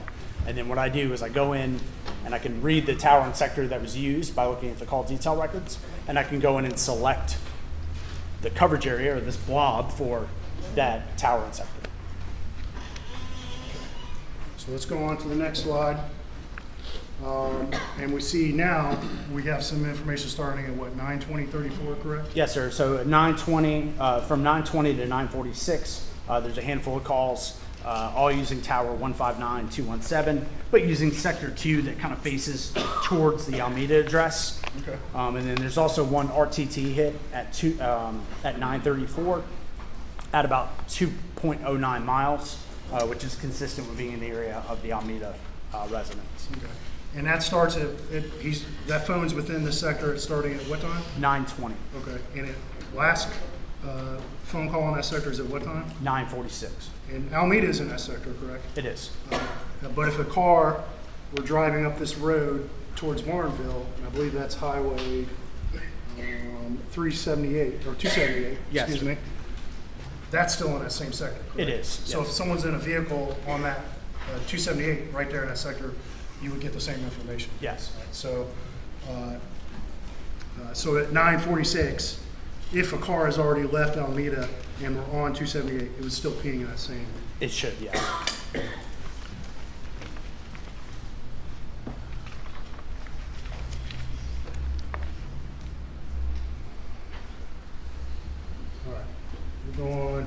next slide.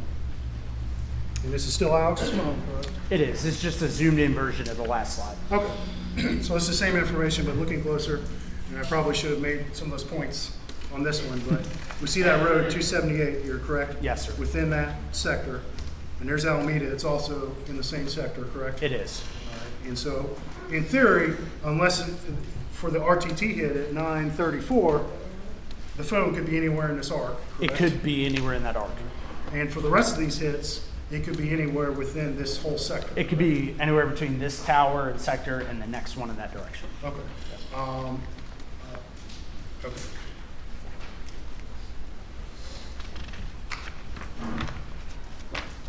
All right, we'll go back. This is the next slide, and this is again Alex Murdaugh's phone, correct? Yes, it is. All right, and we see some hits starting at 9:52:59 p.m., correct? Yes, sir. So 952.59, the phone's using the sector with the 240 in it. So it's not using the one that faces towards Alameda yet. I'm sorry, towards Moselle yet. Yep, and the red, and what's the red? It's Moselle. And the green? Is Alameda. Okay, so just in the previous slide, we saw the phone down here in the area of Alameda, correct? Yeah, it was using that tower near Alameda, but facing Alameda. And by 9:59 p.m., Alex's phone is pinging off of this tower right by Varnville, correct? I'm sorry, can you repeat your question? Which No, towers? at 9:52 and 9:53, the phone is using the tower closer to Moselle, Okay. but on the sector facing towards Varnville. Okay, all right. And then we have a 10:06 hit, 31, correct? Yes, sir. And do you recall what particular phone call was placed from Alex's phone at 10:06 and 31? That was the 911 call. All right. And it hits off of which tower? It hits off of the tower closer to Varnville. Okay. But then at 10:17, there's another hit with Alex's phone. And which sector is it pinging off at 10:17? That's using the 0 azimuth, so sector 1 that faces towards Moselle. So that initial 911 call hit off this tower way down here by Varnville, correct? It did. All right. And that was one of the reasons you were called in to help figure out why that happened, correct? I was, and I figured out why it happened. It's because, so in radio frequency, the higher the frequency, the shorter the distance that it can travel. The lower the frequency, the longer it can travel. So on this tower, there's 2 different sets of sectors, and one is at a higher frequency, and one is at a lower frequency. So this call here happened on a lower frequency, and therefore the signal can travel slightly further. Okay. So it's, in your opinion, it's consistent the phone could have been up here at Moselle at the time of that 10:06 911 call. It could have been, yes. Yeah, next slide. All right, and we're going to come up on them in a little bit. Do you have some more detailed maps showing the actual coverage? Actually, Yeah, I think this is it. Yes, Okay. sir. All right. So what information do we see on this slide? So this is the tower and sector being used at 952 and 953. And again, this blob shape here, that's the coverage area for that tower. And so you can see that it's mostly in the center here, but there are some dots out, but most of it kind of faces towards Varnville. Okay. And the calls at 9:52, 9:53 occurred somewhere within this sector, correct? Yes, they did. And that line with the slightly shaded area represents the actual real coverage that you went out and measured where that phone could have been during that time. That's correct. Next slide. All right, and we zoomed in here, correct? Yeah, so we zoomed in, again, now we're zoomed in kind of on the Moselle property, and just showing that there's a couple little specks of coverage there from this tower and sector And again, on that property. which tower is this? This is the tower that's closest to Moselle. It is, yes. But you do actually see some actual coverage area right there on Yes. the corner. Okay. And the red is right there, correct? Yes, the red is Moselle. Next slide. Okay, and here we are, we're zoomed back out. Again, red is Moselle, and this is that tower just down south of Varnville, correct? It is. So that's the tower south of Varnville, or near Varnville, facing north, and this is for the 911 call, again, on that lower frequency. So the signal goes a lot further. Actually, there's little specks all the way up here near Anston. Okay, so this is Varnville, this is Moselle, and this is the coverage that you actually went up, and measured in with real equipment. Yes, sir. And you've determined all these shaded pink areas if a phone could get coverage in this tower sector in those pink areas. Yes. And we see some of that pink area up right by Moselle, correct? We did, yes. Next slide.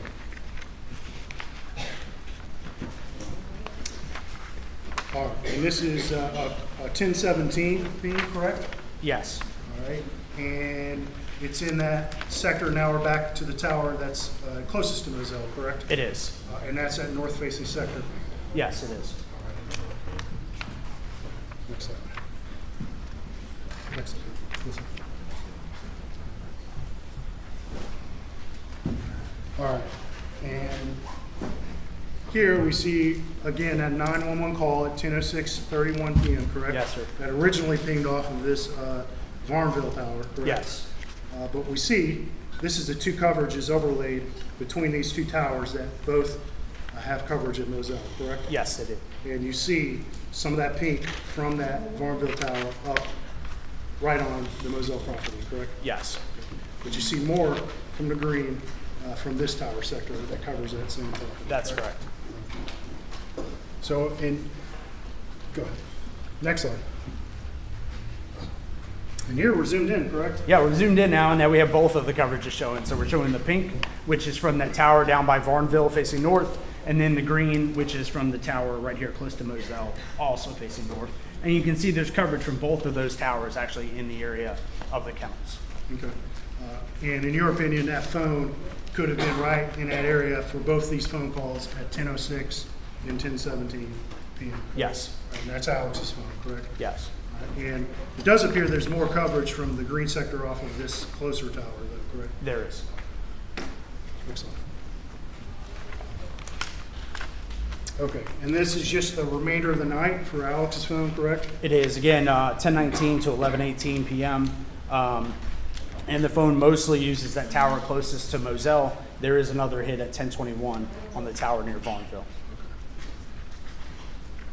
Next slide.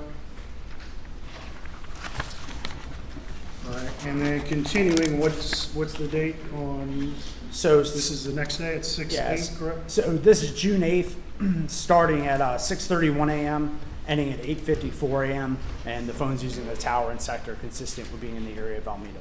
Okay, so this is the morning after the murders, correct? It is. All right. Next slide. And this is continuing the same, this is the next day, June 9th of 2021. It is, and same tower, same sector. Time period is 7:52 a.m. to 8:36 a.m. Next slide. All right, and here we see some information from June 10th of 2021, correct? Yes, sir. From 3:32 a.m. to 8:49 a.m. Basically using the same tower and sector here, just to the left of Almeda, except for this one RTT hit at 3:32 in the morning, where that band overlays on top of the Almeda address. Okay. Next slide. And now we're on June 11th for Alex's phone, correct? Yes, again in the morning, 3:52 a.m. to 8:15 a.m., and it's using the tower and sector consistent with being in the area of Almeda. Okay. Next slide. And this is June 12th of 2021? Yep, 1:41 a.m. to 8:14 a.m., again using the same tower and sector near Almeda. Okay. Next slide, please. June 13th of 2021 for Alex's phone, correct? Yep, first call in the morning is at 9:09 a.m., and again using the same tower and sector consistent with Almeda. Okay. Next slide. Now we're on June 14th, correct? Yes, sir. And what are the times do we see these pings? 12:04 a.m. and then 9:53 and 9:55 a.m., again using that same tower and sector consistent with Almeda. Did you see any phone calls from Alex's phone between 12 a.m. and 9:53 that you're able to get tower information No. on that day? No, sir. Next slide. And this is June 14th, later in the day, correct? It is 10:27 to 12:29 p.m. Or 10:27 a.m. to 12:29 p.m. And now it's using the tower facing north out of Varnville, but also using the tower facing into Hampton. Okay. All right, next slide. All right, and this is June 14th continued. And does that Yes. phone remain in the area of Alameda the rest of June 14th, at least until 4:26 p.m.? Yes. Okay, next slide. All right, and then here we're on June 14th. Yep. And starting at 4:33 p.m. up to 6:08 p.m. Where do we see Alex's phone move generally? It moves generally from there just south of Almeda over towards Charleston. And that's this area up here. And it's specifically, I don't know if you can read it, but what is that there? Can you read that place name where that last tower is on the map? Is it Somerville? Does that say Somerville? I think so. All right, next slide. Okay, June 14th continued. Yes. And this is up in the area of the same Somerville, correct? Yeah, this is in the area of Somerville, so between 6:08 p.m. on the 14th and 8:10 a.m. on the 15th, all the calls hit that tower and sector in Somerville. Okay, next slide. All right, and then on June, later that, June 15th, what do we see the phone do on June 15th? It travels from Somerville back to Hampton between 8:10 a.m. and 11:40 a.m. Okay, next slide. All right, and then now we're on June 15th for Alex's phone, and what two towers is his phone pinging off of for most of the day? Again, the one in Varnville facing north and the one in Hampton facing towards Varnville. Okay, next slide. And then June 15th, and this phone is consistent with the remaining area of Alameda during those times, correct? Yes. And those are 12:35 p.m. to 2:33 p.m., correct? Yes. Next slide. Okay, and just real quickly for these last three slides, you also reviewed the records of C.B. Rowe and Marty Cook, correct? Yes. And you reviewed them for the night of the murders, correct? I did. And in your opinion, from the information you could see from their call records and their tower information, were either of those phones in the vicinity of the murder location between 8:50 p.m. and 9 p.m.? No. All right. Nothing further from the state.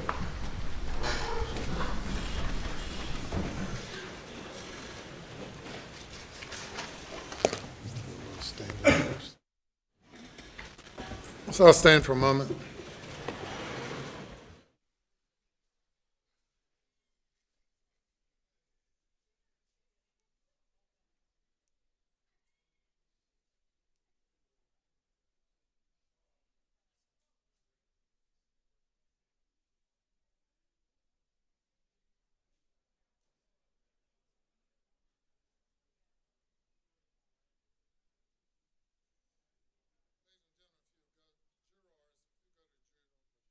For a break.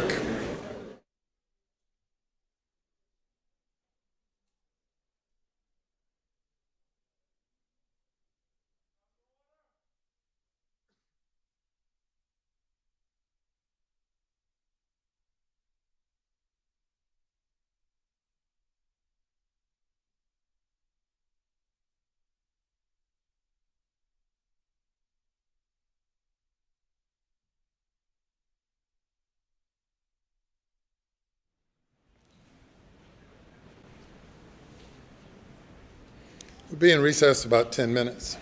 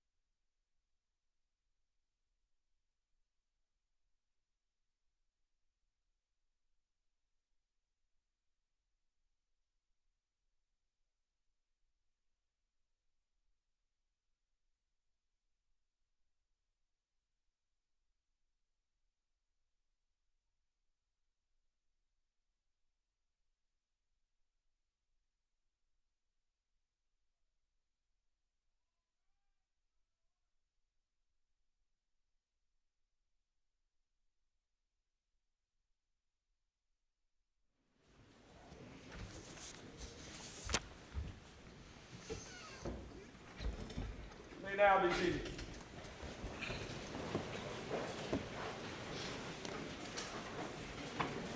May bring the jury.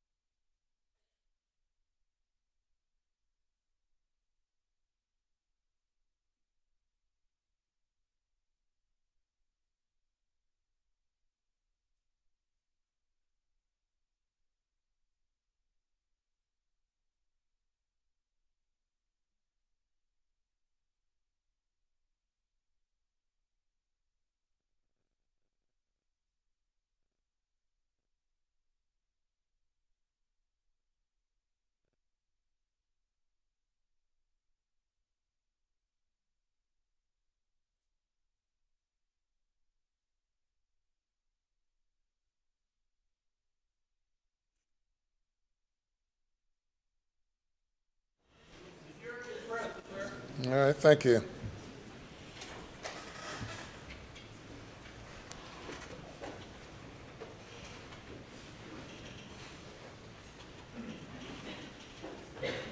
Mr. Barber.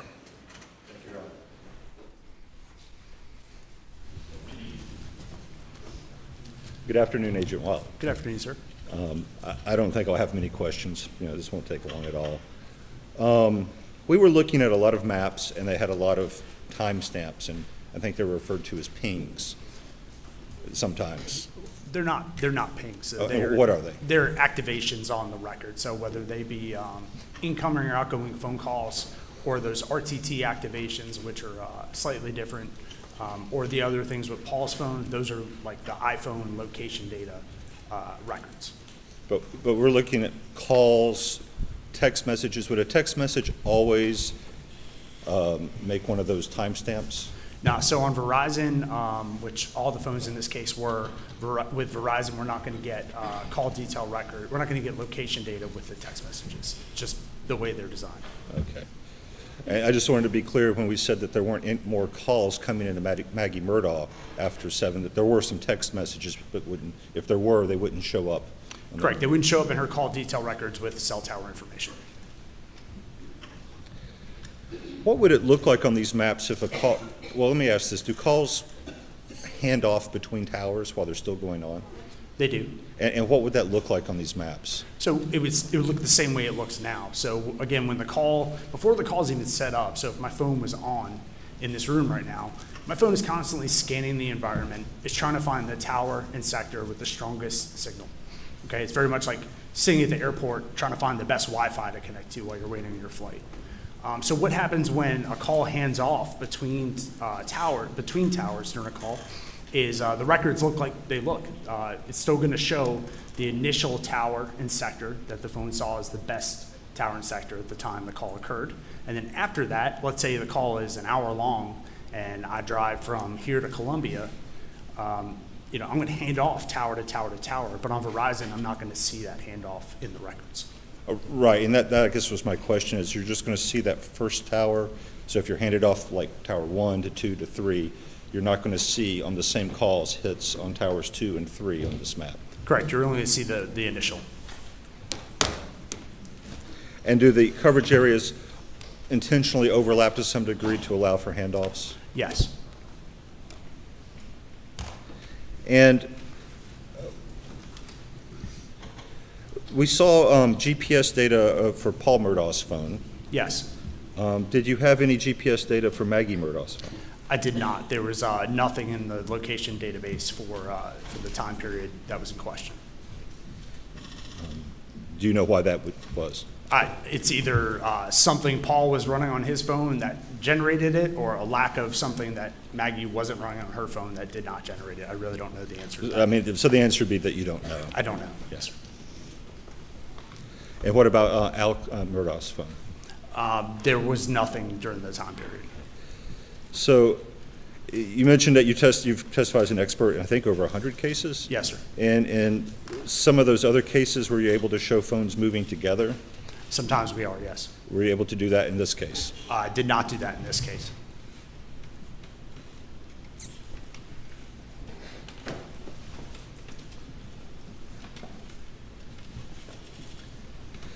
When you were doing the drive around to create that sort of coverage map, did you go onto the Moselle property? I did. Was that with the consent of Alec Murdaugh? Yes, I believe so.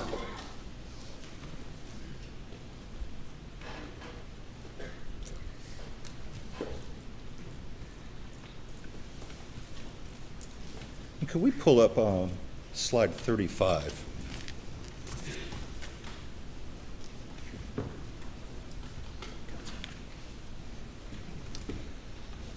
Can you see the screen? I can. And I think the previous testimony was that this 10:06:31 call was the 911 call? Yes. I just want to ask about that timestamp because we heard from someone from the FBI yesterday the 911 call was actually placed at 10:06 and 18 seconds. So what would account for the 13 seconds difference between the two? I guess it depends on the records you were looking at. There might be a slight offset between the records the other person was looking at and the records I was looking at. And the 911 call center, of course, would have a timestamp on incoming calls. Correct. Right. Have you ever seen cases where there's a few seconds difference between those timestamps and this kind of records and what the 911 center might have? Yes, sir. I mean, there's a difference between when you press the green button, and it usually takes a couple of seconds to connect on the other side. And could we, on the Elmo, go to slide 56? And the reason I would like to do this on the Elmo is I think that the presentation was cutting off the bottom of the screen. It was. And this, can we see the top so we can kind of get context for what this is? Just, yeah, slide it down so that the top is visible. So this was Alec Murdaugh information, and this was on June 15, 2021, correct? Yes, sir. And do you know that was a Tuesday? I don't. Can we scroll in so we can see the bottom? It says that activity after 2:33 p.m. indicates travel to Somerville. Is that correct? Yes, sir. Okay. Do you have any data after that? Is that the end of the data that you have regarding Alec Murdaugh? Is that the last slide? You have Okay. the slide. So this is slide 56 that we're looking at.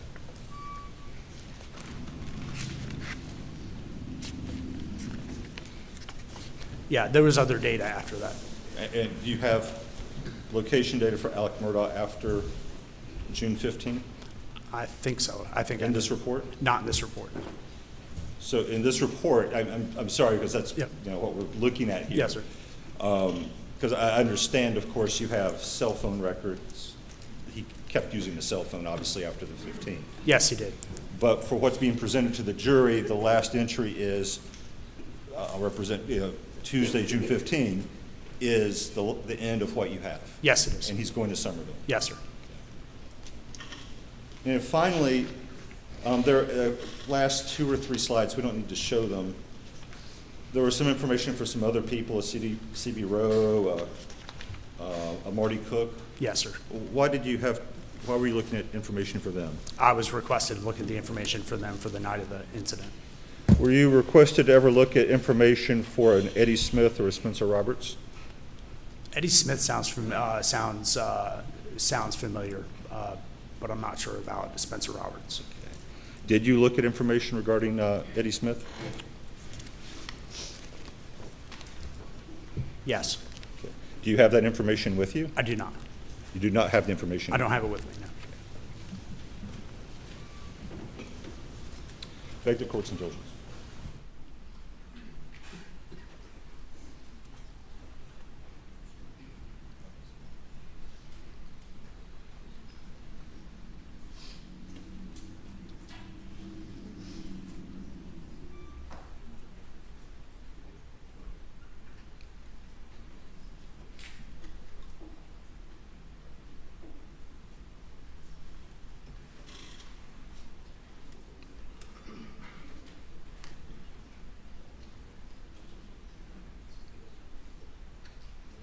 No further questions, Your Honor.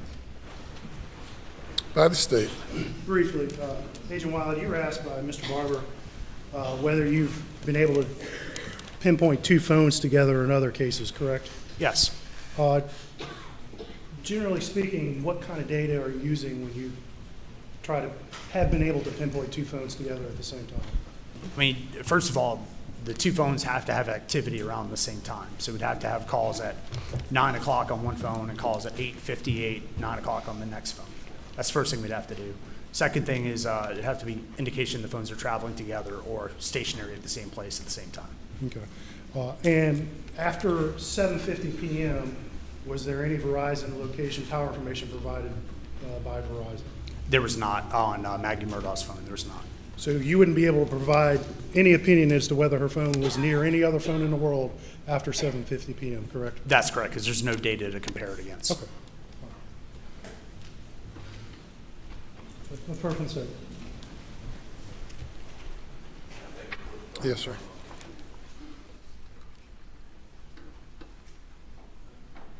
No further questions, Your Honor. Thank you, sir.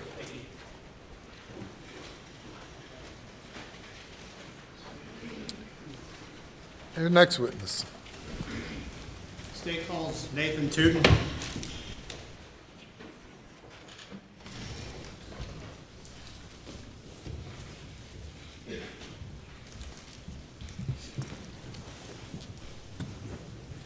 Raise your right hand, left hand on the Bible. Do you affirm the testimony about to give before in this trial shall be the truth, so help you God? And you take a seat in the witness stand.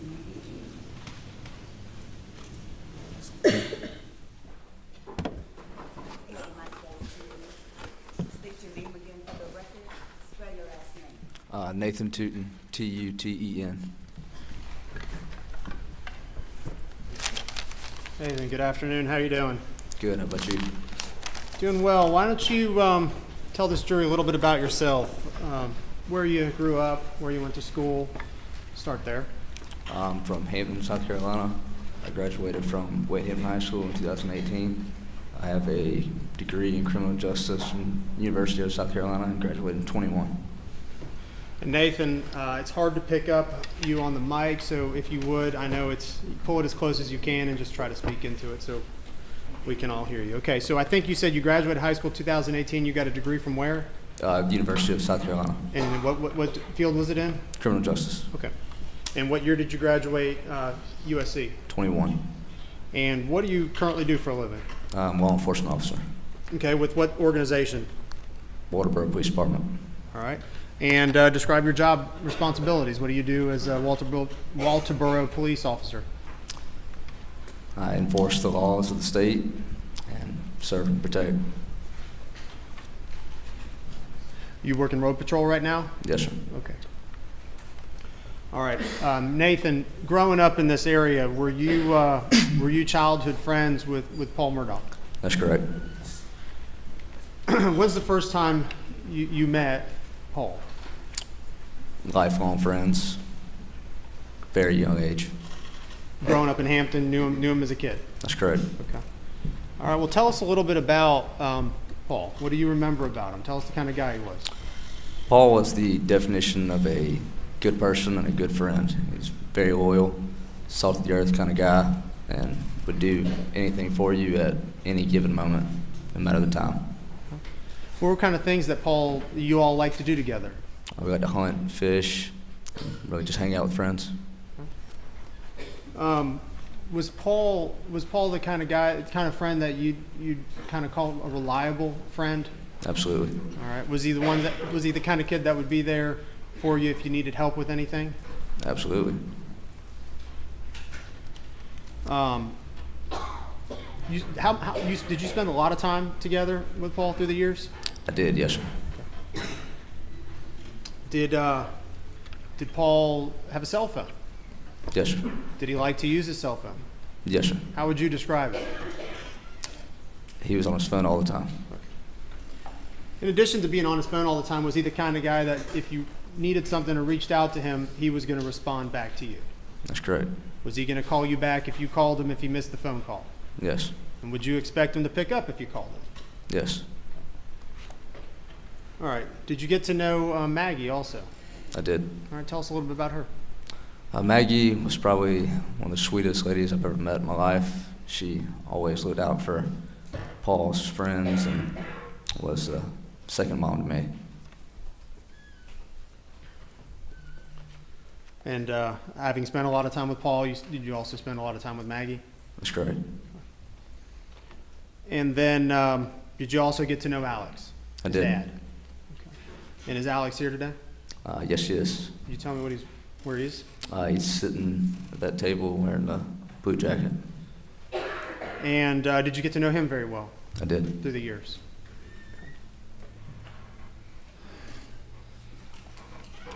Did you know the family before they moved their primary residence out to what we call Moselle? Did you know them before then? I did. Okay. Were you there when they moved or obtained Moselle and started using that as a residence? I was. All right.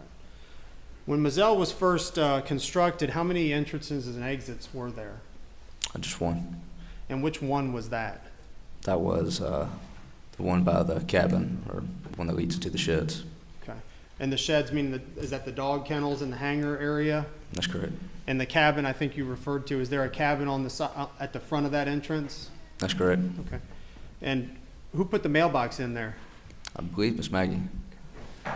And tell us about that cabin. Tell us where it's situated and why you know so much about it. My freshman year of college, Paul and I actually lived together at the cabin. So it's like a small house, basically. That's correct. And where is it situated in regards to the hangar area? A little bit closer to the highway. How many feet or how far away? 100 yards, maybe. And so you lived there, I think you said, for the summer? It's just a semester. A semester? Mm-hmm. All right. How would you describe yours and Paul's friendship? How often would you guys communicate a day? Just about every day. Every other day. Phone calls? That's correct. And texts? Primarily phone calls. And later in life, did Paul go to school? He did. Where did he go? USC. And that's located where? Columbia. And did you see him whenever he would come back into town? I would. Would he come back frequently? No, sir. At the college level? At the college years? No, sir. When would you see him? Would you see him in the summers when school was out? Good bit. All right. And I think you mentioned before y'all did a lot of fishing and a lot of hunting. Are you familiar with firearms in general? I would say so. Did Paul have any guns that he favored? Ones that he kept on him and kept with him most of the time? He did. All right. Well, tell us a little bit about, however you want to describe those two guns. The two guns that were with us most of the time was a black 300 blackout and a camouflage 12 gauge Super Black Eagle 3. And the black 300 blackout, what was that firearm used for primarily? Anything. Okay. Did you use it for hunting? I did. Okay. What would you hunt with that gun? Anything. Did it have the scope? I think you said there's a scope on the top or some sort of sight. How would you describe that? As thermal scope.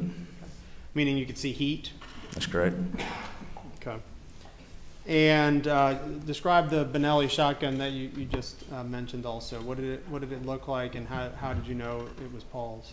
It had a very distinct digital camouflage pattern, and he had a gun strap that he's used since I've known him, and that's what stayed on that shotgun. Do you know the differences between, so we hear, Benelli Super Black Eagle models, and then I think we've heard 3 and 2 and 1. Do you know the differences between the various models? I do. Okay.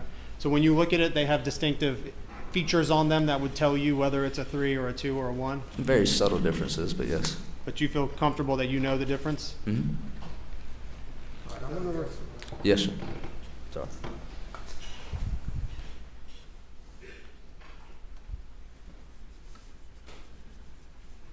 going to show you what's been marked as, entered in evidence as State's Exhibit 88.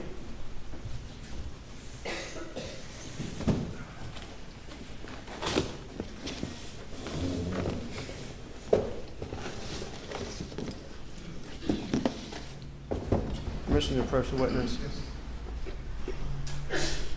Nathan, I'm handing you what's been marked and entered into evidence as State's Exhibit 88. You feel comfortable taking this for a second and now tell me if you know what it is? I do. Okay. There you go. Be aware of the muzzle. This is Paul's rifle. And you know that because you've used this a bunch of times? That's correct.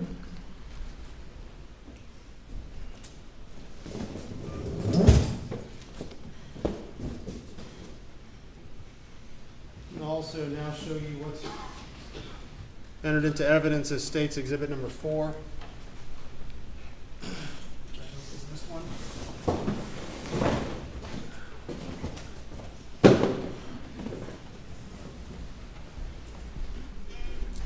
This is State's Exhibit 4. You feel comfortable taking a look at this for me for a second and let me know if you know which firearm this is? I do. All right. No, the safety's off. Hang on, it's in there. Thank you. This is Paul's shotgun. How do you know? I've used it several times, and this thing camouflage pattern along with Paul's gun strap. This strap in particular is Paul's. That's correct. How do you know this is a Model 3 Benelli Super Black Eagle? Well, would you like me to explain? Absolutely. So there are a few subtle differences. One being the forearm grip. The Super Black Eagle 3 has a slight flare or increase in curve. Another difference would be the trigger magazine port has an indention that allows you to insert shot shells easier. The Super Black Eagle 2 and previous models don't have that. Another difference would be the button that releases the bolt, which makes the weapon operable. The previous models, being the original and number 2, are circular, whereas this one is more rectangular. I mean, the easiest way to tell the difference is they're labeled 2 and 3. Thank you.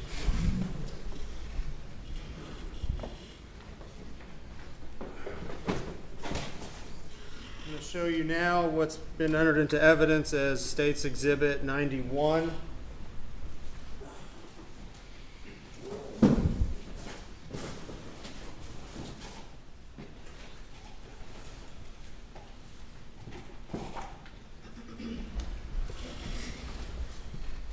You feel comfortable handling this gun for a second? Let me know if you recognize what it is. I do.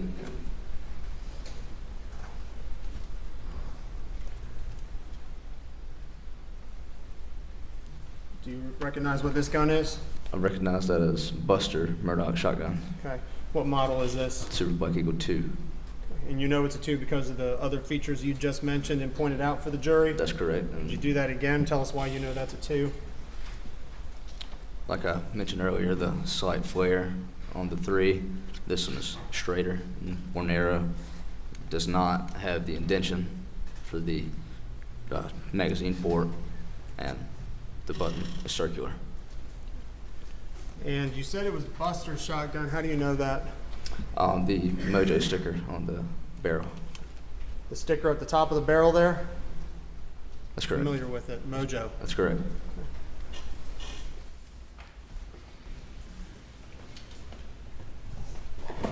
Did Alex have a gun that he favored, a shotgun? He did. What was one that he favored? That was a Super Black Eagle original black shotgun.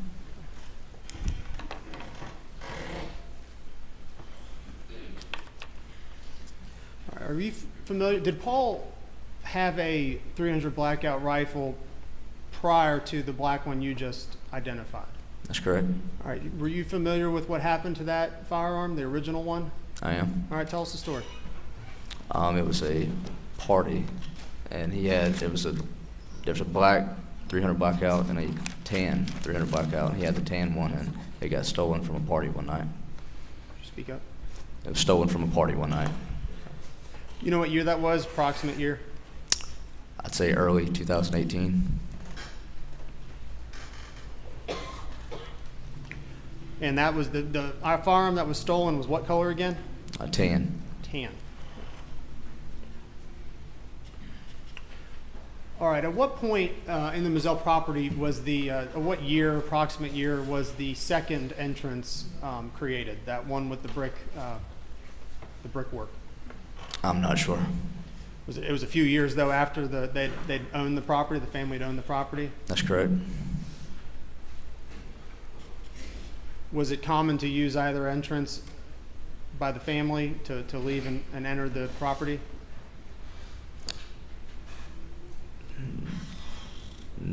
Yes and no. All right, we'll explain. Paul and I and friends would use the entrance by the sheds more, whereas Alec and Maggie would use the main gate entrance more. If you all, and let me ask you, before we get to my next question, the hangar area with the kennels, are you familiar with it?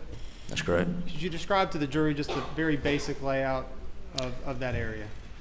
It was kennels as you're riding into the driveway. The kennels would be on your left. The shed or hangar would be directly on your right. There was another shed that they had built in front of the hangar, and there was a skinning shed for animals out back to the right. And would you spend a lot of time down at the hangar area and kennel area? We would. Why would y'all hang out there? Why was that the collection place? It's just a central location where everything was located. Tools? Correct. And farm equipment? Correct. If you all were spending time down at the kennels and someone was leaving the house, would it be common for them that someone, whether it's, Alex or Maggie, to stop by on their way out, leaving the property? Yes, sir. That would be what would normally happen? Yes, sir.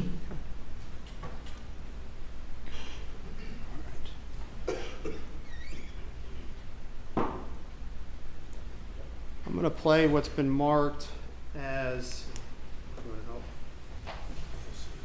I'm going to show you what's been, not marked, but entered into evidence as State's Exhibit 297. If you have a little screen there, if you wouldn't mind watching that for me and listening.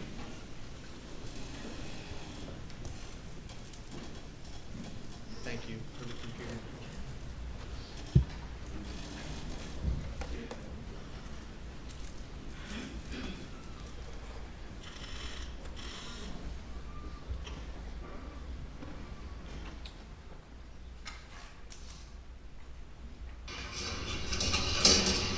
Get it. Get that.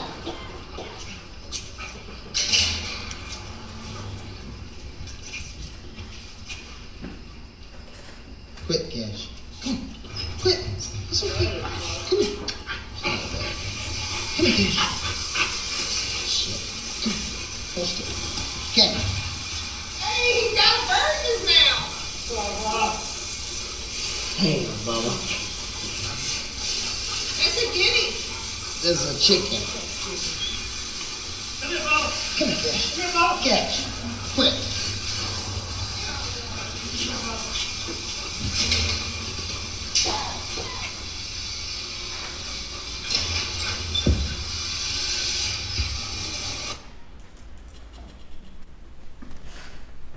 Did you hear voices on that video that we just played? I did. Whose voices did you hear? Paul Murdaugh's, Maggie Murdaugh's, and Alec Murdaugh's. Could you tell where they were located in that video? Did you get a sense of where that was? Dog kennels. Okay. The kennels down at the hangar area? That's correct. We heard yelled out a name called Bubba. Are you familiar with Bubba? I am. Who's Bubba? That'd be Paul's dog. Okay. And what kind of dog is he? A yellow lab. Is he trained? Well, was he was he a house pet or a pet? At that time, yeah. Was he also trained to hunt or be a hunting dog or a bird dog? That's correct. Did Bubba have a? Well, describe Bubba. How would you describe Bubba? Hard-headed. Did Bubba have a thing where he liked to chase chickens? I'd say so, yeah. If a chicken got out of the pen, would he chase it? That's correct. Have you ever been there when he caught chickens? He would chase anything. He'll chase. Did you ever there when he caught birds though that were coming out of that coop? I mean, he's tried. Could I say I've seen him? No. Okay. Were you aware then that were you aware that Bubba would chase those chickens? Absolutely. And had you been aware that he killed chickens before by getting I am. them? Have you ever had to wrestle anything out of Bubba's mouth or try to catch him when he doesn't want to be caught? Tried to catch him. And if he doesn't want to be caught, what's going to happen? Not catching him.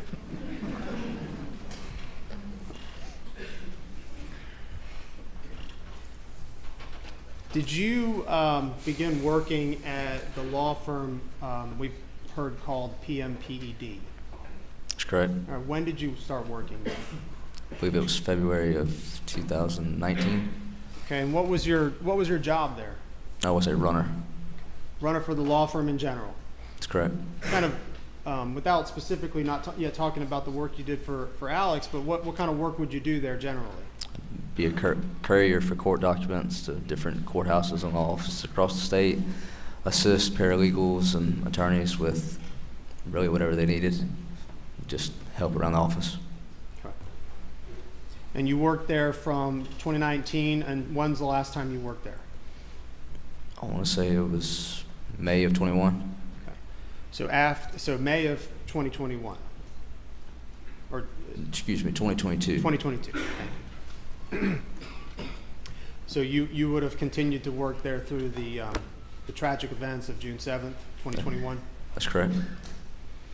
So you saw the upheaval at the law firm as well. You witnessed that? That's correct. Nathan, I'm gonna direct your attention to the weekend leading up to June 7th.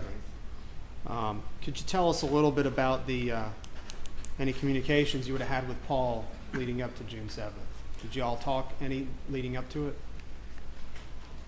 To the best of my memory, we spoke that Saturday. I think he called me over the weekend. Did it seem like a normal conversation? Yes, sir. What were y'all talking about? He was going to Charleston, I believe, and just talking on the way. Is that the last time you talked to Paul? That's correct. How were you made aware of what happened? How'd you find out? I received a phone call from my mother the night of. Not sure how she knew, but shortly after I received a phone call from one of the law partners that told me. And they called you because they knew you were close with Paul? That's correct. Where were you living at the time? I was living with another friend of mine in Allendale County. And did you go out there that night? I did not. Did you attend the funeral and wake? I did. Is that the last time you went to Mizell? Yes, sir.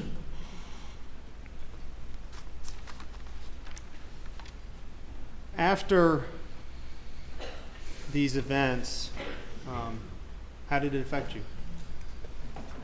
It was hard. Losing a really good friend and a really good person. After these events, I think you said already, but you continued to work at the law firm? That's correct. How was Alex? Was he out of the office for some time leading after this event on June 7th? That's correct. Did he eventually start coming back into the office? A little bit. Did you have an opportunity or an occasion or multiple occasions to do running for Alex? Yes, sir. All right. And this would be before the murder? That's correct. Tell us a little bit about what Alex would have you do. If I needed to pick up court documents from different law firms or courthouses, drive them depositions, cash checks, some of the things. I'm sorry, you said cash checks? That's correct. He had you cash checks for him? That's correct. All right, well tell me, where would he send you to cash the checks? Palmetto State Bank. Okay. What were your instructions for that? Cash check. And what would you do with the money? Take it back to his office. And like cash? That's correct. Is it in an envelope or are you just holding it? It was in a Palmetto State envelope. Okay. And you would take that envelope of cash and where would you bring it? back to his office. Okay, and just hand it to him. That's correct. How many times did he have you cash checks like that? Very frequently. Very frequent? That's correct. Many times? Many times. Was there ever a time when you cashed that check and there was a room full of, has there ever been any time where you cashed the check, brought it back to Alex's office, and there was someone in his office? That's correct. Multiple people, right? Is that correct? Correct. Tell us who those folks were that you would have been there when Alex is sending you to get cash, you're coming back with the cash, and there's someone sitting in his office. There was different occasions. One particular occasion was Greg Alexander. Who's he? I believe he's the chief of police for the embassy. Okay. Corey Fleming. Do you know Corey Fleming? I do. And what is he? What did he do? He was an attorney as well. Okay. And Michelle Alex's best friend. Okay. And who else? And Chris Wilson. And do you know who Chris Wilson is? I do. Who is he? He's an attorney in Bamberg, I believe. When did Alex stop asking you to cash checks? What was the time frame? I believe it was a few weeks before the murders. So a few weeks. You've been doing this a lot, and a few weeks before the murder, he doesn't ask you to cash any more checks. That's correct.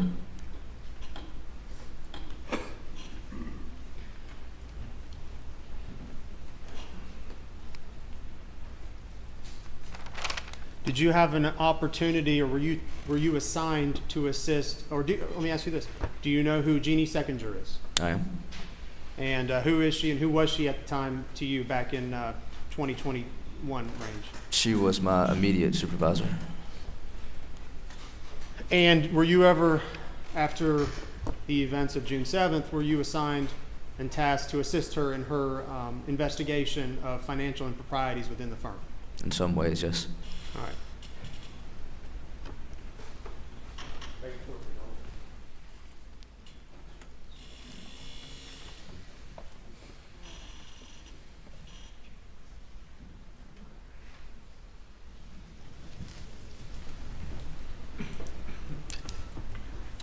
All right, and continuing, you were assigned to assist Jeannie, and what kind of things were you doing in that capacity? We would look through different cases. She would have me get cases from probate court and go through and highlight clear checks, and if I found a discrepancy, bring it to her. Did you understand the scope and what you were looking for? Did she kind of involve you in that? Somewhat. Did you figure out kind of shortly thereafter what you were looking for, or what the reason was? I'd say so. I'm going to direct your attention to July of 2021, specifically July 4th, or that July 4th time frame. You have that in your brain? I do. Did you drive Alex to the airport? I did. Tell us about that. Why did you drive him to the airport? Well, at the time I was still a runner, and he asked me to give him a lift to the airport, so that's what I did. Where was he going? I believe he was going to Florida Keys with Maggie's family. Okay. So he's going on vacation to the Keys on July 4th weekend or July 4th time frame? That's correct. And did you in fact drive him to the airport? That's correct. Did you have a chance, did he say anything to you on that ride to the airport? We talked. Did he tell you anything about the boat case? He did. What did he say? He said that he would like to clear Paul's name. And do what? And beat the boat case? Beat the boat case. So now with Paul gone, he's talking about he can beat the boat case. That's correct. This is a month after the murder? That's correct. Okay.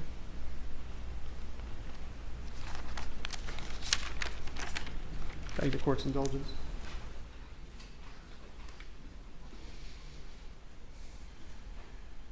Nothing further, Your Honor. Thank you. Yes, sir.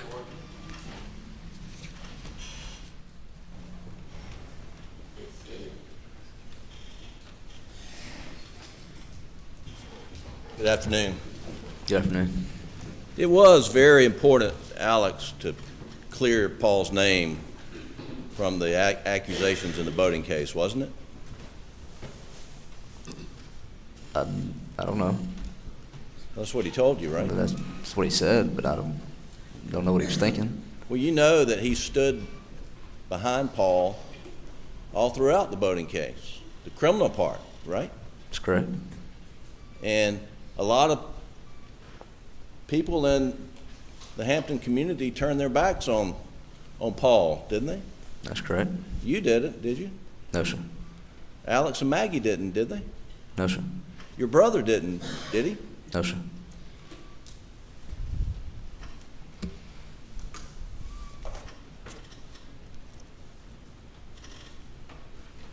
And are you sure it was July 4th? The week of the 4th. That's correct. Okay. And he was going to Florida on a vacation and visiting with Maggie's parents, Maggie's sister, brother-in-law. You understood that? Yes, sir.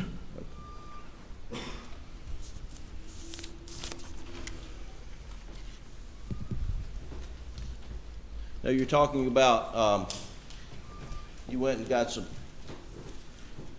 cashing some checks with for Alec, and sometimes you'd come back, give him the cash, and you mentioned that Greg Alexander was in his office one time, Corey Fleming one time, Chris Wilson one time. You remember that? That's correct.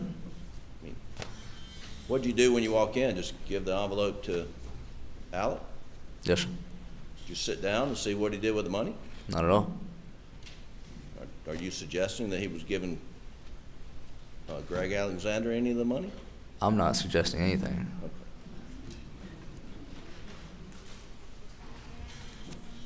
Do you know if that's what the Attorney General was trying to suggest by asking you that? Objection, Your Honor. Sustained.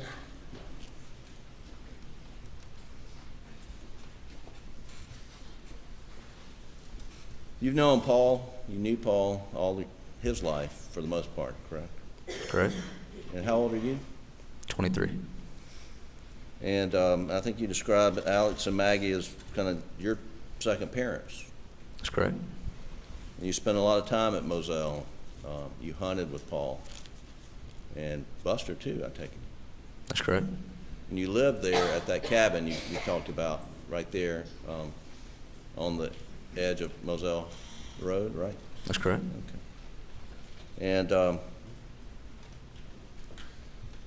And Paul's go-to guns were a 300 Blackout and the 12 gauge Benelli that you identified here in the courtroom, right?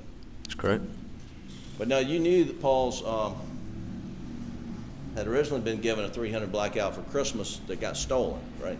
That's correct. Did you go to the party with Paul and he had the 300 Blackout in his truck? You go in the party, come back, and it's gone? Not exactly how it happened. How did it happen?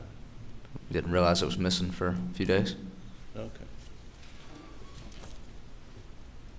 And Paul would never lock his truck, would he? No, sir. And he would leave guns in his truck, right?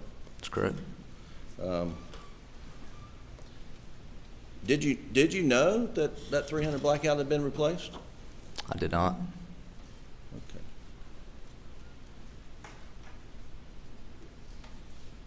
Okay. When did you learn that? This trial? During the trial. That's correct. But up until the trial, you never knew that it had been replaced. No. But you'd seen Paul use 300 Blackout you identified as his go-to gun, right? That's correct. And the 300 Blackout that you identified has a thermal scope, does it not? That's correct. And whose gun did you think got stolen? Paul's or Buster's? I would assume Paul's. Were you aware that the 300 Blackout, the replacement, did not have a thermal scope? If I didn't know about the gun, then no. Okay. So, do you know whether or not this is Buster's 300 Blackout sitting here in the courtroom? That is the gun that I used at Moselle. Okay.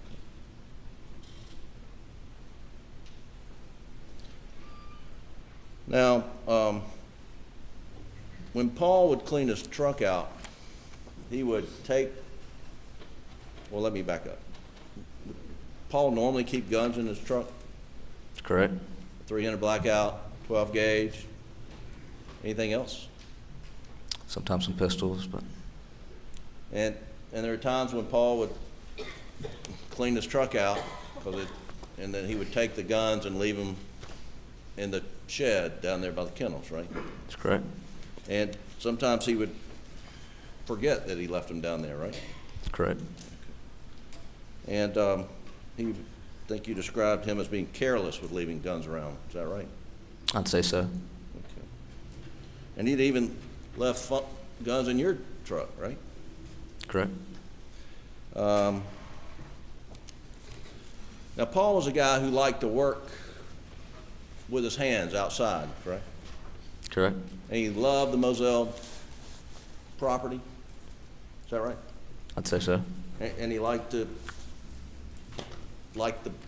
work the land with equipment and plant for game management, for duck hunting and dove hunting and things like that, right? That's correct.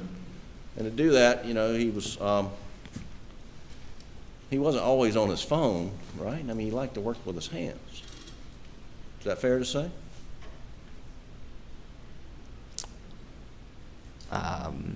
Wouldn't say that altogether. Take several breaks while he's working with his hands. Right. And I think you've described it. I mean, he would put his phone down, and while he was doing some work, and then he'd forget where it was. He'd lose it. He'd go back and find it later. That's correct. That happened fairly regularly, didn't it? I'd say so.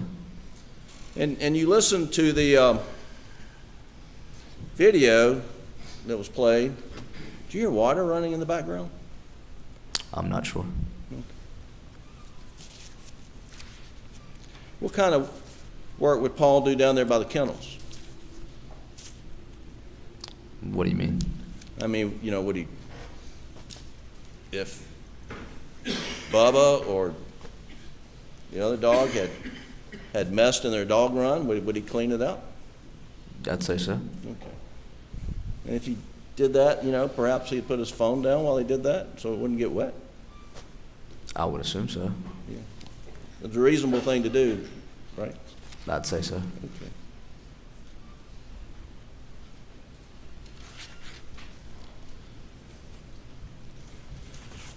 Now, you were close with Alex, Maggie, Paul, and Buster.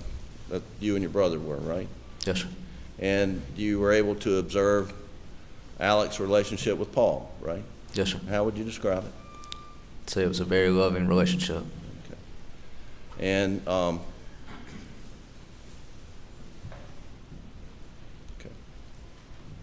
And how would you describe Alex's relationship with Maggie?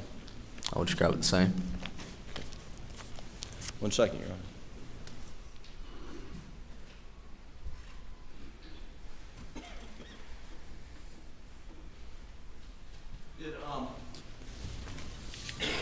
To your knowledge,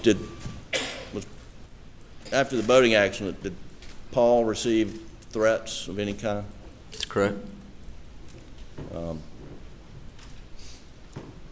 What kind of threats were you aware of?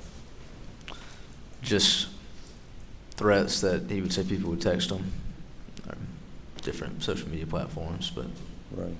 didn't really go into very vivid detail or anything. I'm sorry? Didn't go into very vivid detail about anything. He just And his circle of friends got really close, tight after the boating accident, and you and your brother, I mean, he talked to you all frequently, did he not? That's correct. Okay. And then he would go to Charleston to visit with friends down there, correct?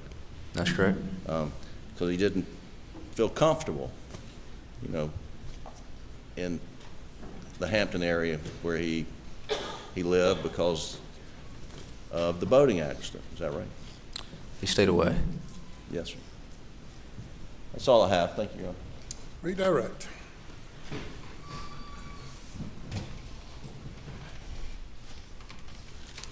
Nathan, you were asked about threats to Paul. Did you ever know that Maggie received any threats? I was not aware of any, no. I'm going to ask you, council asked you about, a little bit about the kennel area and asked if you could herd water. Are you familiar with how generally the kennels were cleaned? Were you there when the kennels would be cleaned? Sometimes. Okay. Generally speaking, describe the kennel for me. What was actually inside of one of the kennel runs? The kennel had a doghouse, beds in the doghouse, and just kind of like a concrete pad. And if you're going to rinse off the kennels, what would you do with the dog bed? You would put it on top of the dog house, Okay, and why was that? so it wouldn't get wet. And then what would you just leave the dog, would the family or if you were cleaning it, leave the dog bed up on the top of the kennel, or are they going to bring it down when the kennel, after a certain point in time? You wait for it to dry and then bring the bed. If the family, if you were down there or anyone was down there at the kennel area and it was nighttime, would you turn the lights on? Yes, sir. Are there sufficient lights out there to make it a fairly well-lit area if all the lights are on? I'd say so. If you're at the main house and the lights are on down at the kennels, can you see that area from the house? Yes. Would it be very visible to you to see that there's lights on down there? Yes. Would the fans, are there fans in the kennel area? There are. Would the fans be left on generally for the dogs? Generally. And again, if anyone was down there working, would the lights be turned on? Yes, sir.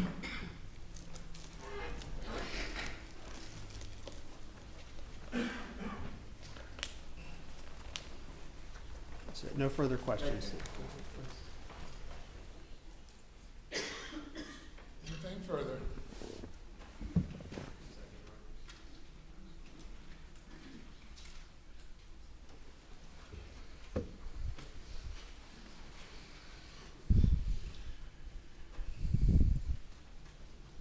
Council asked you a question about Paul's phone usage. I think he said Paul uses his hands and what he would do with his phone. Do you recall if Paul did have to use his phone, would he put it in any of his pockets? If he was working outside in that capacity, the pocket he would put it in would be his back pocket. And that was the common thing he would do almost nearly every time? That's correct. Nothing further. Thank you, Your Honor. Anything further? Just a moment, sir. Your Honor, thank you. You may step down.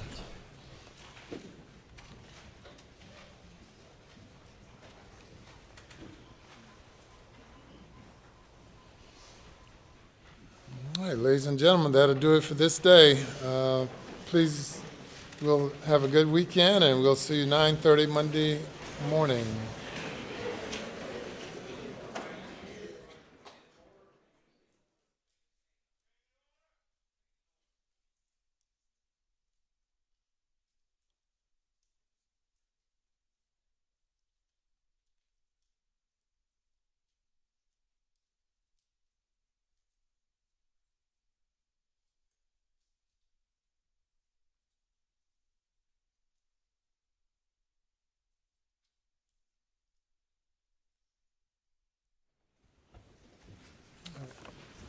Everybody be seated, please.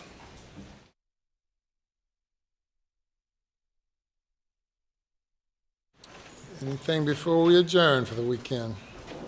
Your Honor, purely for scheduling purposes, a week from Monday is President's Day. It's a state holiday. Are we going to have court or not? I do not anticipate having court on President's Day.